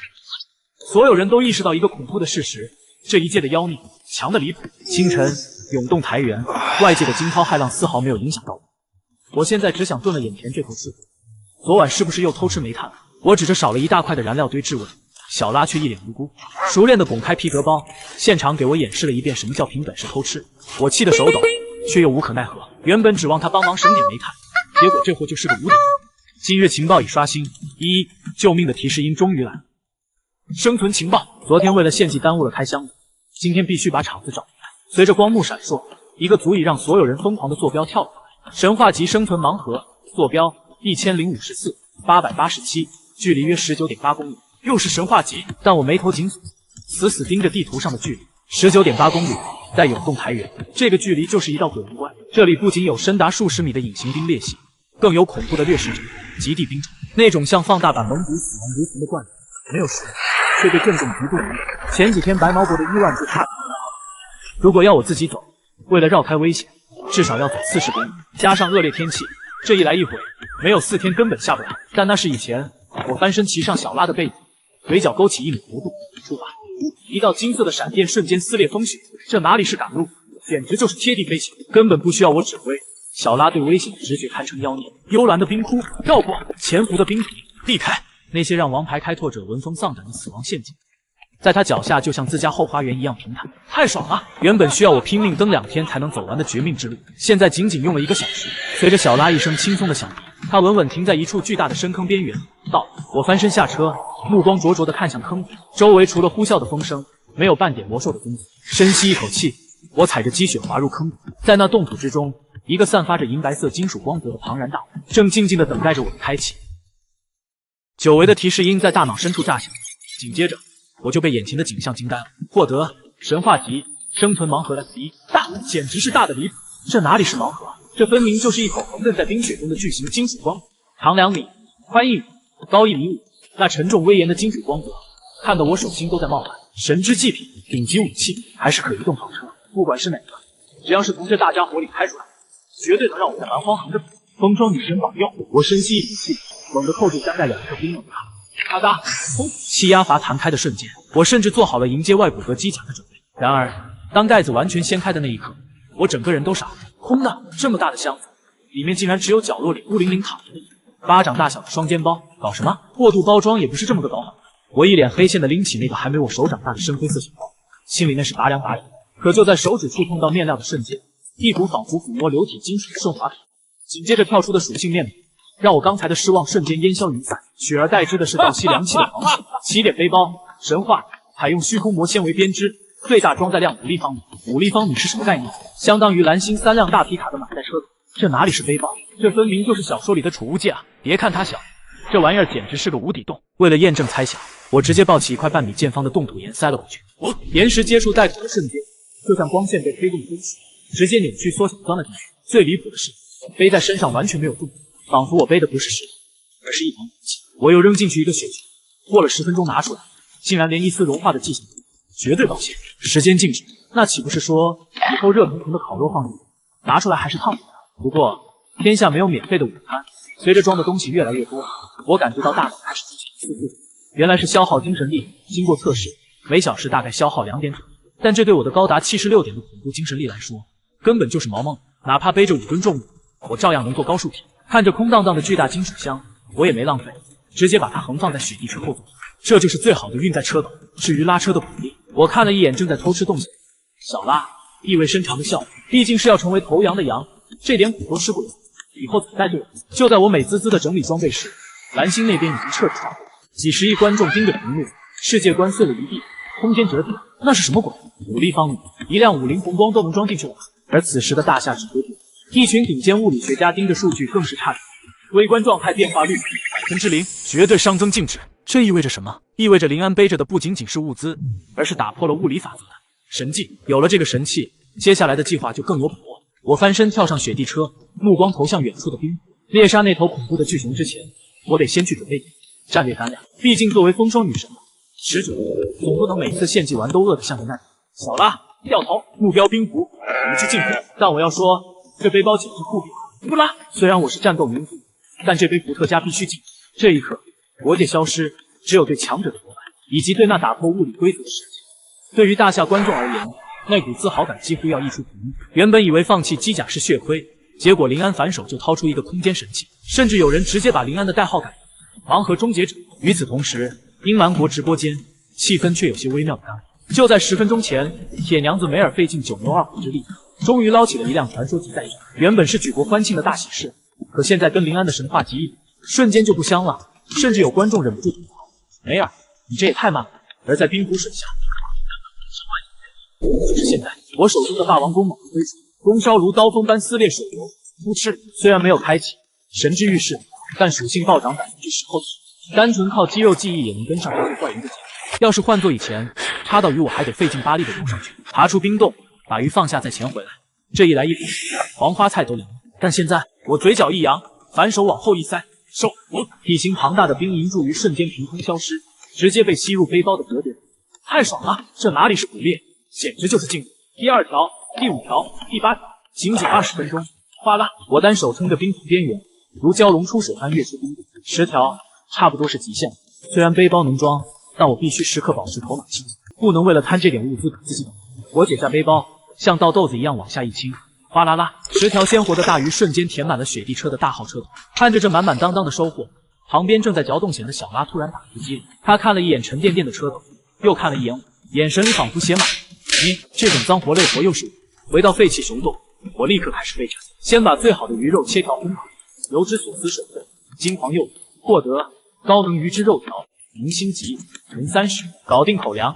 接下来是武器，我盯着手里那2根沉甸甸的风灵虎兽镜骨，光靠之前的轻型土剑，想破2阶魔兽的防有点难。沙沙，骨粉飞扬，2杆笔直锋利的重型骨矛逐渐突起，但还缺建筑。我环顾四周，最后目光不怀好意地落在了某个毛茸茸的屁股上，羊毛搓成绳，鱼汁当胶水。10几分钟后，看着手里2支成品重型笔剑，我满意地点点头。就在这时，国家通讯接通，经过吴京校长的分析，我对背包的界限有了精准认知，1吨以下是舒适区，无限续航，超过1吨开始烧脑。以我现在的精神力，6吨重物撑3分钟就是死线。万事俱备，我握紧骨矛，眼神凛冽，出发，猎熊。而在蓝星的另一端，一场针对我的算力风暴正在酝酿。西半球神之同盟紧急会议，全程只有5分钟，结论只有一个：集结所有盟国算力，不惜一切代价助乔治完成任务，拿到神话级奖励。他们急了，林安的雪球越滚越大，灯塔国必须造出一个能与之抗衡的神。蛮荒世界，骸骨丛林，灯塔国传奇开拓者乔治正站在一座黑色合金祭坛前。第2个祭品勉强合格，他金发碧眼的脸上闪过一丝焦虑。为了成为国家的盾牌，他必须拿到神话级奖励。可是祭坛上显示的第3个祭品符号形状怪异，像植物又像内脏，他毫无头绪，只能死等国家的计算结果。与此同时，土族沼泽一道修长的身影如鬼魅般立于泥浆之上。大夏传奇开拓者幽影，他随手将一只剧毒无比的斑斓梦珠塞进背包，表情冷漠，太弱了，这种垃圾配不上陷阱。作为幸存者总榜前5的怪物，他的平均体质已经高达300，普通的资源对他来说已经毫无意义，他需要的是神明的赐福。对了，吴校长那边怎么样？观察员犹豫了一下，吴队说一切安好。勿念。幽影眼神微动，嘴角勾起一抹自嘲的弧度。他太了解吴京了，他不来做自己的观察员，只有一个原因，他发现了一块的幽影更完美的璞玉。幽影收敛心神，声音清冷：“我妹妹怎么样？已经是第8批开拓者，排名多少？”暮雪。观察员语气停顿，表现完美，心性极致，是大夏的骄傲。目前排名呢？第10。幽影飞掠的身形猛地一顿，满脸错愕。第10，他可是特殊体质，潜力竟然连前3都没进，他输在运气。观察员快速解释，这一批变数太大，灯塔国那几个落地就是你妹妹落在贫瘠之地，能杀进前5已是极限。幽影沉默，在蛮荒，运气有时候比实力更要命。他深吸一口气，那第1名是谁？灯塔国？不。观察员的声音瞬间拔高，带着压抑不住的激动，是我们大夏林安吴京队长，就是他唯一的观察员。而且就在刚才，他拿到了全服第1件神话级装备。通讯切断，幽影浮在沼泽上空，久久未动。那个让吴京放弃自己都要去带的心愿，竟然恐怖如斯。他深邃的眼眸中第一次燃起期待。2个月后，榜单刷新，林安希望能在顶峰看到。与此同时，深海800米，黑发青年神代海斗正躺在巨型魔鬼摇背上，一脸百无聊赖。身为樱花国水之子，由于没有对手，他甚至闲得在抛夜明珠丸。摩西神代君，观察员的声音充满诱惑。大夏那边猎杀到了传说级鱼王哦，你不打算去弄一条更大的？哈！神代海斗翻了个白眼，一脸嫌弃。无聊，我对争强好胜没兴趣，我要找的是海洋之神。通讯挂断，神代海斗眉头微蹙。原本慵懒的眼神变了，嘴上说着不要，身体却很诚实。毕竟在深海厮杀这么久，几十米的海怪也就是稀有，连他也从未见过。传说级，这就像在大海里捞针，但既然有人捞到，那就说明它存在。传说级吗？他嘴角勾起一抹嗜血的弧度。无趣的生活终于要结束了，而在冰原之上，我却快被这该死的熊逼疯了。好，脚印又断了，我死死盯着面前消失的痕迹，太差点崩盘。危机情报虽然能锁定轨迹，但这血魔熊它不讲武德，它会飞。抬头看着灰蒙蒙的天空，我握紧了手里的弓。想象一下，一头几吨重的白色陆鲨驾驭着狂风从天而降，这动能别说是我，坦克都能给砸成铁饼。能不能直接买情报？我刚动这个念头，看了一眼系统，10点情报值，太黑了，但不找又不行。风霜女神催命似的，万一晚上托梦骂我怎么办？正吐槽着，身边的小拉突然一阵躁动，你前面不对劲。我顺着他的视线看去，瞳孔瞬间地震，就在几十米外，赫然出现一个直径5米的恐怖虫洞，洞口冰层呈现出恶心的焦黄色，刺鼻的强酸味扑面而来。我只觉得一股凉气从脚底板直冲天灵盖，这就是涌动台原，哪怕是2阶魔兽，也不过是别人的盘中餐。猎人和猎物的身体随时可能互换，不能浪，得稳住。我果断掉头，回到了最初的废弃熊洞。既然线索断了，那就从老巢重新查。虽然时间久了点，但这是唯一的突破口。追！我顺着危机情报上那条微弱的猩红痕迹，再次冲入风雪。这一次，我不眠不休，整整追击了1天1夜。终于，在漫天风雪的尽头，一个如小山般厚重的白色背影赫然闯入我的视线。这是一头披着冰晶铠甲的怪物，站起来足有3米5高。可谁能想到，这种恐怖的台原霸主，此刻竟然饿得皮包骨头，甚至连刚出生的幼崽都不顾。我趴在数百米外的雪脊线上，死死盯着那道艰难挪动的身影。这就是残酷的涌动台原。这头刚生产完的血魔熊，体内能量枯竭，正像丧家之犬一样一步一步。他身后跟着2只哈士奇大小鹿，在拥抱的方面瑟瑟发抖，只能死死抓住母亲的长毛才没被吹。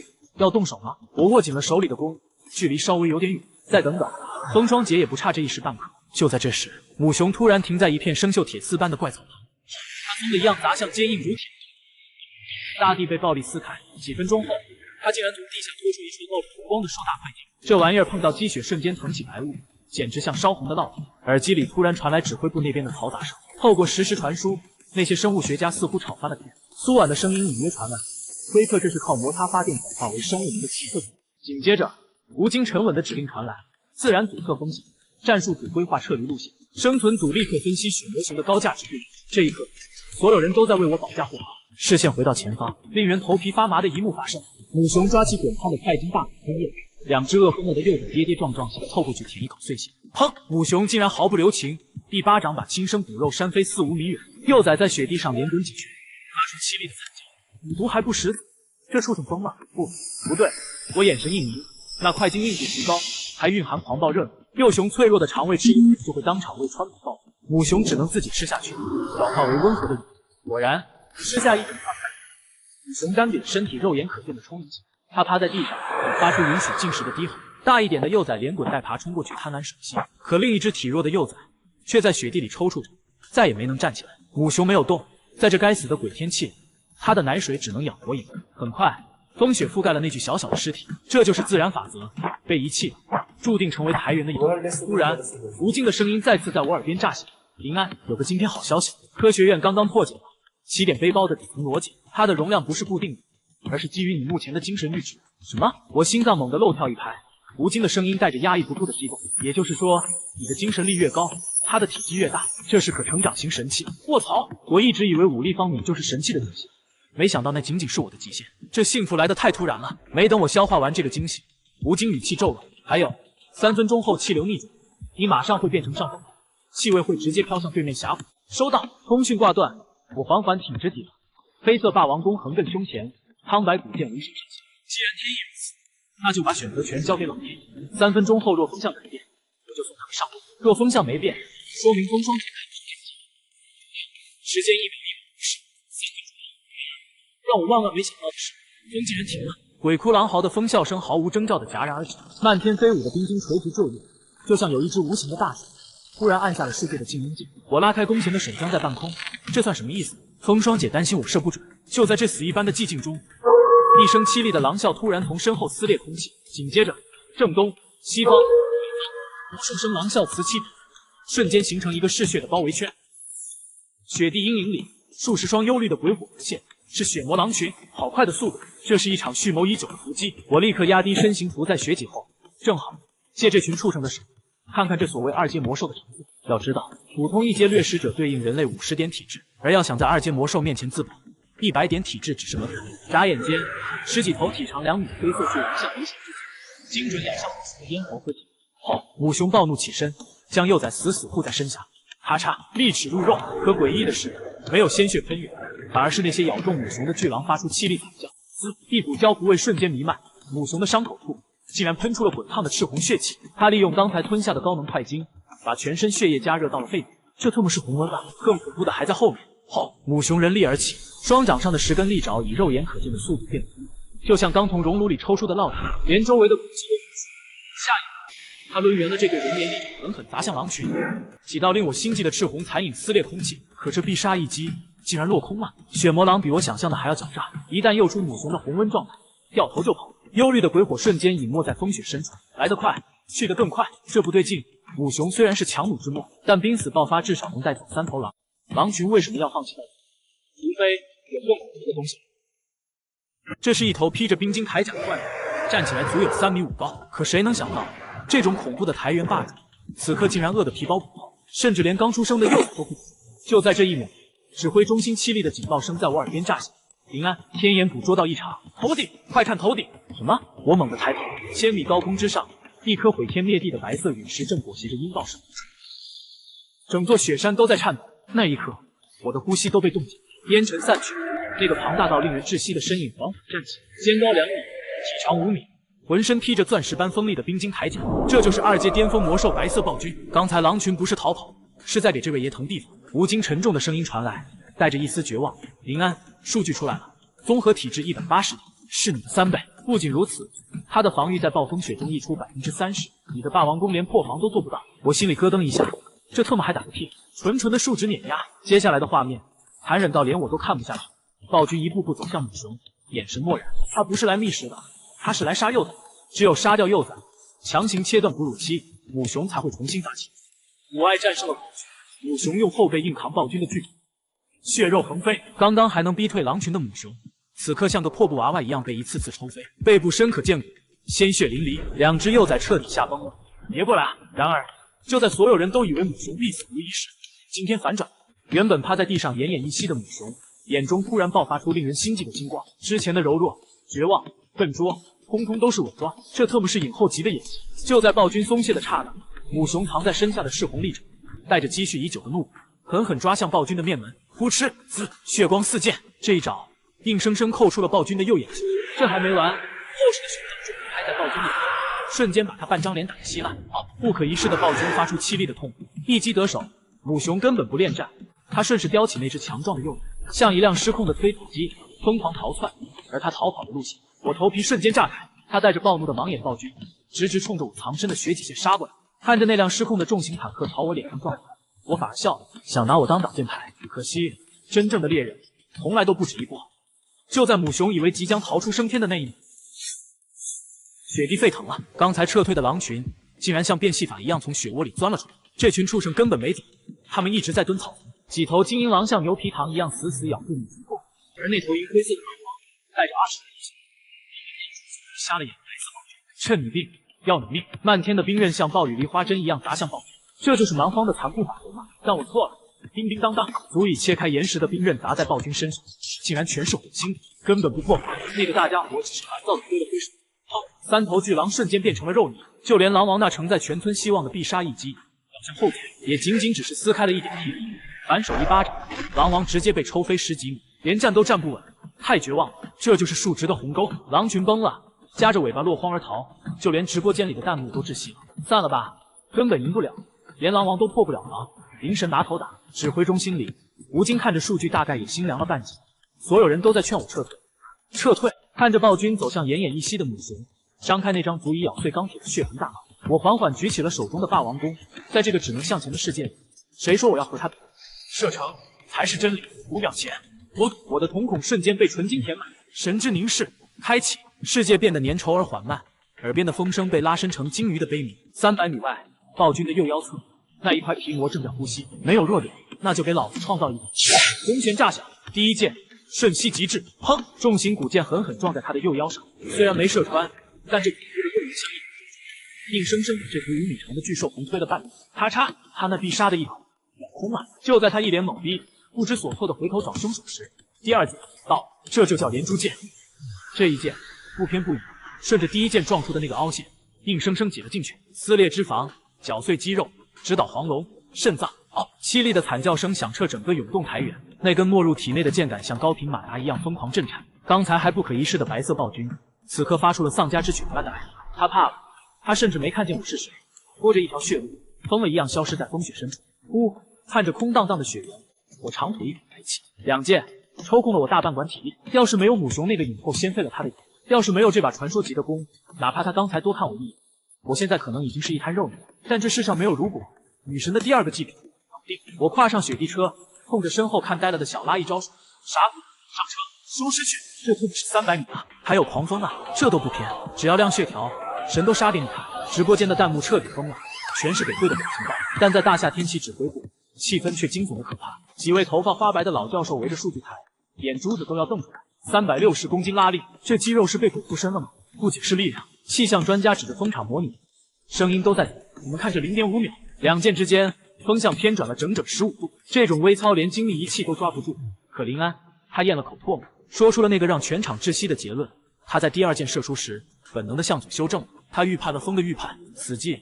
这根本不是人类能有的第6感，就连吴京都看傻了，半晌才吐出一口浊气。这哪里是射术，这分明是艺术。他恐怕做梦都没想到，那个仅存在于他理论中的必杀射条，被我给变现。与此同时，蓝星另一端，瑞士蛮荒点评中心，这里没有生存的苟且，只有纯粹的杀戮盛宴。98%的雄性观众都在看血流。评测中心的主席，那位前北约老司令，此刻手抖得像帕金森，他死死盯着屏幕上那惊天动地的2箭，嘶哑着嗓子怒吼：全网公报，给我上最高规格，让全世界都看看什么叫真正的人类公审。下一秒，无论你在看美女求生还是兵王搏杀，所有直播间画面强制切断，激昂的交响乐炸裂响起。本月蛮荒高能时刻第1评级 SSI 神迹，画面定格在我拉弓的那一瞬，第1箭是极致的人力，暴力撕碎风雪。真正恐怖的是第2箭，红色弹道显示我瞄准的竟然是巨熊身后的铜器，射偏了。就在全世界都以为我失误的刹那，第1箭轰然撞击，白色暴君痛的本能向右后方踉跄暴退。然而他退后的那一步不偏不倚，正好撞上了那只早已等在那里的白色死神。噗嗤，那感觉就像是他自己主动把腰子送到了我的剑尖上，这就叫降维打击。弹幕瞬间炸裂，教科书，这是运气吧？这绝对是运气吧？闭嘴，这是神迹。然而震撼才刚刚开始，全息屏幕上的画面渐渐淡去，取而代之的是3行燃烧着金色火焰的巨大文字，强行映入每一个蓝星人的视网膜。全球通告：大夏、临安刷新3项蛮荒世界纪录。全球几十亿观众都在疯狂颤抖，只因屏幕上那组令人绝望的数据对比：平均体质60的凡人之躯，竟然正面硬刚综合体质190的白色暴君。这哪里是挑战？这简直就是人类勇气的巅峰赞歌！就在刚刚，蛮荒点评中心连发3条通告：第1项，勇气记录，我以弱胜强重创魔兽；第2项，实力差记录，我仅用38天就打跑了2阶巅峰魔兽，甚至可能打破灯塔国大约翰的击杀记录；第3项更是离谱，顶着10级暴风雪，我在320米外精准命中硬币大小的弱点，全世界都在为我欢呼，都在喊人类永不言输。然而，身处暴风雪中心的我，此刻却有点懵。我的雪地车刚才顺手捡了2只灰头土脸的小奶熊，这俩货缩成毛球，很难想象竟然和那个残暴的白色暴君是同个品种。履带碾过碎冰，我停在了一头满身创意的母熊面前，它浑身是血，已经是弥留之际。还给你！我叹了口气，拎着后颈皮把那2团毛球放在他身边。本来眼神涣散的母熊，看到孩子那一刻，眼睛瞬间亮了。他艰难地侧躺下，想给孩子喂最后一口奶，还不忘警惕地看了我一眼。这一幕看得我心软。既然在这个熊洞借宿过几天，就当交房租。我手一挥，直接从背包里变出2条银星级大口，扔在他嘴边，香气瞬间炸开。母熊鼻子疯狂抽动，他震惊了，这味道里蕴含的能量比他这辈子吃过的任何东西都高级。可他看了看鱼，又看了看嗷嗷待哺的幼崽，竟然闭上眼把鱼往怀里拨了拨。他想留给孩子。啧，我语气平淡，吃吧。还有，话音刚落，在他惊恐的目光中，我像扔垃圾一样，又掏出7、8条大烤鱼甩了一地，装就要装到底，哪怕是在一头熊面前。毕竟现在的我，早已不是当初那个穷光蛋。母熊彻底傻眼了。求生本能战胜了一切，它张开大嘴就开始狼吞虎咽，旁边2只小的也没闲着，一熊一条疯狂炫饭，肚子瞬间鼓成了皮球。紧接着，诡异的一幕发生了，滋滋滋的声音响起，母熊深可见骨的伤口竟然肉眼可见的长出肉芽、结痂、脱落，2只幼崽更是夸张，全身软毛脱落，长出了一层泛着冷光的银色绒毛，肌肉线条瞬间充盈，仅仅一顿饭，这一家3口全进化了。还没等我反应过来，那头刚刚还上演母爱伟大的母熊，突然麻利地站了起来。他叼起一只吃饱的幼崽，脖子一甩，砰！幼崽精准地掉进了我的车斗里，紧接着又是扑通一声，第2只也被扔了进来。做完这一切，母熊看都没看孩子一眼，扭头就跑，身上喷涌着蓝色的蒸汽，像个小型核反应堆一样消失在风雪里。我愣在原地，风中凌乱。这一波操作直接给我整不会了，合着骗吃骗喝完，还把孩子甩给我带。直播间的观众估计也笑疯了，有人说这是卖子求荣，有人说这是神豪系统剧，但我扫了一眼面本，心里却是狂喜。宠物。巨角猛犸羊，3只血魔熊，银宗，几条烤鱼换来3个银星级变异战力，这波血赚。至于那些心疼资源的外国专家怎么哀嚎，关我屁事。收拾好心情，我看向雪地上的血迹，视网膜上的危机情报显示，那条代表致命威胁的深紫色正在消退。白色暴君虽然跑了，但伤势绝对不轻。作为一名优秀的猎人，我绝不会犯死于话多。不过在追击之前，还有一笔横财要发。地上躺着3具血魔狼的尸体，个个肌肉虬结，这可是上好的肉料和皮毛。关键是这3个倒霉蛋不是我杀的，捡尸体完全没有狼群仇恨值。我美滋滋的把这1.6吨的物资全部收入背包。就在我准备离开母熊觅食地的时候，耳朵突然动了动，嗡嗡嗡，一阵细微的金属震颤声钻入耳膜。我顺着声音走近，脚下的铲子像是撞到了什么硬物，当一声脆响，积雪之下竟然埋着一个意想不到的东西。我用力一撬，几块拳头大小的暗红色根茎滚了出来，捡起来一摸，入手沉甸甸的，竟然还带着一丝温热。获得地阶红谷草根茎，普通。我捏了捏坚硬的表皮，心脏狂跳。在这冷死人的鬼地方，能种植的食物意味着什么？这或许才是比魔兽肉更恐怖的顶级收获。至于怎么种，这种让人头秃的问题，当然是交给国家去烦恼。上传，微光闪过，我只留了一块当样的，其余全部上交。打扫完战场，我看向车斗里的2个毛球，好家伙，在稀有资源的催化下，这2只小的也进化了。如果小拉进化是靠血脉，那这2只，看来那个跑路的影后妈不是凡品。这俩小东西的爹估计更猛。我瞬间脑补出了一场媚熊传，不过几条烤鱼换来3只潜力股，这波血赚就叫熊大、熊二。至于那个骗吃骗喝还把娃甩给我的亲妈，就叫影后吧。看着2只傻乎乎的熊仔，再看看旁边吃草的小拉，我突然反应过来，坏了，好像被那只母熊给套路了。走，给暴君收尸去。与此同时，蓝星大厦红墙深处，窗外落雪无声，屋内炭火正旺。一位身穿中山装的老人放下茶杯，看着面前坐的笔直的吴京。视频我看过了，2件，很惊艳。老人走到窗前，语气平静，却透着一股定海神针般的力量。但我更感兴趣的是他养的那2只熊。吴京有些忐忑，毕竟在物资匮乏的末日养宠物，容易招惹非议。然而，老人的下一句话让他热血沸腾：大夏的开拓者，既要有血性，也要有责任感。连2只熊都养不活，怎么有信心养活一个国家？放心大胆的养，这2只定为大夏国宝。说完，老人提笔挥毫，写下4个力透纸背的大字，递给我：国士无双，送给临安，也送给你们。紧接着，老人话锋一转：另外，隔壁白毛国的天启者快不行了，他们愿意用大量粮食换取生机，毕竟是邻居，回去研究一下吧。画面转到白毛国西伯利亚战略总署，这里没有大夏的从容，只有窒息般的绝望。屏幕上，曾经的全球榜5亿万，此刻面色发黑，嘴唇干裂如树皮，他的左臂肿胀发紫，正蜷缩在树洞里剧烈干呕。在这节骨眼上，一旦倒下就是死亡。大夏那边回复了吗？满脸胡茬的安德烈将军拳头捏得咯咯响，得到的却是属下的摇头。砰！安德烈狠狠砸在桌上，瞬间苍老了10岁。为了救人，他只能亮出最后的底牌，告诉他们，我们有风霜女神第3个献祭物的线索。视线回到永动台原，我再次化身耐心的猎人，不紧不慢地掉在白色暴君身后。雪地上全是混合着内脏碎片的暗红血迹，我始终保持着400米的绝对安全距离。他一停，我就顺，直到刚好。暴君庞大的身躯在一处雪井上轰然倒下，胸口停止起伏，四肢僵硬，伤口血液凝结，死了，怎么看都死透了。但我却坐在雪地车里，淡定地掏出1条烤鱼吃了起来，因为在我的系统视野里，代表暴君的红点依然在跳动。甚至有变强的趋势。这货在装死，他想在临死前拉个垫背的。足足过了3个小时，风雪大到零下45度，我有电热毯和烤鱼，他只有冻结坏死的伤口。这只2阶巅峰魔兽的智商确实高，可惜他遇到了开了挂的我。蓝星指挥部内，所有人都松了一口气，我的稳健再次刷新了他们的认知。就在这时，苏婉抱着一沓资料冲了进来，神情紧绷。吴京脸色一变，长话短说，那个1万到底还有没有救？只有20%的生还率。吴京看着手中的资料，眉头死锁，哪怕有了铜骨草，几率还是这么低。他拿起那张手绘原稿，瞳孔猛地一缩，画上是一朵莲花，但花瓣却像铁线虫一样在里面。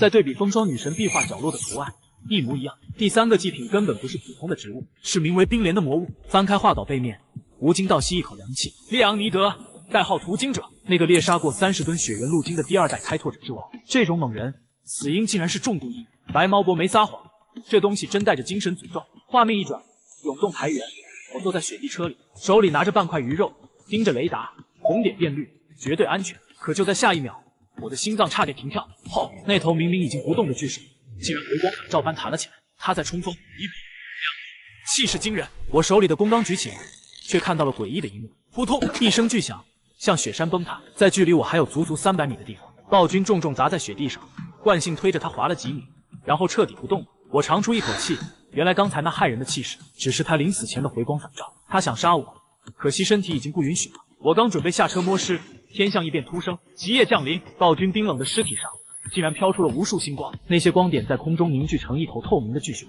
没有了生前的暴虐，只有安详。它竟然长出了星光双翼，像飞鸟一样跃入空中。我仰着头看傻了，它越飞越高，最后直接撞入璀璨银河，化作了漫天星辰。这也太唯美了吧！还没等我感慨完，极光剧烈扭曲，那个女人又出现了。风霜女神那张遮蔽半个天空的脸，毫无征兆地浮现在星河之上，那双巨大的眼眸穿透空间，直勾勾地盯着我。一道空灵的声音直接在我脑子里炸响：小心，下一个及格就行。我愣住了，这女神也太人性化了吧！这是在暗示我第3个祭品太危险，让我别那么拼命。星光散去，我踩着雪走到暴君尸体前，获得2阶变异血魔熊传说级1。传说级虽然早有预料，但亲眼看到还是手抖。这玩意儿要是活着，10个我都不够他拍的。幸好我是个卑鄙的远程猎人。我看了一眼倒计时，就是现在。我单手按在暴君眉心，上传，巨线倍率10000倍，数吨重的庞大尸体瞬间崩解，化作无数银白色的数据洪流。就在光流即将消散的瞬间，我嘴角上扬，心中默念赞美风霜。轰，仿佛回应我的虔诚，光流中骤然分出一股狂暴的能量，狠狠钻入我的掌心。神赐降临，力量正10%，体质正10%，精神正10%，高级抗寒属性直接暴涨25%。我闷哼一声，后，但这痛感转瞬即逝，紧接着是爽，极致的爽，骨骼爆暖，肌肉重组，我的皮肤表面甚至泛起了一层冷玉般的光晕。良久，我站在风雪中，握了握拳，这具脱胎换骨的身体感觉无敌了。10%的全方位提升听起来不多，大错特错，这根本不是力气大了一点，而是生命层次的质变。最直观的感觉，我的身体被重塑，零下55度的极地寒冷，以前像钢刀刮骨，现在不过是深秋的微凉晚风。高级抗寒属性飙升到75%，我甚至觉得自己光着身子在雪地里裸奔，核心体温都不会掉一格。紧接着是无感的暴涨，漆黑的夜幕在我眼中如同白昼，视距硬生生拉长到400米。如果是白天，800米内连只蚊子都别想逃过我的眼睛。这仅仅是开始，我缓缓握拳，没有任何发力技巧，只是肌肉纤维的自然收缩。哼，掌心的空气竟然因为承受不住压力，发出了一声清脆的爆鸣。但这还不是最大的惊喜，真正的外挂在脑子里。随着精神力狂飙，我意念一动，身后的起点背包发出嗡鸣，空间扩容。原本被3具血魔狼尸塞得满满当当的背包，竟然硬生生向外撑开了一圈。那种随时存在的精神负重感瞬间消失。实力方面，精神力仅仅提升10%，背包容量竟然翻了近1倍，这波赚妈了。然而还没等我笑出声，进化的代价来了。咕噜噜，肚子里传来的雷鸣般的烫一声，瞬间把我拉回现实。这一顿神级大餐吃下去，我的身体都要炸了。整整3条稀有级大鱼，再加上从熊口夺下来的鲜肉，硬是把我的空虚彻底填满。再看一眼面板，我差点笑出声。力量58.6，体质63.4，精神更是飙到了83.8。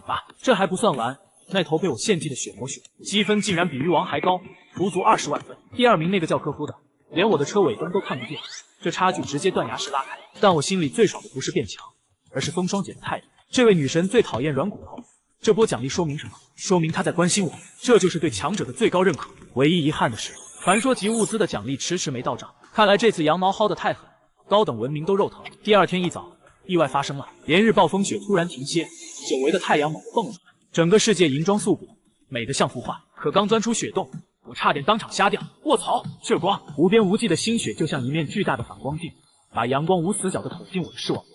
换做昨天，这一下绝对能把眼角膜烧破，当场失明。但现在，我只是擦掉眼角生理性的泪水，再睁眼，世界清晰无比，甚至能看清千米外冰冷的反光。这恐怖的适应力，也是献祭带来的福利。我也没闲着，立刻呼叫系统查询冰心莲坐标。结果系统反手就是一个耳光，位置特殊，所需情报点10点。我看着仅存的4点情报值，心里1万头草泥马奔腾而过。这也太黑了！血魔熊情报柜就算了，人家好歹会跑突飞，一朵莲花凭什么这么贵？没办法，熊是原罪，我只能先把目光投向地图上的绿色光点，那是跑路的羽毛。结果一看踪迹，好家伙，这去跟其他公熊纠缠不清。既然他在享受快乐的私生活，我也懒得去当电灯泡。毕竟养2头幼崽和养一家子是2个概念，自力更生才是我临安的信条。但我万万没想到，几个月后这户会给我带来多大的惊喜。带着熊大熊二刚准备去冰湖，吴京的通讯突然接了进来，刚一接通，大佬激动的声音差点震破耳膜。林安，你小子是要吓死我的！传说级血魔熊你都敢上传，怎么不留着自己吃？我淡定一笑，小事，为国家服务，我不饿。吴京那边深吸一口气，紧接着抛出一个重磅炸弹，告诉你个好消息，你打破了灯塔国大约翰的击杀记录，而且大约翰当年是捡漏濒死猎物，你可是实打实单杀了一只2阶巅峰霸主，这含金量全世界都没人敢质疑，你是人类的骄傲。听到这里，我心脏猛地漏跳一拍。大约翰是谁？那是人类开拓者的天花板，凭一己之力让灯塔国过上好日子的传奇。紧接着，吴京的声音再次传来，带着无与伦比的郑重。上头决定送你一个称号，国士无双。这4个字一出，我只觉得浑身血热，值了，所有的拼命都值了。然而，还没等我高兴太久，吴京的话锋突然一转，语气瞬间凝重。但还有个坏消息，国家决定退出本次神话级奖励的争夺。我愣住了，为什么？难道怕了西方？不，吴京沉声道，因为第3个祭品极度危险。根据白毛国途经者的死前笔记，那个祭品在一个叫撒旦之眼的地方，那是3级蛮荒奇观，连神明都无法干涉的天然禁区，那是处之必死的逻辑悖论。挂断通讯，我在飞驰的雪地车上陷入死寂。蛮荒奇观，我想起之前的培训，那是在极端规则下扭曲物理法则的决定，看一眼都可能精神崩溃。怪不得风霜姐都要特意提醒。但我能退吗？前2个祭品已经完美达成，这时候放弃就是前功尽弃。我不甘心。就在这时，视网膜上的金色文字突然跳动，冰心莲位置所需情报点10点0大于5点，竟然降价了，而且是腰斩。看来有了国家提供的情报辅助，系统的判定也跟着变。天无绝人之路，只要情报在手，就算是神境之地，我也要闯一闯。车子一个漂移停在冰湖上，我二话不说抄起合金铲，接着暴涨的力量狠狠砸下，冰屑炸裂。曾经要挖10几分钟的冰洞，几下就被我砸穿。扑通一声，我脱掉衣服，一头扎进这幽蓝的深渊。看着湖里泛着荧光的稀有鱼群，我眼里的贪婪消失了，取而代之的是野心。这些可不是食物，这是老子以后称霸蛮荒的战略资本，绝不能竭泽而渔。所以今天的目标只有一个，清理那些抢我资源的杂鱼。刚潜入湖底，我血压瞬间飙升，找死！一道巨大的灰褐黑影猛地窜出，张开满是尖牙的大嘴，竟然当着我的面吞了一条稀有鱼苗。那是我的钱啊！没有任何犹豫，我在水中一个抱起，手中的霸王矛如同毒龙出海，扑哧一声闷响，恐怖的力量瞬间贯穿那条2米长的赤须全年，直接把它钉死在淤泥里。曾经让我忌惮的水下猛兽，现在连我一招都接不住，下辈子投胎做条好鱼吧。收起尸体，杀戮盛宴正式开始。短短一会儿，整整20条大鱼成了我的毛下亡魂。这片湖区有我一个掠食者就够了。可当我浮出水面，差点被气笑。熊大一脸求表扬的表情，嘴里叼着一条珍贵的稀有级银鱼，屁颠跑过来。我脸瞬间黑了，谁让你抓这个的？下次再敢动我的资产，鬼给你打折！熊大吓得一缩脖子，满脸委屈。紧接着，熊二浮了上来，嘴里叼着一条普通的黑鳞铁鱼。我立马换了一副面孔，笑的那叫一个灿烂。哈哈哈，干得漂亮！今晚给你加餐。2头熊在风中凌乱，完全怀疑熊生了。这一波足足几千斤的优质蛋白，尤其是那条200斤的鲶鱼王，光看着就让人流口水。这就是实力的碾压。当别人还在为一口吃的拼命时，我已经开始嫌弃食材不高端了。返程路上，为了照顾2只幼子，特意放慢了车速。就在这时，我高达83点的精神力猛地一跳。9点钟方向，320米，一只半米高的巨型雪兔正在狂奔，速度快的只剩残影。正好试试新力量，我嘴角一勾，反手摘下传说级黑弓，不需要技能，甚至不需要瞄准，完全凭借身体的本能。嘣！弓弦炸响，白骨剑矢撕裂空气，瞬间跨越300米距离。远处那个飞奔的白影猛地一滞，直接被巨大的动能盖得在雪地翻滚7、8圈。中了！熊大抓兔子，熊二捡剑。早就憋坏了的熊大瞬间弹射起步，一口咬断巨兔的脖子，而聪明的熊二则乖乖把剑叼了回来。看着两只逐渐成长的战犬，我心里那个猛啊！与此同时，地球大本营也炸锅。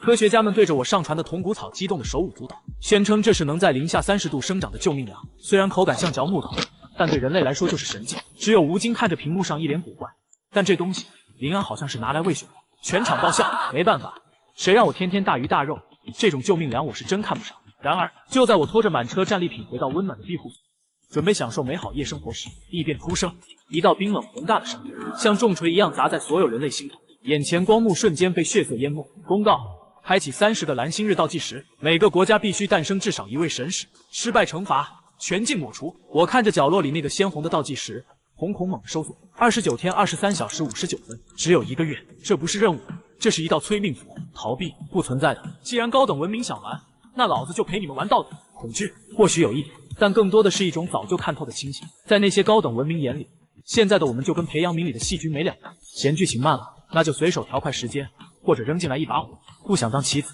那就只能不断进化，直到强到能一脚踹翻这盘棋。想通了这点，我不再纠结，直接干活。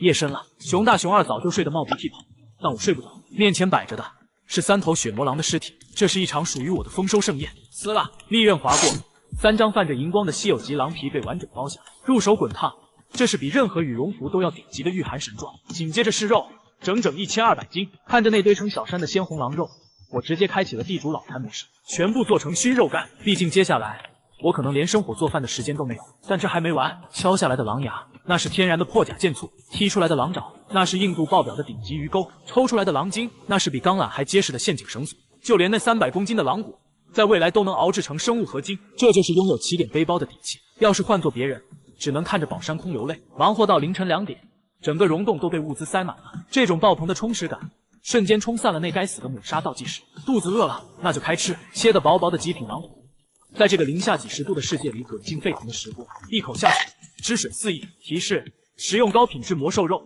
力量加0.1。提示：体质加0.1。爽！当其他开拓者还在为温饱挣扎，为属性达到50点发愁时，我已经靠着吃肉，向着人类极限的100点狂奔。第二天一早，当直播间画面亮起，几十亿观众瞬间破灭，一面挂满洪亮熏肉，流淌着金黄油脂的肉墙。卧槽，这是9吃肉灵吗？我都快饿死了。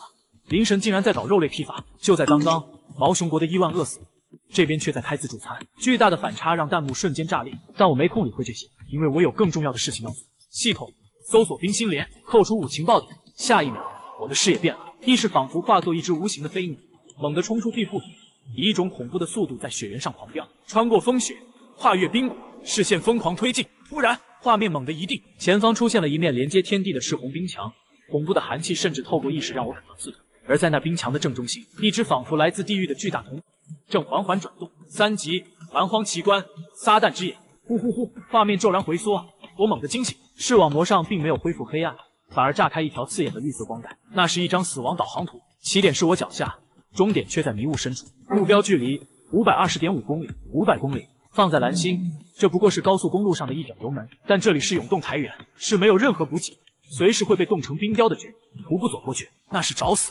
想跨越这500公里的死亡无人区，我只能靠一样东西，那个趴在洞口甩尾巴的大家伙。小拉，别看这货长得像牛，他的胃就是一台生吞燃料的生物核反应堆，只要煤炭管饱，他就能跑出高铁的速度。下洞挖煤，看着地热矿洞里那条黑色的矿脉，我眼睛都绿了。这哪里是煤炭，这是让我起飞的火箭燃料。哐，合金铲重重砸下，火星4溅，获得优质煤 X5KG， 爽！每一铲下去都是清脆的金铁交击声，每一块滚落的黑煤都是救命的动力。只要挖够3吨，我就能骑着小拉撕裂风雪，踏碎冰原。坐在我挖的热火朝天，恨不得把地球挖穿。通讯器突然炸响，光幕弹开，吴京那张满是红血丝的脸浮现出来，没有任何寒暄，他开口的第一句话就带着血腥味。蓝星变天了，吴京这老狐狸画的饼，竟然真让我给吃撑了。带着整整3吨煤炭，我只用了平时2/3的时间就冲回了神秘大厅。本来只是想顺手薅点女神的羊毛，谁知这次10碗里的神酿少不可。不管了，这碗劲风霜，我仰头一饮而尽。下一秒，我猛地扼住喉咙，瞳孔瞬间收缩到针尖大小。这哪是神酿，简直是一口滚烫的铁浆顺着喉管灌了下去。咚咚咚！寂静的大厅里，我的心跳声如战鼓般炸响。我清晰地感觉到体内的血液正在变得凝稠，沉重，亿万个细胞仿佛在疯狂重组。如果现在有显微镜，绝对能看到一种全新的抗冻蛋白正在我体内野蛮生长。紧接着，一层肉眼难辨的半透明角质膜迅速覆盖全身，霸道地锁住了我体内每一丝热能。这根本不是普通皮肤，这是一套可随心意调节的温护生物装甲。提示：已获得顶级抗寒。这波强化太给力了。然而，当我再次抬头，眼前的景象却让我心头猛地一颤。哭了！原本流光溢彩的女神壁画，此刻竟然在以肉眼可见的速度灰败。干枯。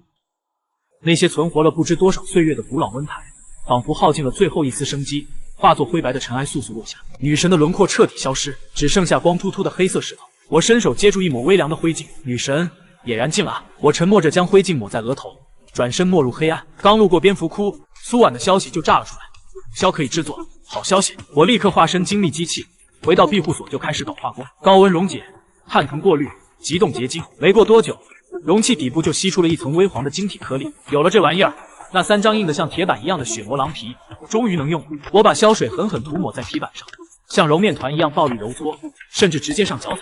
只有破坏纤维粘连，死皮才能变成活麂。半小时后，原本僵硬的板子在我手中如流水般顺滑垂下，银灰色的毛发蓬松炸起。稀有级狼皮成！我趁热打铁，经过整整1天的忙碌，一件充满野性压迫感的战袍彻底成型。我一把扯下破烂的羽绒服，抓起狼皮大衣猛地一抖，哗啦，银白皮毛如水波流渌，瞬间覆盖全身。狼头都冒扣下的瞬间，阴影遮住半张脸，只露出一双深邃黑眸。此时的我哪还像个人类，分明是一头人立而起的雪原狼王。正在啃梅的小拉猛地抬头，吓得差点窜出洞穴。那时刻在记忆里跃逝着，就连直播间的观众都看傻了。卧槽，这压迫感简直是人形爆！我活动了一下手脚，那深入骨髓的安全感，让我有了直面蛮荒奇观的底气。小拉，走了！一人一羊再次踏入茫茫风雪。与此同时，蓝星大厦指挥部，虽然我的直播间黑屏了，但分屏画面，那2只在我庇护所里吃了睡，睡了吃的又睡，正在以每天3%的稳步速度增长。这种神仙日子，看得在场专家眼红不已。就在这时，杨大海快步闯入，脸色凝重到了极点，吴校长出事，甚至愿意放弃主权，只求大厦能开放资源共享，给国民一条活路。指挥部内一片死寂，国家融合的大潮竟然来得这么快。而西方那边更狠，灯塔国强制要求天启者完成献祭整治，除了那个不受控的大约翰，其他人正在接连沦陷。当蓝星每个人眼前的鲜红倒计时像铡刀般逼近众生时，我却不得不松开领口，因为实在太热，零下60度的极夜，狂风如刀，但我却感觉像躲在移动的奴隶。坏了，孩子吃撑了。出发前，我给小拉喂了足足10斤酶，这家伙现在处于严重的能量过载状态。他双眼泛红，巨大的螺旋状脚像破冰船一样撞碎风墙，鼻孔喷出的白气都烫红。原本3天的路程，照这个风劲，明天傍晚就能到。更离谱的是，身上这件血魔狼大衣，银白长毛在风中狂舞，形成了一道密不透风的生物热能屏障，热得我甚至想流汗。攻守一行了，曾经致命的严寒与黑暗，此刻被我狠狠甩在身后。路边亮起几双绿油油的眼睛，是出来觅食的雪狼群。要是以前，我早就吓得冷汗直流。现在，我清晰地察觉到，他们投来的目光里满是敬畏。能跟上狂飙的金角猛犸羊，这绝对是狼群中的王者。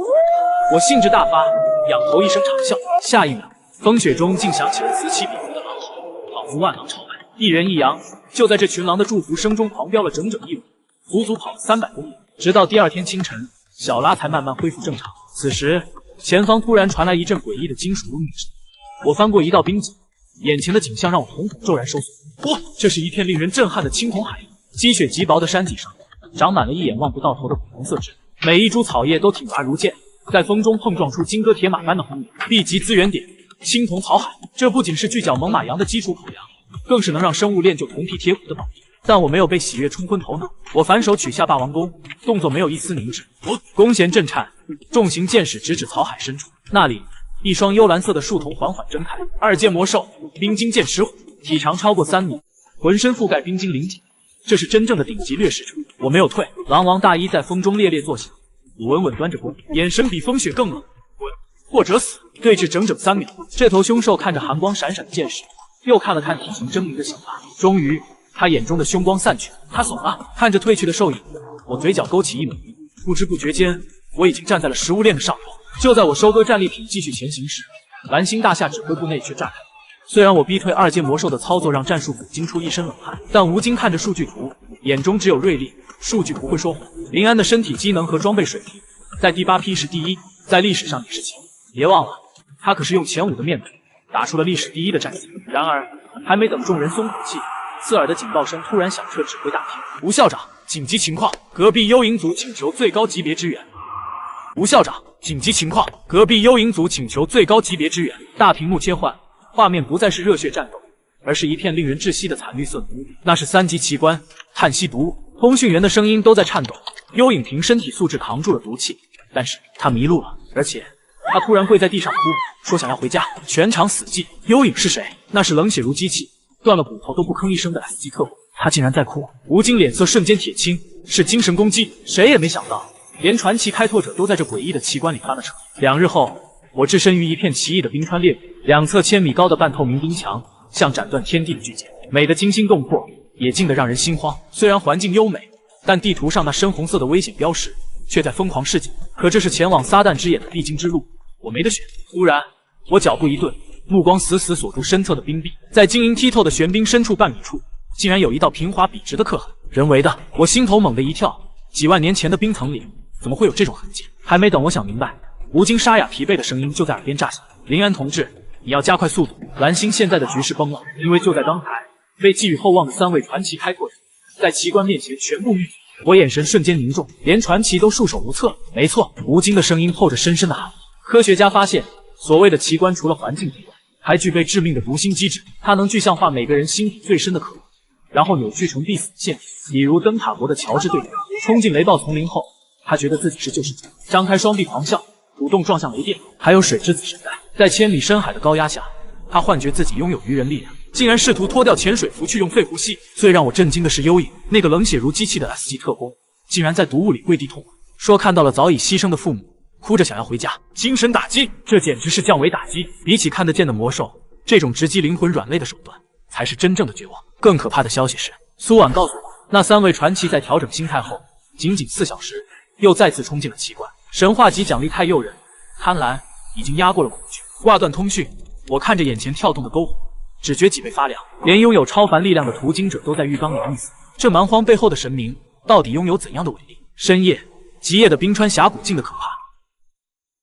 一阵细微的爬行声钻入耳膜，小拉浑身紧绷，死死盯着黑暗。我眯起眼，借着煤炭的红光看去，下一秒，我头皮都要炸掉。光明与黑暗的交界处，不知何时已经围满了一圈巴掌大的冰蓝色角色，通体半透明，能清晰看到流动的内脏。头部没有眼睛，只有一张布满倒刺的环形口器。冰尸食骨虫这种东西一旦咬中猎物，就会释放神经毒素，引来成千上万的同类将你啃成白骨。此刻，它们像一道收缩的蓝色潮水，正疯狂逼近。用火来不及了，我当机立断，抓起背包里的精致熏肉干，狠狠甩向两旁。这就叫拿钱买命！滋滋滋，虫群瞬间沸腾，被美味吸引，原本密不透风的包围圈终于乱了。小拉，冲！一人一羊，踩着这条用昂贵熏肉捕出来的生物，在令人牙酸的虫鸣声中狂奔。半小时后，我终于冲出峡谷，身后的暴风雪成了最好的保护伞，将那些恐怖的虫子逼回了地下。但我没有死里逃生的庆幸，只有满心的憋屈。如果没这么多物资储备，今晚我必死无疑。这种被逼得狼狈逃窜的感觉太难受了。我抓起一把雪，狠狠搓流，看着视线尽头那道通天彻地的黑色。我要变强，不只是为了利益，更是为了在这该死的世道有尊严的活下去。越往北，温度越低。5天过去，环境温度已经降到了恐怖的零下72度，连传说级雪地车都在发出不堪重负的喘息，金属都在变红。若不是我有顶级抗寒天赋和这件狼王大衣，恐怕早已冻成了冰雕。直到这一刻，我才真正意识到那群传奇开拓者有多强。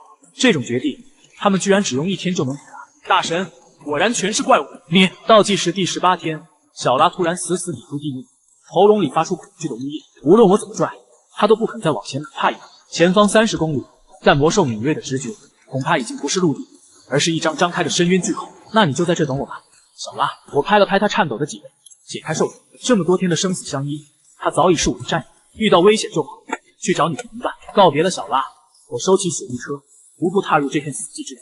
接下来的几十公里，我见到了此生最诡异的景象。危机情报首次失效，没有魔兽，没有冰台，连最耐寒的洞穴都死尽，天地间只剩下一片惨黄，干净的让人发慌。直到我翻过最后一道巨大的冰川山脊，我倒吸一口凉气，瞳孔地震，呼吸都在这一刻停止。下方就是传说中的撒旦之眼，一道猩红的冰焰光柱从地心喷薄而出，直插苍穹，宛如神魔的树土。这哪里是地形？这分明是一块直径超过10公里的巨大活体组织嵌在大地上，又像是无数条死去的巨蟒互相绞杀，散发着一种横跨万年的古老腐朽气息，胃部一阵剧烈抽搐，我差点吐出来。这种直观的视觉冲击根本无法逃避。环境情报，我强迫自己看向视网膜上的3D 地图，终于看清了这东西的真面目。这是一座由风蚀冰柱构成的天然迷宫，错综复杂，甚至会坍塌重构。而在迷宫尽头，那片红光喷涌的核心，是一片漆黑如墨的流动。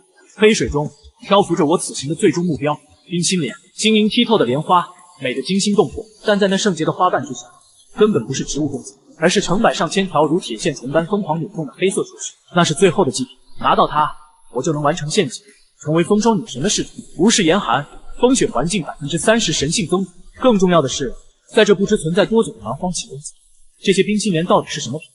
传说级还是神话级？想要得到它，唯有拿命去穿越下方的死亡迷宫。我深吸一口气，眼神逐渐回忆。情报系统，给我规划安全路径。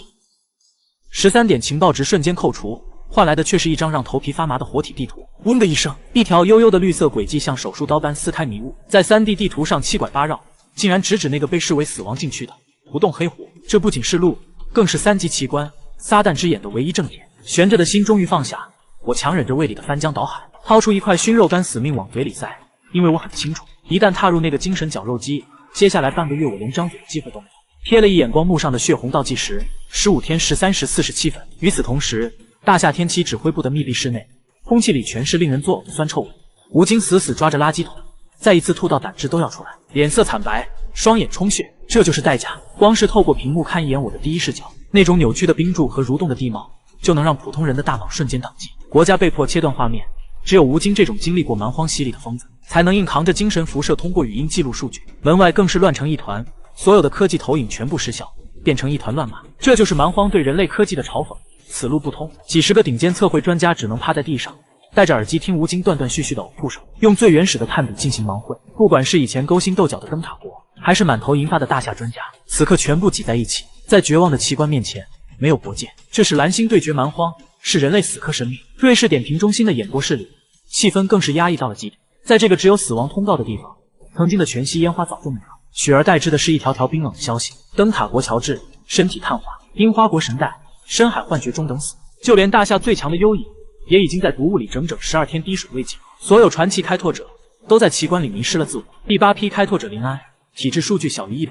这串可怜的数据一出，全球哗然。这种身体素质近3级奇观，死亡率高达98%，即便活着出来，也注定是个废人。此时的蛮荒深处，也是众生百态。赵铁柱看着我不动的物资积分，只能绝望地守着小池塘发呆。暮雪看着排行榜第一那闪耀的林安2字，咬牙冲向更危险的虚无。而那个暴躁的小约翰，正盯着地上一排杂乱的脚印，握紧拳头，发誓下个月要夺走我的帮手。林安同志，地图全部上传。耳机里传来吴京虚弱到极点的声音。收到。我深吸一口极寒的空气，看着脚下那片死寂的永动太原，迈出了决绝的一步。这一脚直接踩碎了现实与虚幻的界限。轰！脑海中仿佛炸开一声惊雷，眼前静止的奇观瞬间活了过来，无数庞大的阴影疯狂扭曲，化作铺天盖地的鲜红触手，夹杂着不可名状的意语向我抓来。哪怕早就做好了心理准备，我也没想到冲击会来得这么快。他们没有撕裂我的身体，而是在触碰的一瞬间，化作了透彻骨髓的巨寒。原来如此，这根本不是幻觉攻击，而是极端环境对感官的暴力剥夺。视网膜上的红色警告疯狂跳动，-85摄氏度，-90摄氏度，数字最终定格在一个让人绝望的数值，-95摄氏度。这是一个能瞬间冻毙蓝星99%生物的绝对死。每吸一口气，肺部都像是在吞咽一把带刺的玻璃渣。我能清晰感觉到体内的血液流速正在变慢，指尖传来阵阵坏死般的刺痛。这就是我和传奇强者的差距吗？像乔治、幽影那种几百点体质的人形怪兽，光膀子都能在这里硬扛，而我平均属性不到100。按理说迈下山的第一秒，就该变成一座栩栩如生的冰雕。好在我哪怕是个脆皮，也是个装备豪华的脆皮。狼皮大衣裹紧全身，顶级抗寒属性发动。那些幻象中的触手刚碰到我，就发出惨叫，直接蒸发。呼，吐出一口落地成冰的白气。我眼神发狠，死死盯着视野中的绿色指引线，一脚踏进了前方诡异的冰室里。一进眼白区域，那种让人毛骨悚然的荒诞感扑面而来。太干净了，也太安静了。两侧全是高达100米的悬冰柱，像无数面镜子把我围在中间。每走一步，前后左右成百上千个冰柱里都映照出无数个我，有的在冷笑，有的眼神空洞，有的在对我窃窃私语。回去吧，这不是你该来的地方，救救我，我走不出去了。我停下脚步，看着这些活灵活现的道理，嘴角扯出一抹冷笑，想用磁场和环境搞我心态。抱歉，我有挂。紧了紧衣领，我直接无视那些鬼哭狼嚎，跟着绿色指引在迷宫里狂奔。没有鬼打墙，没有死胡同，不到10分钟，前方豁然开朗。到了漆黑的不动湖中心，一朵朵脸盆大小的冰心莲正散发着诱人的微光，没有任何犹豫，把王弓一勾，到手，献祭，上传。轰！一道宏大的声音瞬间响彻脑海。转职任务，风霜逝者已完成，蛮荒危机解除。还没等我狂喜，一道耀眼的白光瞬间扑没了视野。再次睁眼时，只有无数闪烁的镁光。恭喜临安，大夏的救世主！主持人激昂的咆哮声震耳欲聋。我难以置信地看着四周金碧辉煌的国会堂领奖台，台下徐杰、幽影满脸敬佩地看着我。第2排，我的偶像吴京竟然站起来，他没坐轮椅，那条腿对我带回来的冰心莲叫好。鲜花、掌声、苏婉温柔的笑容，我紧绷了1个多月的神经彻底松懈。我贪婪地深吸一口气，没有冰渣子，只有花香。太好了，一切都结束。然而，就在我沉溺于这完美的结局时，蛮荒的其他角落正在上演真正的地狱。就在我沉溺于这完美的结局时，蛮荒的其他角落正在上演真正的地狱。不，安娜，大卫，曾经繁华的纽约已成废墟。乔治跪在地上，双手刨得鲜血淋漓。在这个幻境里，人类亡了，只剩他一人苟延残喘。绝望中，他看到了一面破碎的镜子，里面映出的不是人，而是一个浑身焦黑的怪物。剧痛瞬间轰击灵魂，那是肉体被雷霆劈成焦炭的真实痛楚。是痛。乔治猛地睁开眼，眼神从迷茫变得凶恶。依靠着濒死的巨头，他硬生生撕碎了脑中的天堂地狱。后，他像头暴怒的狮子，拖着焦黑的身躯，向着丛林深处的雷池发起决死冲。与此同时，涌动台原的另一端，对不起，我是罪人。幽影蜷缩在雪地里，在他的幻觉中，大夏因为他的失败而化为灰烬。那种比死还难受的负罪感，让他想就在此长眠。姐，别怕，还有我。风雪中，妹妹暮雪背着兽骨弓对他伸出手。这一瞬间，幽影瞳孔剧烈收缩。妹妹还在。不，一口黑色的毒血猛然喷出，那是长期吸入毒素的内脏反应。但也正是这口血，让他彻底清醒，迷茫消散，眼神如刀。滚！他厉喝一声，整个人化作一道黑色闪电，义无反顾地冲进更浓的毒雾核心。深海1500米，绝对的黑暗。水之子神代正在被无数深海巨兽撕咬，但他没有挣扎，他在等那个极限。当水压压碎骨骼，当缺氧达到临界点，哈哈！神代猛地在深海中睁开眼，肋骨已经变形，肺部氧气耗尽，但他赌赢了。生物求生的本能强行重启了大脑，破除了所有幻想。海洋之神啊，你的宝藏归我了！带着疯狂的笑意，他像一条垂死却凶狠的深海鱼，向着更深、更黑的海底游去。所有人都在拼命，只有那个男人似乎还沉沦在温柔乡里，或者说，这才是撒旦之眼真正的杀招。动了，他们都动了。随着监测员一声破音的尖叫，模拟屏上那3个死寂的灰色光点，竟在同一时间开始了疯狂冲刺。大厅瞬间沸腾，吴京眼底满是震撼。靠什么做到的？是身体。灯塔国首席科学家死死盯着数据，语气肃然起敬。精神虽被困住，但千锤百炼的肉体在濒死时刻接管了大脑。这就是传奇。就在全场欢呼人类不亡时，负责磁场分析的物理学家却猛地惊叫出声：不对，你们看波形图，3张奇观的波动图重叠，频率竟然完全同步，而且大幅降低。这意味着什么？连通气原理，神明的能量是守恒的。物理学家指着那第4块屏幕，手指都在颤抖。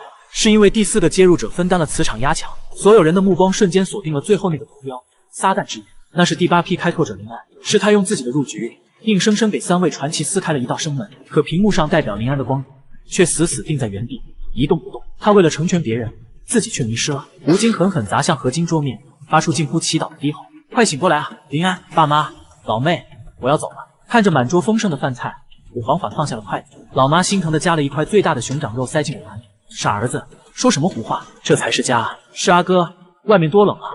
妹妹死死拽着我的衣角，眼里噙满泪水。老爸削好苹果递过来，一家人好不容易团聚，哪也不许去。我低头看着碗里色泽红亮的肉，沉默许久，然后猛地塞进嘴里。真香啊，和记忆里的味道一模一样。2行清泪顺着我的脸颊滑落，但我知道，这短暂的温存是剧毒。视网膜上那条冰冷的绿色光标像把利剑，无情地刺穿了温馨的客厅，直指门外无尽的黑暗。对不起。我推开妹妹的手，毅然转身走向门口。如果我现在留在这里，我背对着错愕的家人，声音都在颤抖。现实里的你们，就再也等不到我回家了。儿子，别开门，哥，外面是深渊啊！在一片哭喊声中，我闭上眼，狠心推开了那扇幸福的大门。吱呀，轰！狂暴的极寒风雪瞬间灌入，将虚假的温馨撕得粉碎。我猛地睁开眼，大口喘息，冷汗瞬间结成冰霜。低头一看，我的脚尖正悬停在万丈深渊的边缘。只要刚才在梦里稍微贪恋1秒钟的温暖，现在的我就已经摔得粉身碎骨，身后只有呼啸的寒风，仿佛是家人的哭泣。回不去的，裹紧大衣，我踏上那条唯一的死路，眼神决绝。回不去的，才叫家乡。与此同时，蓝星联合指挥中心恢复了，全都恢复了。随着4个信号源同时向核心挺进，科学家们激动得面红耳赤。刚才还并肩作战的各国专家，此刻却为了谁是第一吵翻了脸。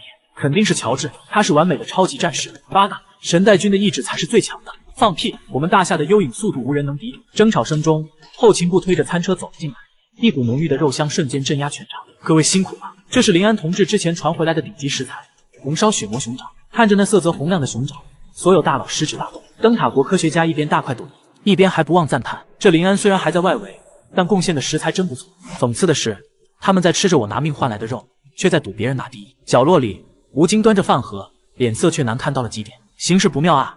他对身边的苏婉压低声音：“林安出发的太急，刚才的窗口期，我拼了老命也只画出80%的路线图，剩下的20%是核心区，我看一眼都晕。”苏婉手里的筷子一顿，心瞬间提到了嗓子眼。这意味着，在最致命的核心区，林安将是个瞎子，只要活着就行。吴京苦笑着摇摇头，可屏幕前的几十亿人却疯了，弹幕像雪崩一样淹没了画面，没有戾气，没有谩骂，只有一声声撕心裂肺的冲啊！活下去！无数念力汇聚成河，仿佛真的穿透了维度，狠狠撞向了我所在的这片死地。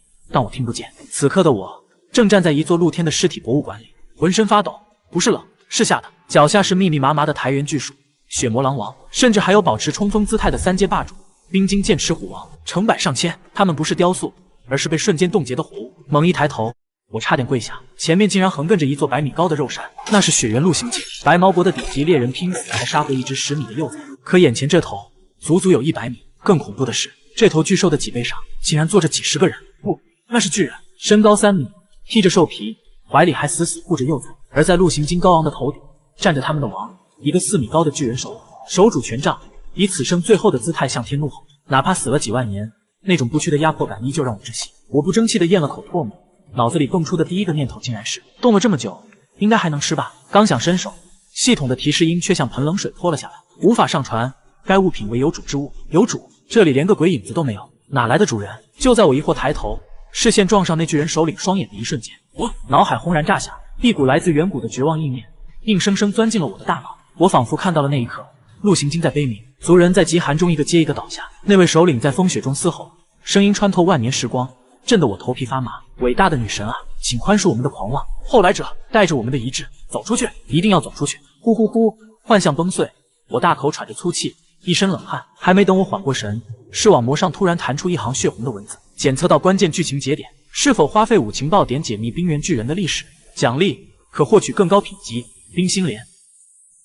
站在这些被冻成冰雕的万年巨石面前，我没有退路。不管怎样，我都必须扒开这座坟墓的真相。深吸一口气，我在心中默念：解密。视网膜炸裂，无数金色光点在我眼前重复，整个世界像被按了倒放键的电影，天地倒转，冰雪逆流。我震惊地看着满地冰尸，诡异的站了起来，一步步倒退，恐怖的寒流退回苍穹。死寂的冰原竟然开出了鲜花，谁能想到这片绝望的撒旦之眼，万年前竟然是水草丰美的天然牧场。画面飞速倒退，最终定格在一个阳光刺眼的午后，地面震颤，一头巨大的陆行鲸喷着热气走来，人群分开，一个帅到让我都觉得嫉妒的年轻巨人跳起来。他是全村的希望，也是最强的勇士。为了族人，他跪别首领，意气风发地冲那个满眼爱慕的少女挥手，等我带着女神的祝福回来。说完，他转身冲进风雪，义无反顾。然而画面急速快进，等到他再次出现时，所有的欢呼声瞬间死寂。我看着那个年轻巨人，浑身汗毛倒竖，他面色铁青，眼神空洞，像个提线木偶般机械的。首领脸上的笑容僵住了。这一刻，他也察觉到了那股极度邪恶的寒气。你欺骗了生命！首领撕心裂肺的怒吼响彻天际。可惜晚了，年轻巨人张开嘴，咔嚓，像玻璃碎裂，他的身体瞬间崩解成漫天冰柱。轰！青黑色的极寒风暴以他为圆心，瞬间引爆。欢呼的族人，巨大的陆行鲸，甚至空气中的尘埃，刹那间全部风动。原来这就是真相，但我知道这不是全部。视角猛地被系统拉进迷宫深处，我终于看清了那个年轻巨人死前的造物，是贪婪毁了他。在不动湖中心，为了得到神的力量，他一口吞下了莲花。可就在下一秒，哗啦，平静的湖面炸开，一朵比之前大10倍的漆黑母莲猛地窜出，无数触须像巨蟒一样把它扎成了筛子，接管神经注入寒气。他以为自己是神的使者，其实他只是被母莲改造成的一颗寒气炸弹。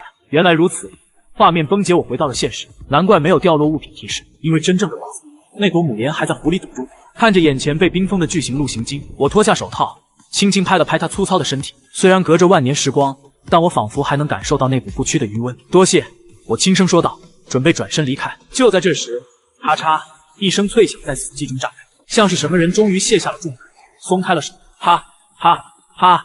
一根通体漆黑的权杖滚落到我脚边，那是巨人首领死死握住的信物，指向苍穹数万年，却在我转身的这一刻松开了。获得残破的冰霜权杖，奇物。我弯腰捡起权杖，入手冰凉，却沉重的像一段历史。紧接着，诡异的一幕发生了，周围的风声变了，变成了集市般的嘈杂，变成了欢声笑语，仿佛身后那些冰雕此刻都活了过来，在冲我挥手，在呐喊：“加油啊！带我们走出这片该死的冰原吧！”那个清脆的少女声音羞涩的在我耳边响起：“安子哥，早点回来呀！”我不由得鼻头一酸，没有回头。我背对着这片万年坟场，高高举起手中的权杖，用力摆了摆手，就像几万年前那个同样被叫做安子的年轻巨人一样。与此同时，蓝星联合指挥中心所有科学家都疯了。卧槽，林安已经进核心区了，比其他3个传奇大佬快了整整半天，这特么是开挂了吧？唰！所有人崇拜的目光瞬间锁死吴京。吴老师神机妙算，这路线规划简直绝了。吴京端着饭盒的手都在抖，脸上还得强装镇定，只有他自己心里在咆哮：这跟我有个毛关系啊！我都怕给他指错路，但这都不重要了。此刻的我已经站在了不动湖前，刚踏出冰柱屏障，脑子里就像被人插进了一根钢针，尖锐的精神尖啸疯狂冲击着我的神经。我猛地抬头，只见漆黑如墨的湖面瞬间沸腾，和记忆中不一样，水面上漂浮的不是一朵，而是整整9朵脸盆大小的晶莹莲花。它们同时转过花头，死死地盯住了我，死死盯着那9个黑洞洞的花蕊。我头皮发麻，9倍，这可是当初那个年轻巨人面对的整整9倍难度。呼呼呼，根本不给我反应的时间，9颗漆黑的莲子瞬间喷射，在空中拉出9道死亡飞行。撤！求生本能让我猛地一个后滚翻，狼狈地缩回巨大的冰柱后面。轰轰轰！刚才站立的地方瞬间炸出9团青黑色的寒雾，坚硬的玄冰直接被冻成了粉末。我靠在冰柱后大口喘息，忍不住在心里狂骂：这特么是什么恐怖物种？长得像植物，须子像真菌，攻击方式却是远程 ADC 硬闯。别说我，就算是传奇来了也得被打成筛子。不行，得想办法。这玩意虽然猛，但也有弱点。弹药，他们凝聚莲子需要时间，也需要消耗能量。我瞥了一眼来时的路，一个疯狂的计划在脑海中成型。既然你们喜欢射，那就让你们射个够。5分钟后，我气喘吁吁地跑了回来，起点背包已经被我塞满了，还不够。我又跑了几个来回，像个捡破烂的收尸人，把外围那些冻得结结实实的小型魔兽尸体全搬了过来。躲在冰柱后，我嘴角勾起一抹冷笑，让你们见识一下什么叫人肉投石机。嗖！我猛地甩手，一具巨型雪鼠尸体划出一道抛物线落向湖边。入侵，冻死它！噗噗噗！湖里的冰心莲瞬间一击，就像刻在基因里的杀毒程序，对着尸体就是一顿狂轰乱炸。咔嚓！雪鼠在半空就被炸成了一地冰渣。哼，愚蠢的入侵者，你就这点本事？脑海里传来冰心莲若有若无的嘲弄，我没理会，只是默默打开了背包。本事我有的是。嗖嗖嗖！第2具、第3具、第4具，雪兔、野猪，只有1半身子的巨狼。我以每秒1具的速度，疯狂地向湖边投掷尸体。起初，那群冰心莲还带着几个细菌，精准点杀，但渐渐的，他们沉默了。10具、10具、100具，这特么简直没完没了。哪怕他们有智慧，但自动反击的本能让他们根本停不下来。呼呼，枪声稀疏了，喷吐的速度肉眼可见的慢了下来。湖面上飘满了各种动物的残肢断点，为了凝聚莲子，它们的根须都在疯狂扭动，拼命汲取热量。周围的温度已经降到了零下100度，再耗下去，它们没弹尽粮绝，我就先冻死在这里。就是现在！我眼神一凛，整个人像猎豹一样从掩体后猛地冲出，直奔湖面。找死！他出来了，打死他！冰心莲们彻底被激怒，强行压榨最后的能量。仅剩的9颗莲子带着凄厉的笑声笑我们，神之欲逝。刹那间，世界在我眼中被按下慢放键，9条猩红的弹道轨迹清晰浮现，交织成一张必死图。但我早就算到，在高速奔跑中，我猛地做出一个不规则的 Z 字手势，轰轰轰！3颗贴着头皮飞过，3颗在你身后炸开，恐怖的寒雾瞬间封死了我的退路。没路了，傻子，去死吧！嗖！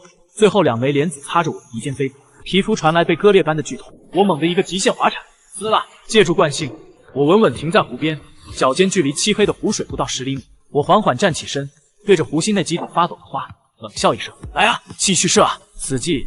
刚才还张牙舞爪的9朵冰心莲，此刻全哑火。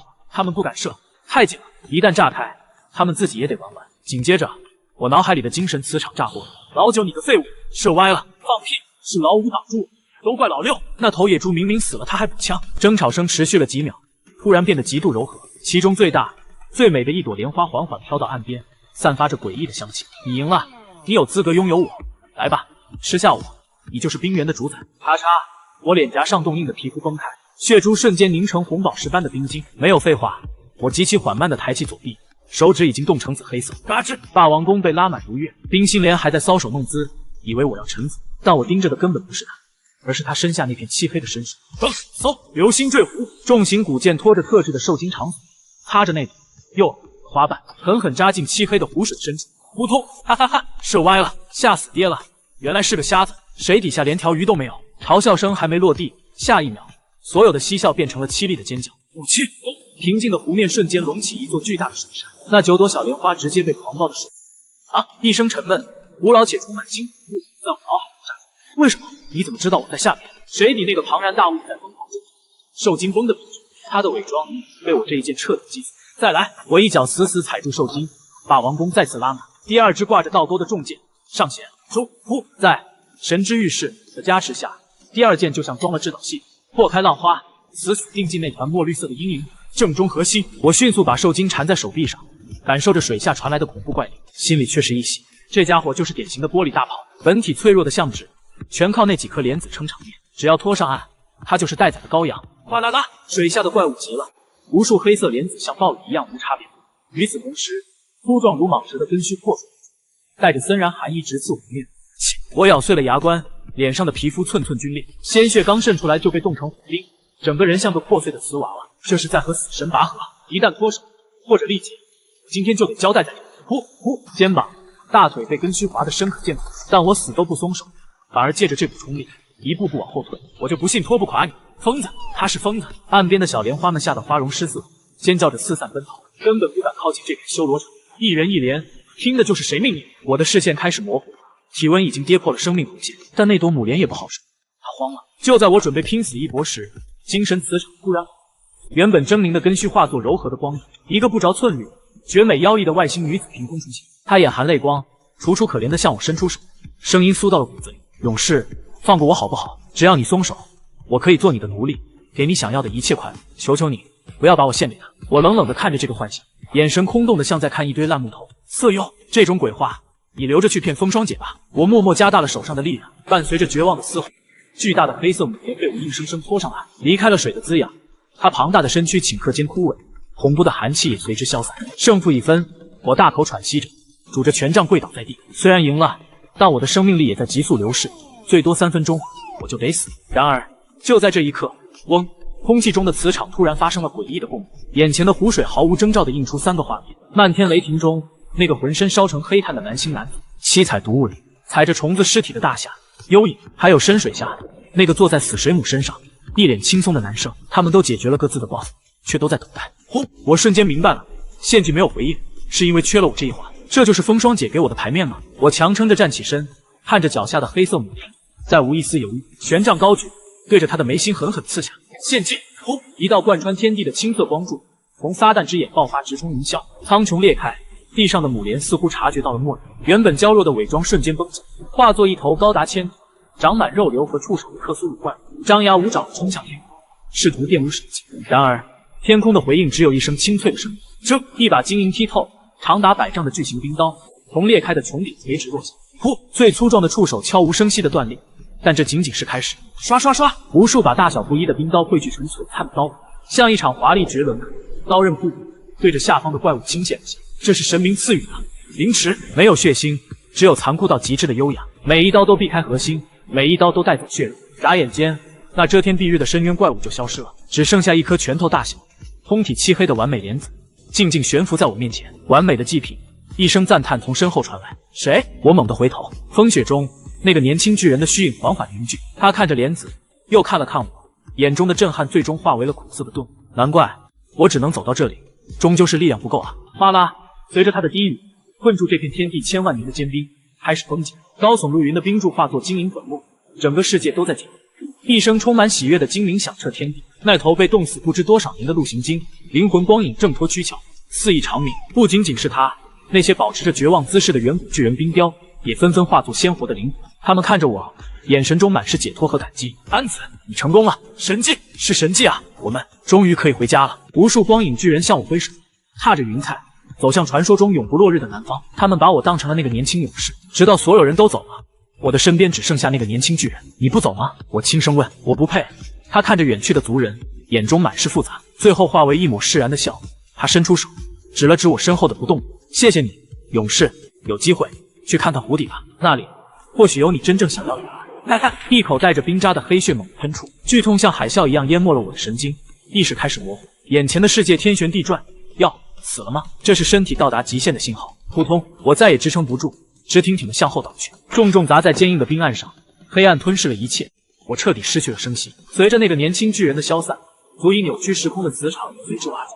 滋滋，电流音闪过，蓝星联合指挥中心的漆黑大屏陡然清晰。有了，信号恢复了，快看灵神！这一刻，全球几十亿人类疯了一样涌入直播间，他们期待看到英雄凯旋，期待看到我斩杀神明的英姿。然而，当画面真正亮起的那一刻，整个蓝星死一般的寂静，画面美得如梦似幻，漫天金粉飞舞，但在那梦幻的中心，躺着的是一具尸体。我那标志性的狼王大衣像破布条一样挂在身上，和伤口的血肉冻成了一体，双手食指呈现出骇人的紫黑色坏死状，僵硬的勾着，仿佛轻轻一碰就会碎成冰渣。最恐怖的是肩膀，一根黑色的根须贯穿而过，没有流血，因为连血液都被冻成了深红的冰晶，就这么狰狞地堵在伤口处。但我依然没有松手，两根金黑色的兽筋像枷锁一样，将我和那朵死去的黑色莲花死死锁在一起。1秒、2秒、3秒，数亿人的直播间，整整10秒的真空期，没有一条弹幕。骗人的吧？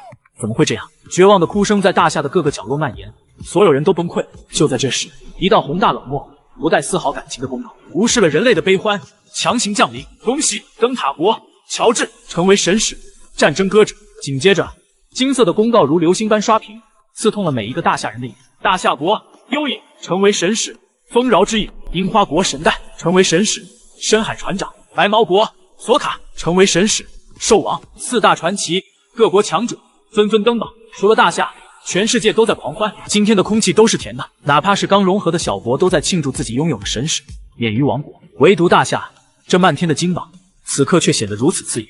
为什么？为什么幽影成功了，我们却高兴不起来？为什么拯救世界的代价，偏偏要让那个最年轻的孩子来承担？蓝星天启指挥中心，那个铁骨铮铮的男人，此刻红着眼睛，对着死寂的屏幕，旁若无人的嘶吼：“林安同志，收到，请回答。林安同志，回答我啊！”全球几十亿人都在围观我的尸体，大屏幕上的心跳曲线已经变成了一条令人绝望的直线，体温负90度，脑波归零，这就是死神的最终宣判。我林安彻底凉了。然而此时此刻，谁也没想到，我正漂浮在半空，以一种上帝视角看着这场属于我的盛大葬礼。指挥中心里死气沉沉，那个总喊我大佬的苏婉哭成了泪人，趴在桌上泣不成声，就连断腿都没哼过一声的硬汉吴京，此刻眼眶红得吓人，滚烫的眼泪正一滴滴砸在地板上。就在半天前，他们还吃着我传回来的资源，如果没有我迈向那绝命的路，蓝星的3位传奇根本无法破除奇观磁场。我是救世主，但我也是具死在异域的尸体。不！一声歇斯底里的嘶吼突然炸响，神明专家陈教授像疯了一样冲到屏幕前，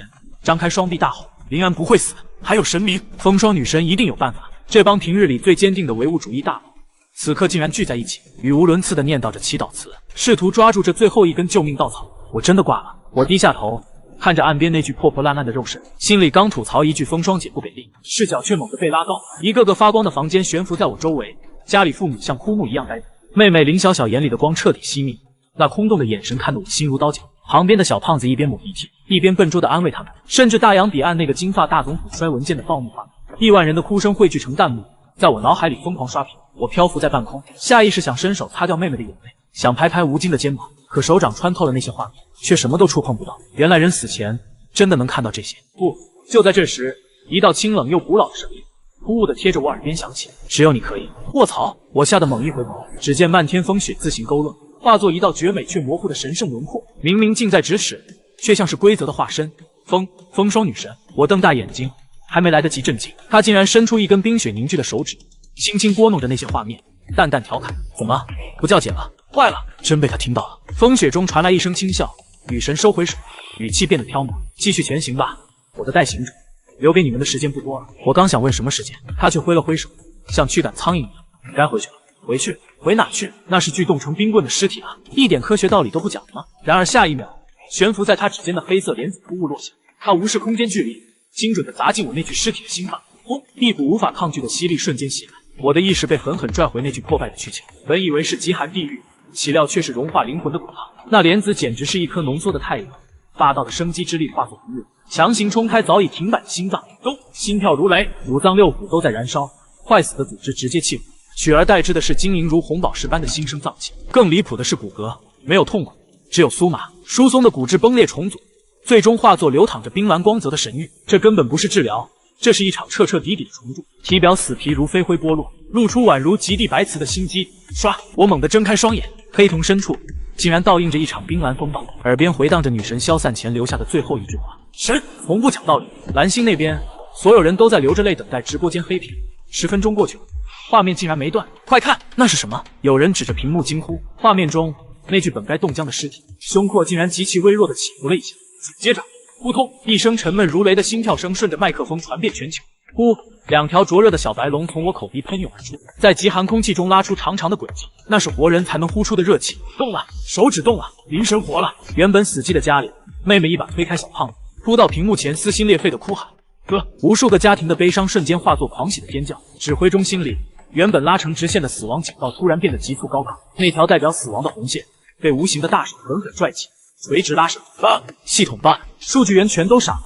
生命监测系统当场崩溃，吴京红着眼睛猛拍桌子，重启，快点，我要看到数据。屏幕闪烁，数据重置。可当新的数值跳出来时，所有科学家的大脑彻底宕机，各项身体指标不仅是回升，简直是在做火箭。力量较之前提升10%，体质较之前提升10%，我不仅活了，还变强了。西方首席科学家一屁股摔在椅子上，指着屏幕哆嗦个不停，这就是神迹。各项数据都在暴涨，唯独核心体温这一栏显示的是一串令人绝望的乱码，无法读取。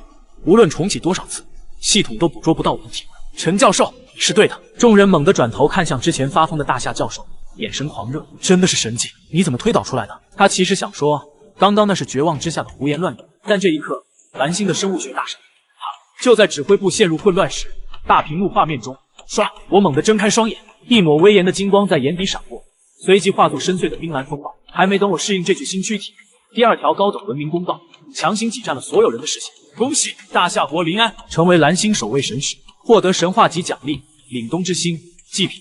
是我。还没等全球观众从神话级奖励的眩晕中回过神，第三条公告紧跟其后，直接炸场。恭喜大夏国临安成为隐藏唯一神使，风霜祭司获得特殊奖励万象密匣唯一。蛮荒世界也是一片震动。赵铁柱看着手里的烂人，时隔多日准备去进补，却突然感到深深的无力。同样是第8批，差距怎么拉大到了这种地步？露天矿区，暮雪手中的剑矢脱手而出，擦着魔兽头皮飞过。他沉默地捡起剑，心中却想到了那个要强的姐姐，连拥有毒物加成的幽影都叹了口气，抬头望向我，难怪暮雪会输给你。神明之间或许也有战争，而我似乎赢在了起跑线。深海之下，此刻却如炼狱。巴嘎！神带疯了一样挥舞妖刀，将一头10米长的深海魔鲸斩成2段。猩红鲜血引来无数魔杀，又被他无情绞杀。为什么是大夏人？那是属于我的荣耀。极度的怒火几乎煮沸海水，直到杀光周围一切，他才猛地惊醒。不对，这种想毁灭一切的暴躁情绪是谁强加给他的？海洋之神。神带惊恐的上浮逃离，而他身后漆黑的海渊深处，一双比沉船还大的幽黄树瞳悄然睁开，冷漠地注视着这一幕，随后缓缓闭合。另一边，乔治沐浴在雷光中，向着北方敬礼。临安先生，伟大的圣人。他检查着身体的雷电转化，却在下一秒眉头紧锁，看着高空闪烁的雷霆，他嘴唇微动，吐出一个令人不安的词：焦一。视线回到极寒冰原，当前温度零下90摄氏度，足以冻杀一切的极寒，此刻对我来说却像春风拂面。呼，我缓缓站起，直接脱下狼皮大衣，赤裸的上半身在风雪中展露无遗，一种凌驾众生的神性气质流淌在皮肤之下。我是风霜祭司，无视寒冷，风雪视我为同类。身处风雪天气，全属性暴涨30%，还能斥令风雪，这不比那个看脸色的风霜使者强多了。风霜祭司这新身体劲儿太大，我一边适应力量，一边看向那个特殊奖励万象密匣唯一，封存蛮荒万象，7日开启一次，随机投放至300公里。卧槽，300公里，不想给就直说。我刚想骂娘，天空中2道流星拖着我的焰坠落，其中一道紫光像个贼，嗖的一下拐弯飞向南方300公里外，眨眼没影了，只剩下另一道冰蓝色的神话级流光，像挂了降落伞的大眼，慢悠悠地朝我飘来。这高等文明的太子未免也太敷衍了。既然母莲已死，特殊的精神磁场也就散了。我看向不动湖，那庞大的黑色母莲尸体竟然像冰块一样融化，变成粘稠飞水流回湖中。现在湖心只剩下9朵小号了。冰心莲刚才还对我冷嘲热讽的妖花们，此刻一个个缩在水里装死，一副高冷清雅。过来！我站在岸边招手，湖面一片死寂。他们装听不见，敬酒不吃罚酒是吧？我不废话，反手抽出霸王弓，瞬间拉满，冰冷的古剑直接锁定最大那一朵。嗖！就在弓弦拉开的瞬间，那9朵高冷的冰心莲像火烧屁股，疯狂摆动根须，争先恐后的游到岸边。哪怕是植物，也是怕死。他们极尽妖娆的摆动花茎，一副任君采撷的谄媚样，把我都整无语。获得冰心莲传说级 X 小的竟然也是传说级，发财了！我正盘算着要不要把他们一锅端了，排在前面的3朵大莲花突然浑身一颤，噗噗噗，3枚散发着浓郁金光的莲子主动吐到了我的脚边，紧接着他们就萎靡摆动。后面的6朵小莲花更是拼命挥舞根须比。我看懂了，这是在交保护费，求我别把根给刨了。我看了一眼地上的金莲子，获得冰心莲子传说级 X3， 效果修复肉体重创，具备断肢重生效果。这就是神药啊！这哪里是湖，分明是个可再生的 S 级资源点。只要不动湖还在，这就是我的私人药体。懂事。我收起弓箭，指了指湖心，回去好好找，下次再来收。搞定这一票，我迫不及待点开面板。这不看不知道，一看吓一跳。力量 70.9， 体质 74.1， 精神100。普通第7批强者还在60分挣扎，我才来2个月，精神力直接破百。更恐怖的是神使的专属增幅。30%全属性提升，在这漫天风雪中，狂风不再是阻力，反而像无数双手在托举我。哪怕遇到2阶魔兽，我有信心直接轰杀。试试新大招，我深吸一口气，心中默念敕令，唰！世界瞬间变成了黑白线条，无数冰蓝色的光点在空气中浮现，那是沉睡的凛冬精灵。随着我精神力爆发，平静的湖畔瞬间狂风大作，积雪被凭空卷起，一场半径30米的恐怖暴风雪完全受我掌控。最关键的是，除了启动那一下浩蓝，后续维持竟然几乎不消耗精神力，这相当于一个常驻的无敌爆。与此同时，蓝星指挥部彻底炸锅。吴京看着屏幕上飙升的数据，眼珠子都要瞪出来，太离谱了！战火之神、繁荣之神给眷属的增幅撑死才20%，林安这个风霜女神直接给了30%。所有人都意识到，林安这次是抱上了一条真正的粗大腿。就在这时，刺耳的红色警报铃声响彻大厅。吴京接起电话，脸色瞬间惨白。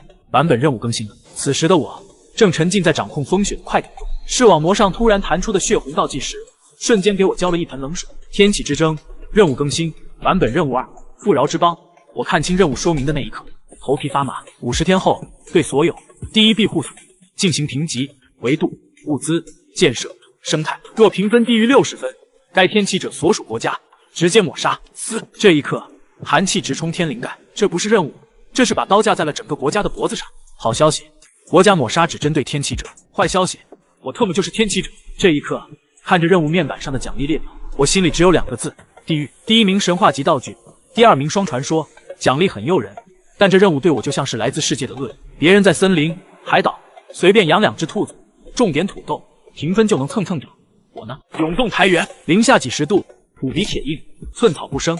搞基建，我住的是地洞；搞生态，养2只熊都费劲。想在这鬼地方拿前3，简直是天方夜谭，难搞啊！我正头疼怎么破局，能不能把这烂摊子甩给别人？咚！几百米外传来一声闷响，那是神话级奖励落地的声音。管他什么任务，先拿好处才是硬道。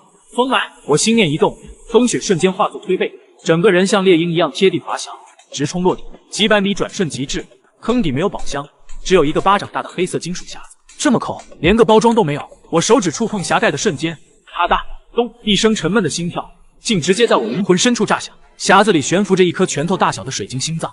仔细一看，我头皮发麻。那半透明的晶体内部，竟然封印着一条袖珍的星空巨龙，无数比发丝还细的银色光路，像电路板一样时刻在龙骨和龙鳞上，还在缓缓流动。获得神之祭品，凛冬之星，神话级，献祭。没反应，我下意识伸手，就在指尖触碰的刹那，轰！我的意识瞬间被拽入一片浩瀚星空。那里，一条横跨光年的星空巨龙正在咆哮。下一秒，它像一张解剖图一样被高维力量强制弹开，血肉被剔除，骨骼被铭刻上冷酷的机械电路。最后，这幅横跨星河的画卷被折叠，再折叠，硬生生塞进这颗小小的心脏。后，那条被改造的巨龙残念发现了我，它带着对高等文明的无尽怨恨，张开吞噬人心的巨龙，疯狂扑向我的灵翼。它是要夺舍，我根本挡不住这种维度的碾压。风霜姐，救命！就在我意识即将崩碎的生死关头，嗡！时间静止了，虚空中一只完美无瑕的半透明玉手慵懒探出，轻轻盖在了我的手背上，耳边传来一声刚睡醒般的哈欠。哈，仅仅是一声哈欠，那条不可一世的机械星龙连惨叫都没发出来，咔嚓，极致的寒意爆发，巨龙瞬间化作一尊远行冰雕，随即崩解成漫天冰蓝星辰。呼啦，星辰卷入我的风雪领域，最后汇聚在我右手手边，一枚硬币大小的冰霜之眼印记赫然浮现。呼，我大口喘着粗气，浑身冷汗。这哪里是奖励？这分明是高等文明随手倒向你学的一盆滚烫热汤。毁灭你，与你何干？那种高高在上的随意感，才是最深的。但我顾不上感叹人类的渺小，因为就在这时，我脑海中突然闪过巨龙临死前的提示。我不由得看向眼前漆黑的湖面，答案在湖底。万万没想到，这片漆黑如墨的不动，竟是一座巨大的宝库。我深吸一口气，压下狂跳的心脏，死死盯住湖面，身侧暴风雪四面。可这湖水偏偏连一丝涟漪都没有泛起，平滑的简直像一块死寂的黑镜子。我掏出装过心脏的神话级匣子，试着去舀一点黑水，谁知入河瞬间，手腕竟然轻若无物。更诡异的是，当我提起匣子，这黑水竟像活着的黑色水蛭，无视重力，疯狂顺着边缘往湖里倒爬。转眼间，匣子空空如也。紧接着，系统弹出提示，发现传说级选水，可惜离开此地即失效，根本无法上传。卧槽，满湖的传说级材料！我眼皮狂跳，既然带不走也无法上传，那换个思路，别人也休想碰。四舍五入，这整座湖都是我的私人资产。想到这里，我心跳加速，决定亲自潜下去一探究竟。我伸手探入湖中，微微寒意瞬间袭来。要是转职前，这根手指绝对当场坏死。可现在毫无影响。紧接着，我不再犹豫，纵身一跃，扑通！没有水花飞溅，我就像一块冰冷的石头，无声砸进沉重的黑暗中。传说级潜水服自动隔绝了选水，偏偏这里无法像冰湖那样呼吸。以我现在的变态体质，撑死潜水30分钟。水下幽闭空间可是人类禁区，氧气耗尽，只有死路一条。稳妥起见，必须先摸清地形。环境情报开启。我双眼微眯，淡金色数据流瞬间覆盖眼球。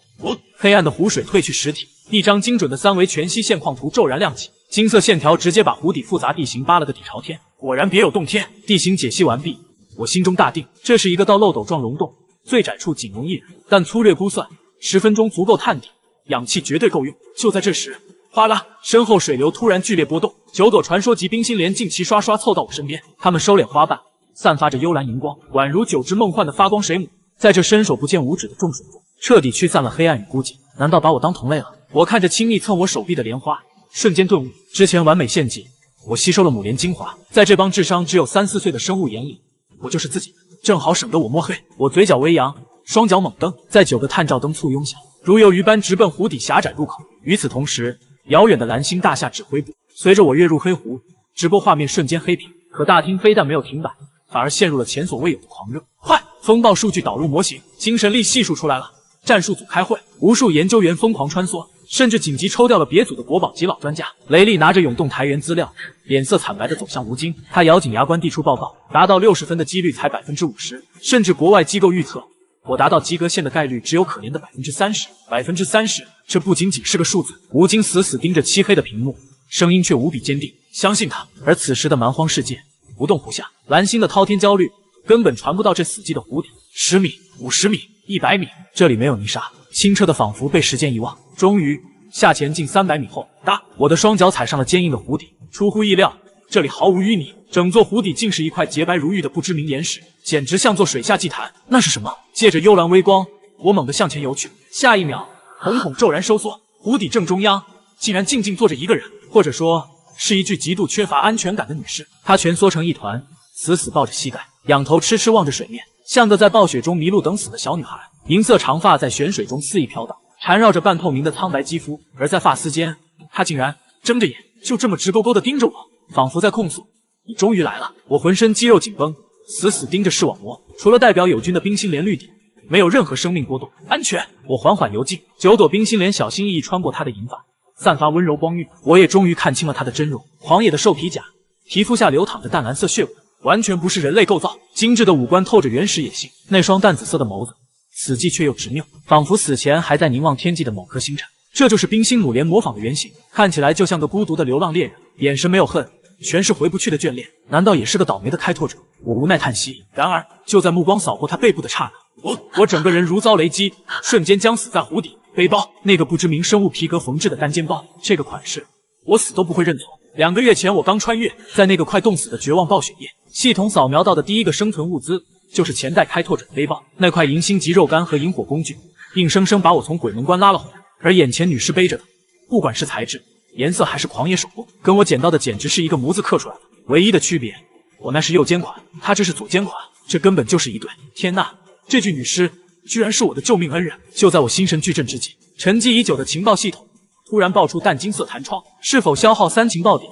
解析天琴座人族遗书。解析，我毫不犹豫，视网膜数据狂飙，2道金色数据流如游鱼般冲向他身后的石板，瞬间，石板上浮现出密密麻麻的奇异刻痕，紧接着金光爆闪，刻痕脱离岩石，在水中疯狂重组翻译，最终化作我无比熟悉的方块字，就像2个遥远文明的跨时空对话。后来者，你好，我是天琴人族最后一位幸存的开拓者，我们曾建立繁荣国度，却被无法抵抗的灾难彻底抹杀。族人死绝后，我遵循神明指引一路北上，试图寻找最古老的丰收女神，可我失败了，我始终没能听到神音。或许因为我曾信仰繁荣，亦或是神明早已抛弃这里。生命尽头，我遇到一群友善的冰原巨人，他们错把我当成女神使者。我很抱歉，我只是个稍微强点的流浪者，但万幸，我找到了他们族内流传的复兴传说，永不枯竭的银色宝藏。我将背包留在那里，盼他们重现荣光。我太累了，这里适合长眠。后来者，记住我族的血泪教训，千万不要相信光柱文明，还有几位神明试判。文字戛然而止，最后那2行警告刻痕极深，透着滔天恨意与绝望。哗啦一声，金色文字消散，我悬在水中久久未动。毫无疑问，天琴座人族绝对是上一代开拓者。柱文明，我猛然惊醒，蓝星巨献物资的，不正是那些神秘光柱？至于神明里的叛徒，我后背发凉，赶紧掐断思绪，这根本不是我现在该操心的。真正有用的情报是，高等文明绝对不可信。更关键的是，冰原巨人极可能还有幸存者。前代开拓者距离我们不过100年，如果有机会，必须拉拢这群大个子，给风霜姐打工，人多力量大嘛。想到这里，我轻叹一声，物归原主吧。我掏出那个皮革包，任由它在泉水中缓缓飘落，咔嗒，精准扣在女士空荡荡的右肩上。刹那间，一种奇异的圆满感直击心脏。左肩背负生前行囊，右肩承载死后希望。这对称的背包，让他原本孤独的背影，竟透出整装待发的完整感，仿佛这位一心游侠并未死去，只是在湖底小憩，随时准备奔赴下一场远行。这就对了。我满意点头，可总觉得还缺点什么。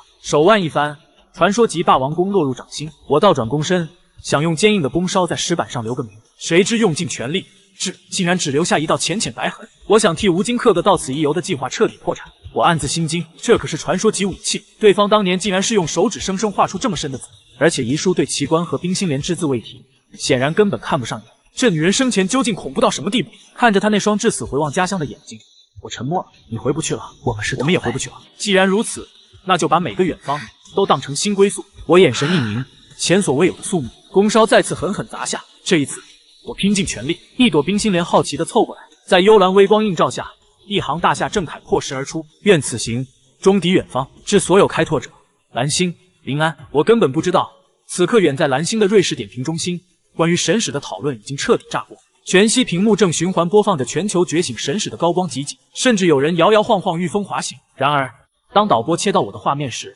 主持人声音直发颤：“请各位看这一位。”大屏幕上，我脚底骤然升腾起狂暴螺旋气流，轰！硬生生砸出一个直径60米的球形领域，领域内大雪如刀，领域外风劲血指。我站在风暴中心，黑发狂舞，宛如掌控一切的灭世大反派。这一刻，全球观众彻底陷入癫狂。上帝啊，赐我们一个风暴侠吧！完爆好莱坞特效，简直比漫画还帅，这才是真正的战士。满屏弹幕简直要将屏幕震碎。与此同时，蛮荒世界不动湖，哗！我猛地破水而出，翻上岸边冰岩，看着水珠疯狂逃回湖中，我暗自称奇，这黑水看着粘稠，实则毫无重量。水面再次泛起涟漪，9朵冰心莲悄无声息探出头，根须画出不舍的波纹。我走了，好好尝，下次来我要看到这个。我掏出传说级莲子晃了晃，他们竟乖巧地点了点花苞，告别这帮小家伙。我认准方向，踏上归途，得先找小拉代步，再去300公里外拿万象秘匣。2条腿跑，非得累死不可。一路上，我敏锐察觉到环境变了，随着母莲献祭，那股毛骨悚然的精神磁场彻底消散。不仅如此，温度竟然在回升。我伸手感受风速，相比之前冻结灵魂的严寒，现在已经回暖到零下70、80度。撒旦之眼终于闭上了，用不了多久，这片禁区就会孕育出新生态。我一边赶路一边复盘，这趟绝地献祭简直血赚，转职隐藏神使，身体素质暴涨，马上还能拿唯1级奖励万象秘匣。更意外得知了冰原巨人部落的情报，手里还有他们族的奇物权杖，绝对能狠狠敲一笔。唯一的遗憾是，我瞥了眼视网膜，剩余情报点0。解析遗书把我炸得一干二净，加上对付冰尸虫，口粮也见底了，真穷啊！离月末结算只剩不到10天，得赶紧攒点本钱了。正琢磨着，我的脚步骤然一顿，此时我已经走到撒旦之眼外围，100米高的巨大冰柱轰然倒塌，露出了被幻象掩盖的真实地貌。借着微弱星光，我头皮一阵发麻，紧接着狂喜涌上心头。卧槽，这是什么神仙宝地？乱世冰谷里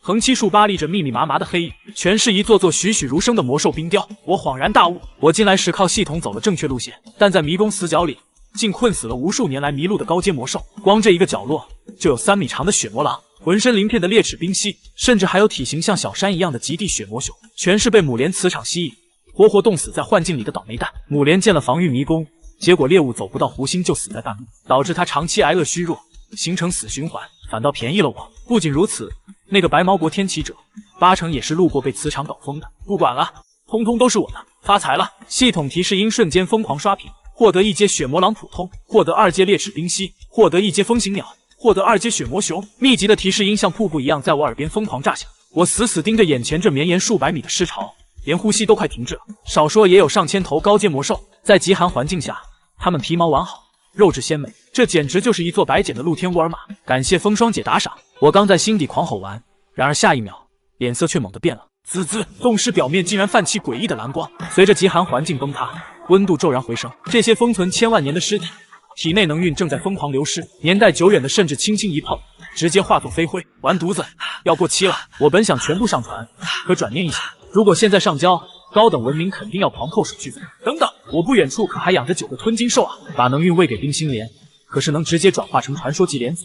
没时间犹豫了，我直接敕令风雪，狂风轰然卷起，仗着神性加持和扩容的起点背包，我化身大自然最狂暴的搬运工，扛起灵能流失最严重的尸体就往湖边狂奔。开饭了，快出来干饭！哗啦一声，沉底的9朵冰心莲闻着味儿就窜出水面，噗嗤，漫天金须死死扎进魔兽尸体，仅仅几秒，10几头高阶魔兽被吸成干粉。紧接着，噗的一声，一枚金光闪闪的莲子吐在岸边。老四果然行得通，别沉！还有，这是一场跟死神的赛跑，我必须在尸体彻底烂掉前榨干他们的价值。我开启了丧心病狂的折返跑，半小时后，9朵冰心莲彻底瘫在水面上装死，任凭我怎么砸尸体，他们也只是无力的白板金须，吃不下了，真的一滴都吃不下了。看着背包里新增的12枚传说级莲子，加上之前的凑足15，我满意的抹了把汗，一夜暴富。正准备走，我却敏锐地察觉到不对劲，1号莲花洁白的花瓣边缘竟然多出了一丝极细的飞纹，这模样简直跟那株散发着扭曲磁场的冰心母莲如出一辙。这难道是进化？若真能进化，绝对是产出神话级资源的神话级生物，前途无量啊！但现在没空细想，冰谷里还有200多具保存完好的高阶货，还好我有物资主宰天赋。我再次冲进冰雕群，疯狂默念上传，快给我上传！通道关闭，物资开始结算。当国运光幕上的数字跳出来时，连我自己都吓傻了。开拓者林安上传1至3阶魔兽尸体共计261具，物资积分641万5千分，高能魔兽肉465万吨，个10、百、千、万。我盯着那一长串零数了好几遍，终于没忍住笑出了声。与此同时，我那黑屏的直播间弹幕直接把底色盖成了纯白。465万吨肉啊，真的是肉啊，兄弟们！天启指挥部更是彻底乱套，熬了几天没合眼的吴京刚睡着，就被外面的喧闹惊醒。他拄着拐杖冲进大厅，结果当场看傻眼，一片混乱。大夏国养猪大省1年的产量也才200多万吨，这1两高能魔兽肉抵得上2斤牛肉，足够14亿人敞开吃3个月。吴京呆滞片刻，默默走回休息室躺下，嘴角挂着傻笑。传奇开拓者1年的收益也没这么多，一定是最近太累出现幻觉，这梦真有意思。而在蛮荒世界的黑暗丛林，赵铁柱浑身涂满淤泥，刚冒着被扎成马蜂窝的风险，从铁鳄蜂巢里偷出1袋蜂蜜，2000积分，稳进前12。他正得意洋洋地找回兵王自信，幻想着马上追上我。可下一秒，他扫了一眼排行榜，600万。赵铁柱脑瓜子嗡嗡直响，他不受控制地脑补出一个画面：我宛如天神下凡，面对漫山遍野的同巢，一掌拍下，数万魔兽化作饑粉。他狠狠咽了口唾沫，眼神瞬间狂热。只有神使才有这种稳定，我也要成为神使，一掌定乾坤。怀揣同样想法，还有迷雾大峡谷底的木须，他摸着崖壁上人工打磨的古老符文，心脏狂跳。我那断层式的积分成了他最强的定心丸。大家都是人类，你能做到，我也行。这下面绝对有成神之路。他握紧古剑，一头扎进黑暗。另一边，真菌森林里，正排在第2名的高卢伯科夫正跪在七彩蘑菇树下疯狂催吐。该死，长这么艳怎么可能没毒？他眼泪鼻涕横流，本想看看积分榜找找心理安慰，结果这一看，差点当场吓死。670万分，他自己拼死拼活才6万。科夫崩溃大吼：数据中心算法绝对出问题，这不科学，这根本不符合逻辑。唯一的解释就是中毒。绝对是那朵蓝色蘑菇的问题。科夫死死抠着嗓子眼，足足干呕了大半天，直到连胃酸都吐得干干净净，他才虚脱地瘫靠在树干上。紧接着，他颤颤巍巍地再次点开光幕。第一名，林安，大夏6415000分。法克，科夫两眼一黑，满脸生无可恋，这毒蘑菇劲儿也太大了，不探险了，回去睡觉。与此同时，蓝星的大夏国，一场关乎国运的一级戒备正在无声展开，无数探照灯拔地而起，直接将夜空切割得如同白昼。紧接着，荷枪实弹的武装部队火速接管方圆10公里的所有交通要道，空气中弥漫着刺骨的肃杀，每一名士兵的脸上都写满凝重。嘎吱，伴随着沉重的液压声，一扇扇尘封已久的国家级战略冷库大门缓缓洞开，白色冷气如巨龙般咆哮而出，周围气温瞬间降至冰点。各大冷库主任满头大汗的列队战，广播里的通知透着不容置疑的铁血，全体都有。接下来的半个月，将有一批特级战略物资陆续入库。寒风呼啸，全场死寂。此时的蛮荒世界，长夜终于散尽，我那沉寂已久的直播间暗幕也随着晨曦透出一抹苍凉的微光。画面亮起的刹那，我身后那宛如地狱裂隙般狰狞的撒旦之眼废墟，首次毫无遮掩的横陈在世人眼前。直到这一刻，大夏的观众们方才如梦初醒，我孤身踏足的竟然是一处能轻易吞噬生命的3级奇观，就连各国的专家学者团也集体失声。此前，他们死死盯着我的超级大丰收，妄图通过蛛丝马迹寻找一套可复制的探索方法。可现在，看着我身后的废墟，他们终于绝望的醒悟，不是所有方法都可以复制，更不是所有开拓者都能踏入奇观后全身而退。在蛮荒，存在即合理，在这里，实力就是唯一的真理。冰川之巅，金屋破晓，漫天霞光毫无保留的倾泻而下，将我的背影勾勒成一尊巍峨的简。我没有回头，只是迎着刺眼的朝阳，向着未知的远方，坚定地踏出了下一步。咻！我高速掠过冰原，雪尘飞扬，旁人根本追不上我。几天前，我的最高速才刚到现在的一半，却不知怎地，这风霜祭司的力量让我轻盈无比，像踩着风在奔跑，哪里还能比得上小拉那猛兽速度？但就在这时，我的胃像被火烧一样绞痛，饿得连蹬车都差点停止。我急忙掏出肉干，咬得飞快。正当电话响起，吴京那边的声音透着稳重：“林安同志，你作为大夏第一位神使，是国之重器。”我客气的回话，心里却觉得自己不过是捡漏罢了。大夏因我上传的465万吨魔兽肉成为救命稻草，我顿时有种责任感涌上心头。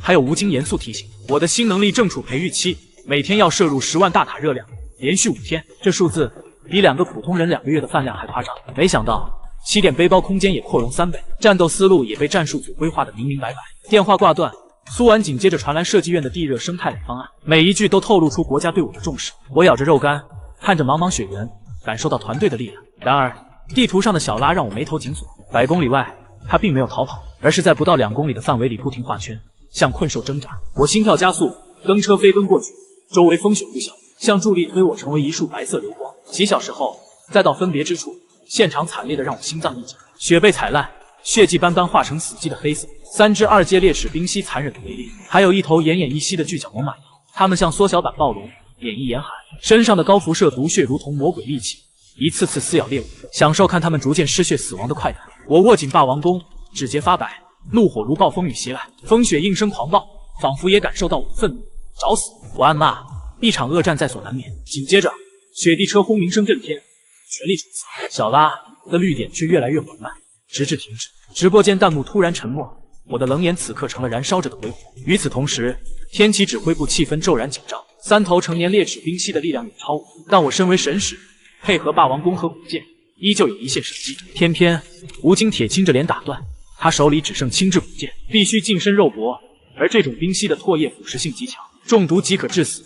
空气顿时凝重，远程冷箭根本不够用，我得拼命靠近对方风雪祭司的名号。这场首战势必载入大夏史册。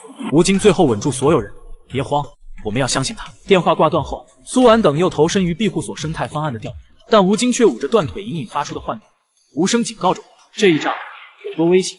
有些事不是随口说说那么简单。由于我持续刷屏，专门为我开的演播室成了全球收视率第一，配备了顶级解说团队，待遇冠绝传奇开拓者。太不理智了！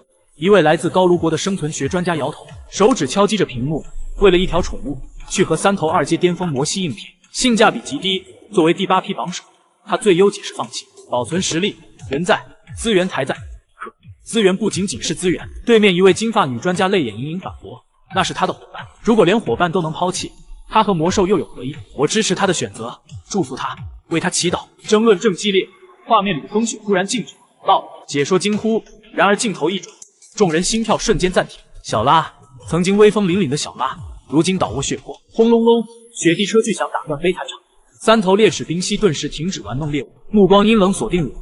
最大的魔蜥缓缓松绑，狰狞头颅低垂，暗黄色树丛一掌不转盯住方向，尾巴粗大如巨树，拍打雪地带起雪山。咩！小拉呼吸微弱，费力睁开双眼，悲鸣刺破寒风，成了所有人心底的最后一根稻草。树上，看这里！我怒吼一声，坐起雪地车，霸王弓拉满。下一秒，时间仿佛被我强行减速，全是骨甲，几乎没有弱点。我心寒如冰，哪怕神之玉饰也难洞穿那灰色光晕，轻质古剑只会被崩断，但目标只有眼睛和鼻孔。第二剑偏了鼻翼骨板，只想脆响便被弹飞，防御力惊人。如果是一阶魔兽，一剑穿脑髓无压力，可这家伙仅受轻伤。不过目的达成，魔蜥惨叫，疯狂甩尾轰击雪地车如野兽失控，冲入30米。死吧！我纵身一跃，空中猛然反攻，霸王弓变形作毛，成了重型标枪，狂风汇聚右臂，助推重击，呼，撕裂白气浪，扑哧！霸王弓烧贯穿魔蜥张骨，击穿颈椎，毫无阻碍地定入冻结头骨。巨兽仰倒，头颅被卡，扭曲死挂在弓上，构成死亡三角，尾巴抽搐后彻底沉寂。剩余2头冰蜥愤怒怒响，张嘴扑来，宛如2辆失控重海。直播间与瑞士演播厅同时空白，被反挂弓上的魔蜥死状惨烈，众人震惊至极。但这猎齿冰蜥也不是随手可为。小卡拉米漂亮！吴京一声暴喝，指挥厅的凝重终于破裂，一阵欢呼接踵而至，但战斗更加白热化。昔日同伴牺牲，2头冰蜥发起前行攻势。噗呲！左侧冰蜥腮帮鼓起，喉中喷出墨绿色毒液。没有武器，我却毫不慌乱，脚尖点地，身体侧一半，毒液几乎贴着影子喷过，不时雪地出黑烟深刻。右侧较小冰蜥咆哮扑来，利爪张气势汹汹，左右闪避全在攻击范围，我却不退反进。五维扫击一瞬降临，我定力爆发，身体贴地，嗖！我要化作出弹滑球，以丝丝入扣之势从他腹部下方穿过。扑空的冰蜥发力，尾巴带着呼啸贴地，杀伤力爆表。危机生死攸关，我早已预判所有连招，浑然游刃有余。此刻，我掰开小拉嘴，塞入2枚传说级冰心莲子。还好，赶到了。看到小拉喉咙滚动，眼中渐露生机，我终于松口气。身后2头冰蜥惊怒交加，我握紧沾满毒血的霸王弓，扑哧，伴随血肉摩擦，弓身被拔出，带起一团绿血，狠狠甩去污秽。我转身站定，狂风又起，吹动黑发，冰冷血丝点缀眼眸。热身结束，右侧小冰蜥不知危机，怒吼撞来，太慢，我不退反进，身踏动物，稳稳站稳，左脚为轴，霸王弓旋转而行，如黑龙刺入血痕大脑。轰隆！冰蜥的身躯带着惯性擦过，重重砸进身后的洞里，正面硬撞。我面无表情，单臂发力，将深陷颅骨的霸王弓猛地拔出。冰冷的目光落在剩下那头已吓傻的冰蜥身上。轮到你了！呲！那头喷吐毒液的狡猾猎齿冰蜥，此刻像丢了魂。他看着倒在血泊中的同伴，又扫向我。树丛里满是恐惧，跑！立刻跑！平日里的冰原恶霸，竟调转身形逃窜，想来就来，想走就走。我转身。看着他狼狈逃离，顺手从第一只巨蜥眼中抽出最后一支轻质古剑，举弓拉满，却没急着松弦。果然，他的逃跑并非直线，反而利用地形做掩护，不断闪行躲闪。但我稳稳架弓，箭头死死定住他背影。我在等待，就是现在！嘣！弓弦震颤，雪地裂缝前，他慌乱回头，一个黑点射向右眼，还是逃了。我缓缓放弓，望着远处凄厉嘶鸣、逃窜的身影，皱眉没追。一是穷寇莫追。2是我得守护小拉，成为神使后，综合能力大增，神之预示下，身体与大脑配合更好。不过，一颗对更强武器、更强能力的渴望悄然升起。直到此刻，我的直播间弹幕才再次沸腾。卧槽，刚刚发生啥了？没胆看。第2只怎么挂的？大神说说，近战工兵，这才是真正的近战工兵。点评中心，2位专家瘫坐椅上，盯屏幕中那伫立于2具庞大尸体旁的身影，良久无言。他们对这位大夏新兴开拓者的实力估计明显太保守。耳机里导播吼破寂静，各演播室注意，准备接入蛮荒高能时刻。3、2、1，切！蓝星天启指挥部，哗啦，啪啪啪，全员起立鼓掌。战术组望着，淡定自若的吴京满是钦佩。凭借不到100点的体质，我单挑3头2级魔兽，再次刷新人类纪录。大佬就是大佬，这判断太精准。感受到众人目光，吴京也感叹，这小子天生为战场而生，表面愤怒，实则冷静到极致，每一步选择判断都精准无误，就像脑海模拟过无数遍，换他也不见得做得更好。这时有人盯上我边上一响，生物组快来！那只巨角猛犸羊竟然没死，咋可能？人死了还能活，羊也能？我是小拉脑残粉，别开玩笑了，没开玩笑。看这里，依刚才体征判断，小拉早现不可逆濒死休克，但大屏幕一幕，让所有生物专家集体哑口无言。我瞳孔骤缩，传说级资源很强，我从未预料到如此变态，甚至怀疑人真能吃。新基建完美扣合骨骼，这幕让蓝星生物圈屏幕前炸锅。大夏小说都告诉过我，变伴随一声低吼，中气十足，高温白气从小拉鼻孔毛孔喷出，火热炽烈，竟融化积雪成水，又被极寒蒸发成白雾，环绕其中。约莫30分钟后，白雾散尽，伤口处粉嫩新皮肤取代裂口，但小拉未醒来，呼吸悠长，心跳如战鼓有力，显然进入深度进化沉眠，看来一时醒不过来。我检查状态，无奈摇头。此刻他不能行动，还是最脆弱时刻，冰原危机重重，不做保护就是送死。先做层隔离保护，当机立断。我用霸王弓锋利边缘当刀，在洞穴刻下规整血砖，点燃煤炭，加石锅，浇水堆砌冻结加固。风霜祭司干起活来效率极高，半小时内，一座严密的因纽特人式半球冰屋拔地而起，将小拉护得严严实实。冰屋建成，我补充能量，没休息，提霸王弓走向烈士冰溪尸体。我悄悄体表灰白皮肤，发出梆梆金属脆响。这层皮是宝贝，能在零下80度冰原锁住进沸腾高温，隔热性能简直违背物理常识。获得2阶锁温骨鳞皮，稀有 X2 极寒环境的隔热甲，看似没用，实则不对。我猛然想到，虽我无视寒冷，但地热庇护所深处微炭，还有冰湖谷底裂缝，都是极热地的，收起来。接着，它犹如冰溪体内核反应堆，持续提供高温。可当切下，它表面红光迅速暗淡，温度快速流失。获得2阶热能辐射囊，稀有 X2 离体就废。我眉头紧锁，但未丢弃。这类高温生物器官结构精密，若蓝星能破解催化原理，制造激活液，它就是最佳天然熔炉。果园想在此温度冶炼金属，造工具，光靠烧煤肯定不够，必须更高温能源。我小心翼翼把它收进背包。辐射对我无碍，随着进化，抗辐射增强，只要不过量摄入无视，2只冰溪的硬一并收入背包，用于炼矿。最后，我看着2排尖倒刺利齿和弯钩利爪，眉头紧蹙。这玩意儿也不能作剑，气动外形太差。可当我拿起那如弯刀般的利爪，在冰面上试了试，咔嚓，坚硬冻冰如豆腐般被抓碎。这是天然的冰镐和防滑钉，只要用绳子绑在靴子上，就是顶级冰爪。攀冰川如履平地，收起，一番处理，我可谓物尽其用，极致发挥。此刻雪地上只剩2坨血淋淋的烂肉，上传吧。在蛮荒遭受了不可逆的重创，但大多数人不知道，那个永远斗志昂扬的脸下，是一具油尽灯枯、满是陈旧伤痕的躯体。对我来说，每踏出一步，都要忍受常人难以想象的剧痛。可是我从没抱怨过，甚至有时会将自己的配给物资悄悄分给同批次不幸阵亡开拓者的家属。第一医院客户病房内，当那枚晶莹的莲子送入腹中，正如小拉在蛮荒世界的奇迹，奇迹也以霸道无比的方式降临在我身上。不需要经历手术，更不需漫长复健。病房里高热弥漫，白雾蒸腾，在医生惊骇欲绝的注视中，这是生命的重塑。随后清晨，第一缕阳光刺破云层，大夏天旗指挥部大门推开，一道挺拔如松的身影大步迈入，步伐沉稳有力，军靴扣地，铿锵作响。指挥室全体起立，掌声雷动。年轻研究员们眼眶湿润，为众人报信者，不可使冻毙于风雪。蛮荒冰原临时庇护所，我3天亲眼见证奇迹。曾是小小羊羔的小拉，竟然一跃变身近4米长，肩高突破2米的坦克猛犸。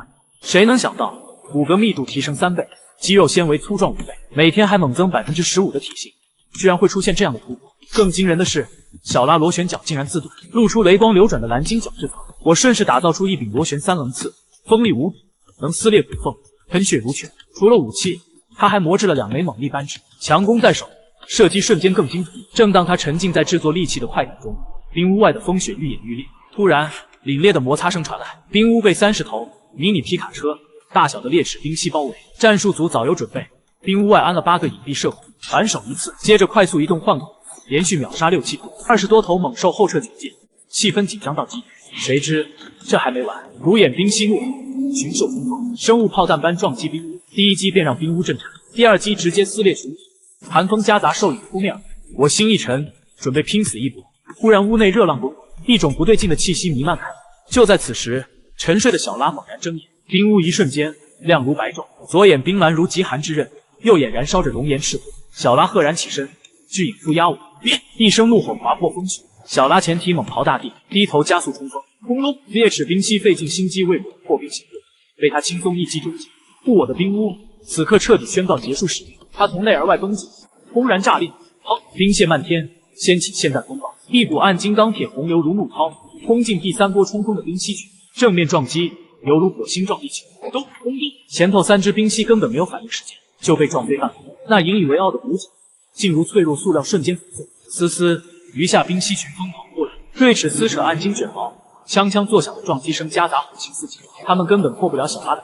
小拉心晃躯体，仿佛拍落几只烦扰苍蝇，随后猛然一跺地，低头锁定那根半米长的湛蓝螺旋大戟，闪烁着灵光，直指躲在一旁的独眼冰蜥。所有新仇旧恨汇聚于这数根巨力，独眼冰蜥转身欲逃，却晚了一步。紧接着，小拉脖梗肌肉猛摆出恐怖蛮力，将数吨巨蜥抛出半空，划出一道弧线，重重砸地。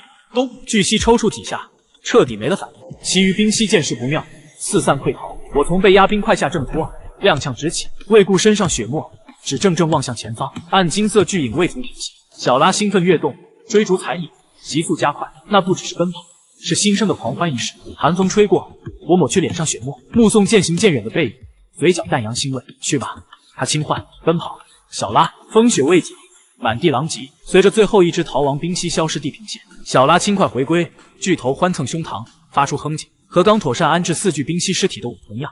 饥饿袭来，我掏出数块黑色小零食递入他口中，然后拍拍宛若花岗岩的肩胛肌，跃上背脊。走，小拉，全速，让我见识极限！蓝星直播间弹幕爆炸，冲冲冲！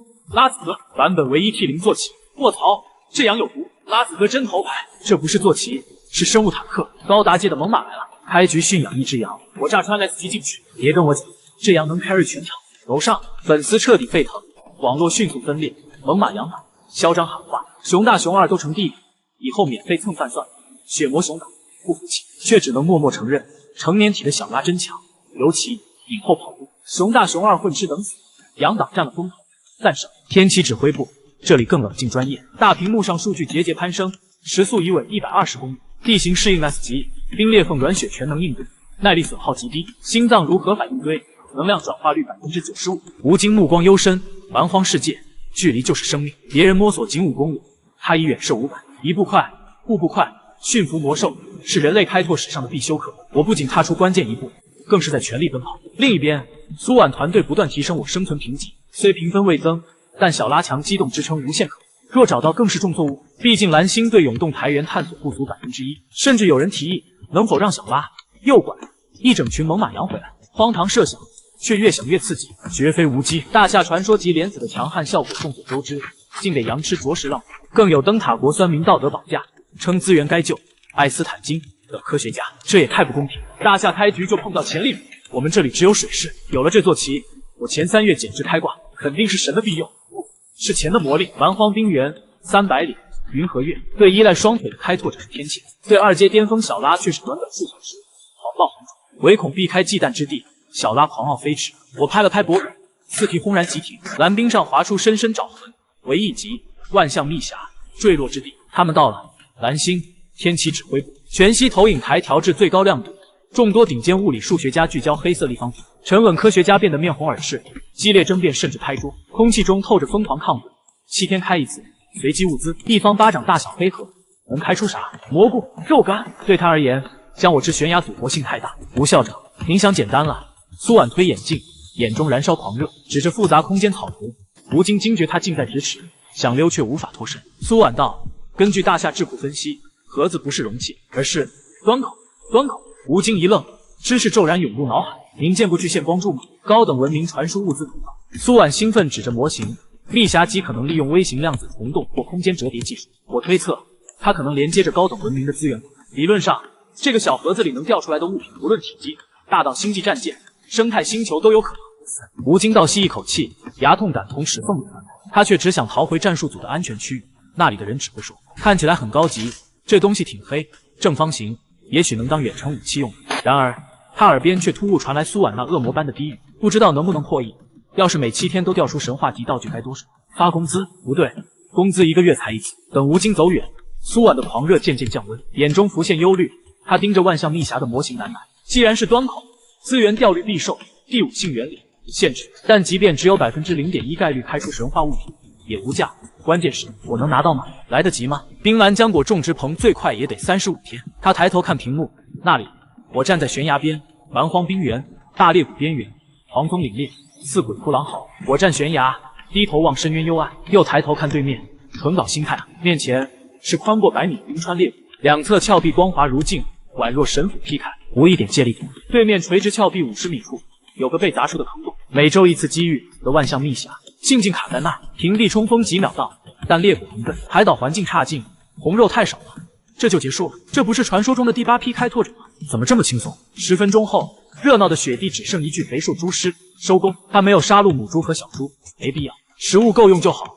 血腥招掠食者，吃亏不划算。公猪虽肉腥且难吃，但经过放血烤制，也没差几分。我不挑食，毕竟忘不了刚踏永动台原用冻血冲击的日子。再难吃，也没冻血难。事实证明，他想多了。极寒魔兽皮下囤积厚脂肪，抵御严寒。回到蘑菇冰屋，我切下一块2指厚带骨肋排，剪刀改型，架上篝火，仅几分钟，蛋白脂肪的原始胃口迅速蔓延到蓝星直播间。观众看着我炭烤猪排，一时间沉默，再纷纷更换直播间。看他吃饱，他们开心；看他吃得太好，心生酸意。滋啦滋啦，火温升，肋排上的雪白肥膘透明卷曲，油脂汩汩渗出，汇聚金黄油珠，红椒肉滑落，哈哈，滴入红炭，袅袅青烟伴随诱人焦香。我狠咬一口，咔嚓，表皮焦脆，油润饱满，油脂滑喉，如暖流扩散全身，驱散心底郁结，真香。他墨迹坠地，要时间抓2头猪仔回去。壮大林氏开拓团队，充足食物，左手被传来熟悉灼热，比以往更强。龙尾纹路几乎闭合。快！我拇指轻磨纹路，眼中闪烁期待。只剩最后1/5，饭饱倦意，潮水般袭来。我缩进蘑菇冰屋最避风角，深埋羊毛毡。连日高强度奔袭早透支他体力心神，因为他知道冰原上不再孤单守着。屋外风雪嘶吼，小拉低头点开坚冰冻骨，慢条斯理啃冻血。沙沙声中，他听屋内呼吸渐均，停止进食。布置匣口，横身如按金墙，静静卧倒，寒风再吹不进丝毫。他调整姿势，透过缝隙望一眼沉睡。青碧异色瞳，青呢喃，捏蓝星。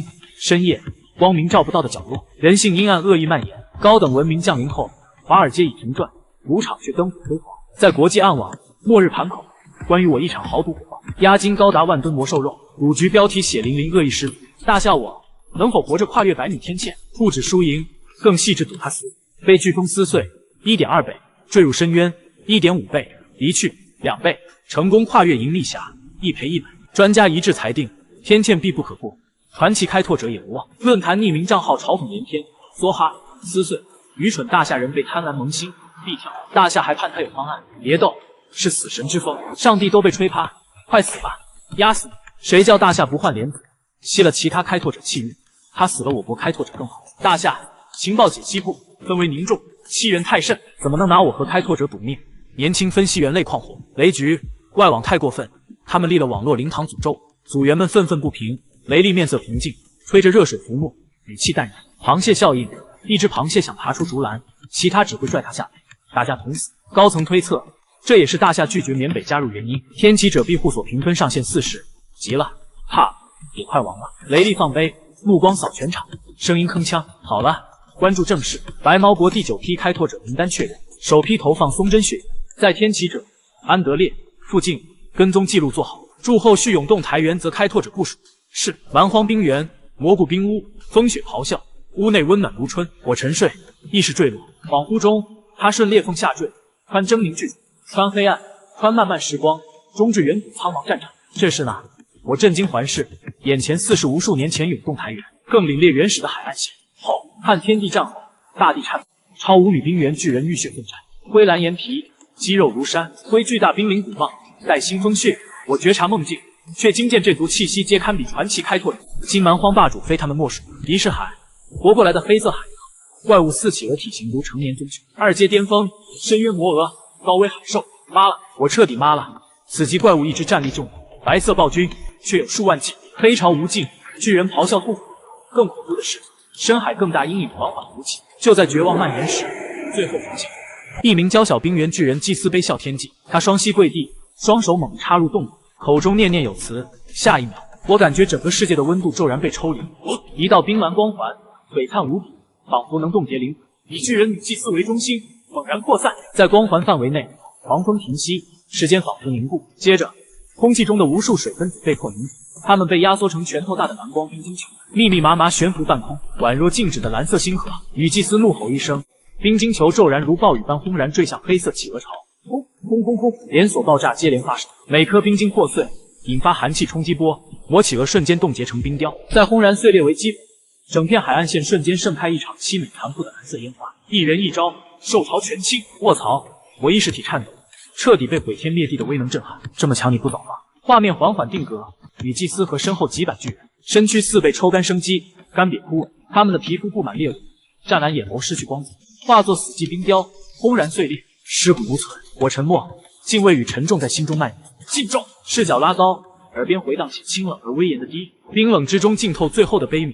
带他们活下去。我猛然醒来，光幕提示声在心底响起。恭喜开拓者获得能力冰腹，稀有级。痛，头疼如裂，脑袋仿佛被搅拌机狂转。我连滚带爬扑向篝火，抓起半扇烤肋排猛砍，狼吞虎咽的补充能量。紧接着他又抓了2把血塞入嘴里，借冰冷水分冲淡血液。呼，随着食物入腹，头晕竟然慢慢退去。小拉疑惑的看他一眼，却没多说什么，继续休息。我低头看面板，神之玉是 13.5%。冰腹 0%， 赤令风雪 3.4%， 焦点落在冰腹上，描述赫然显示赋予冰雪形态与爆裂特性。那2个字引燃他眼中火焰。梦境里的女祭司毁天灭地一招，原来是冰变炸弹，难道我也能做到？他兴奋冲出蘑菇冰屋，天色虽微亮，风雪依旧，却让他感到无比亲切。与此同时，蓝星直播间炸开了锅，我卸下霸王弓，空手拉弓，攻势如满月般圆润。观众们惊呼：灵神真勤奋！一早上就练剑，你还用练吗？蓝星第一神射手是怎么练成？紧接着，空气骤然冻结，水分子迅速凝聚，咔咔声中冰晶形成，弦扣与冰雨闪烁锋锐光芒，3道幽蓝流光螺旋而出，冰干自成型，顶端6棱破甲锥锋利。传说，现实 X1， 弦声响彻，冰剑划破空气，300米外石柱被精准击中，冰雾散去，黑色花岗岩柱留下2寸深锥形凹坑，周围细密裂纹宛如蛛网。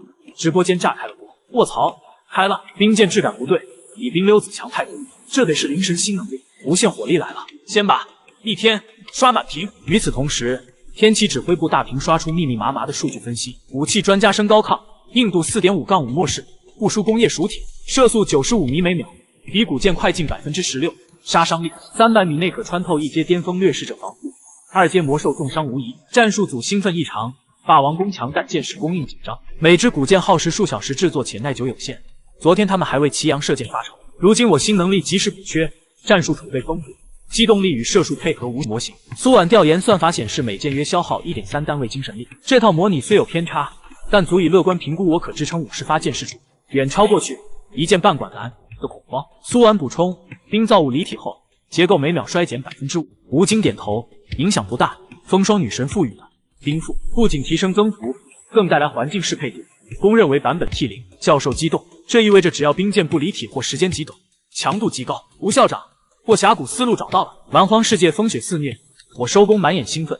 弓箭手最大欠缺的弹药难题破解，而这只是冰腹起点。若能将冰腹推至传说甚至神话级，随手丢进技术简直无敌。正当他畅想未来，视网膜界面忽现波澜，3D 地图刷新，峡谷对岸高亮呈现。这意味着，在情报系统判定中，我已具备通过资格，转眼进入下一战局。此刻我盘膝悬崖边，一边啃着肉干补充体力，一边盯着狂风怒嚎，飞行禁区般的体积。狂风每秒60，冰腹造冰所精神力负担极大。他摇头自嘲，既然想不到办法，那就放弃，等正确答案传来。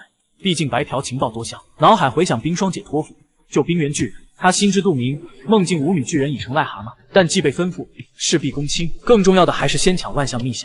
半小时后通信突响，我同志收到，请回答。我在。大佬，有办法过去吗？听我说。10分钟后，我目瞪口呆，方法简单粗暴，却合理无痕。紧接着他回到蘑菇冰屋，拿出钢宗蛛王厚皮，用霸王弓刃螺旋切割，骚刃飞舞，猪皮像削苹果皮般延展，瞬间成100米长条，长衣加固，羊毛缠绕。不到1小时，一条粗壮黑白复合绳成型，盘踞地上。蓝星直播间亿万观众目不转睛。卧槽，这手艺绝了！极地生存美学竟是把尸体变救命绳。待续，太硬核了。刚才谁说没绳子过不去？这强度吊得住卡车，不愧是魔兽皮，坚韧的像防弹小胶。我用力扯了扯，确实不凡，只能说冰甲钢宗蛛身价暴涨，死的值得。接着他取出珍藏多时的雷击智慧，漆黑紫光闪烁，硬度极高，自带穿岩效果。他找来一根蛛王坚硬腿骨做剑口，发动冰腹，蓝色冰晶熔铸，如熔锡般焊接雷会与骨干，剑杆中段还预留倒钩结构。获得雷会毛剑，稀有，限时 X1。我笑道，要不是国家智囊团，我早忘了。此时蓝星各大赌场气氛微妙，我取回万象秘匣的赌魔，跟我冲！如同胶卷底片，时间轴急速展开，每一帧左侧标注精准时间节点。我盯着画面，枫丹的冰原鼠皮，毛发干枯杂乱，黑曜石刀刃锋利，还有一袋沉甸甸、表皮粗糙的蠕虫卵，似乎什么都有。更惊悚的是，毒虫魔兽不是尸体，而是活的。什么意思？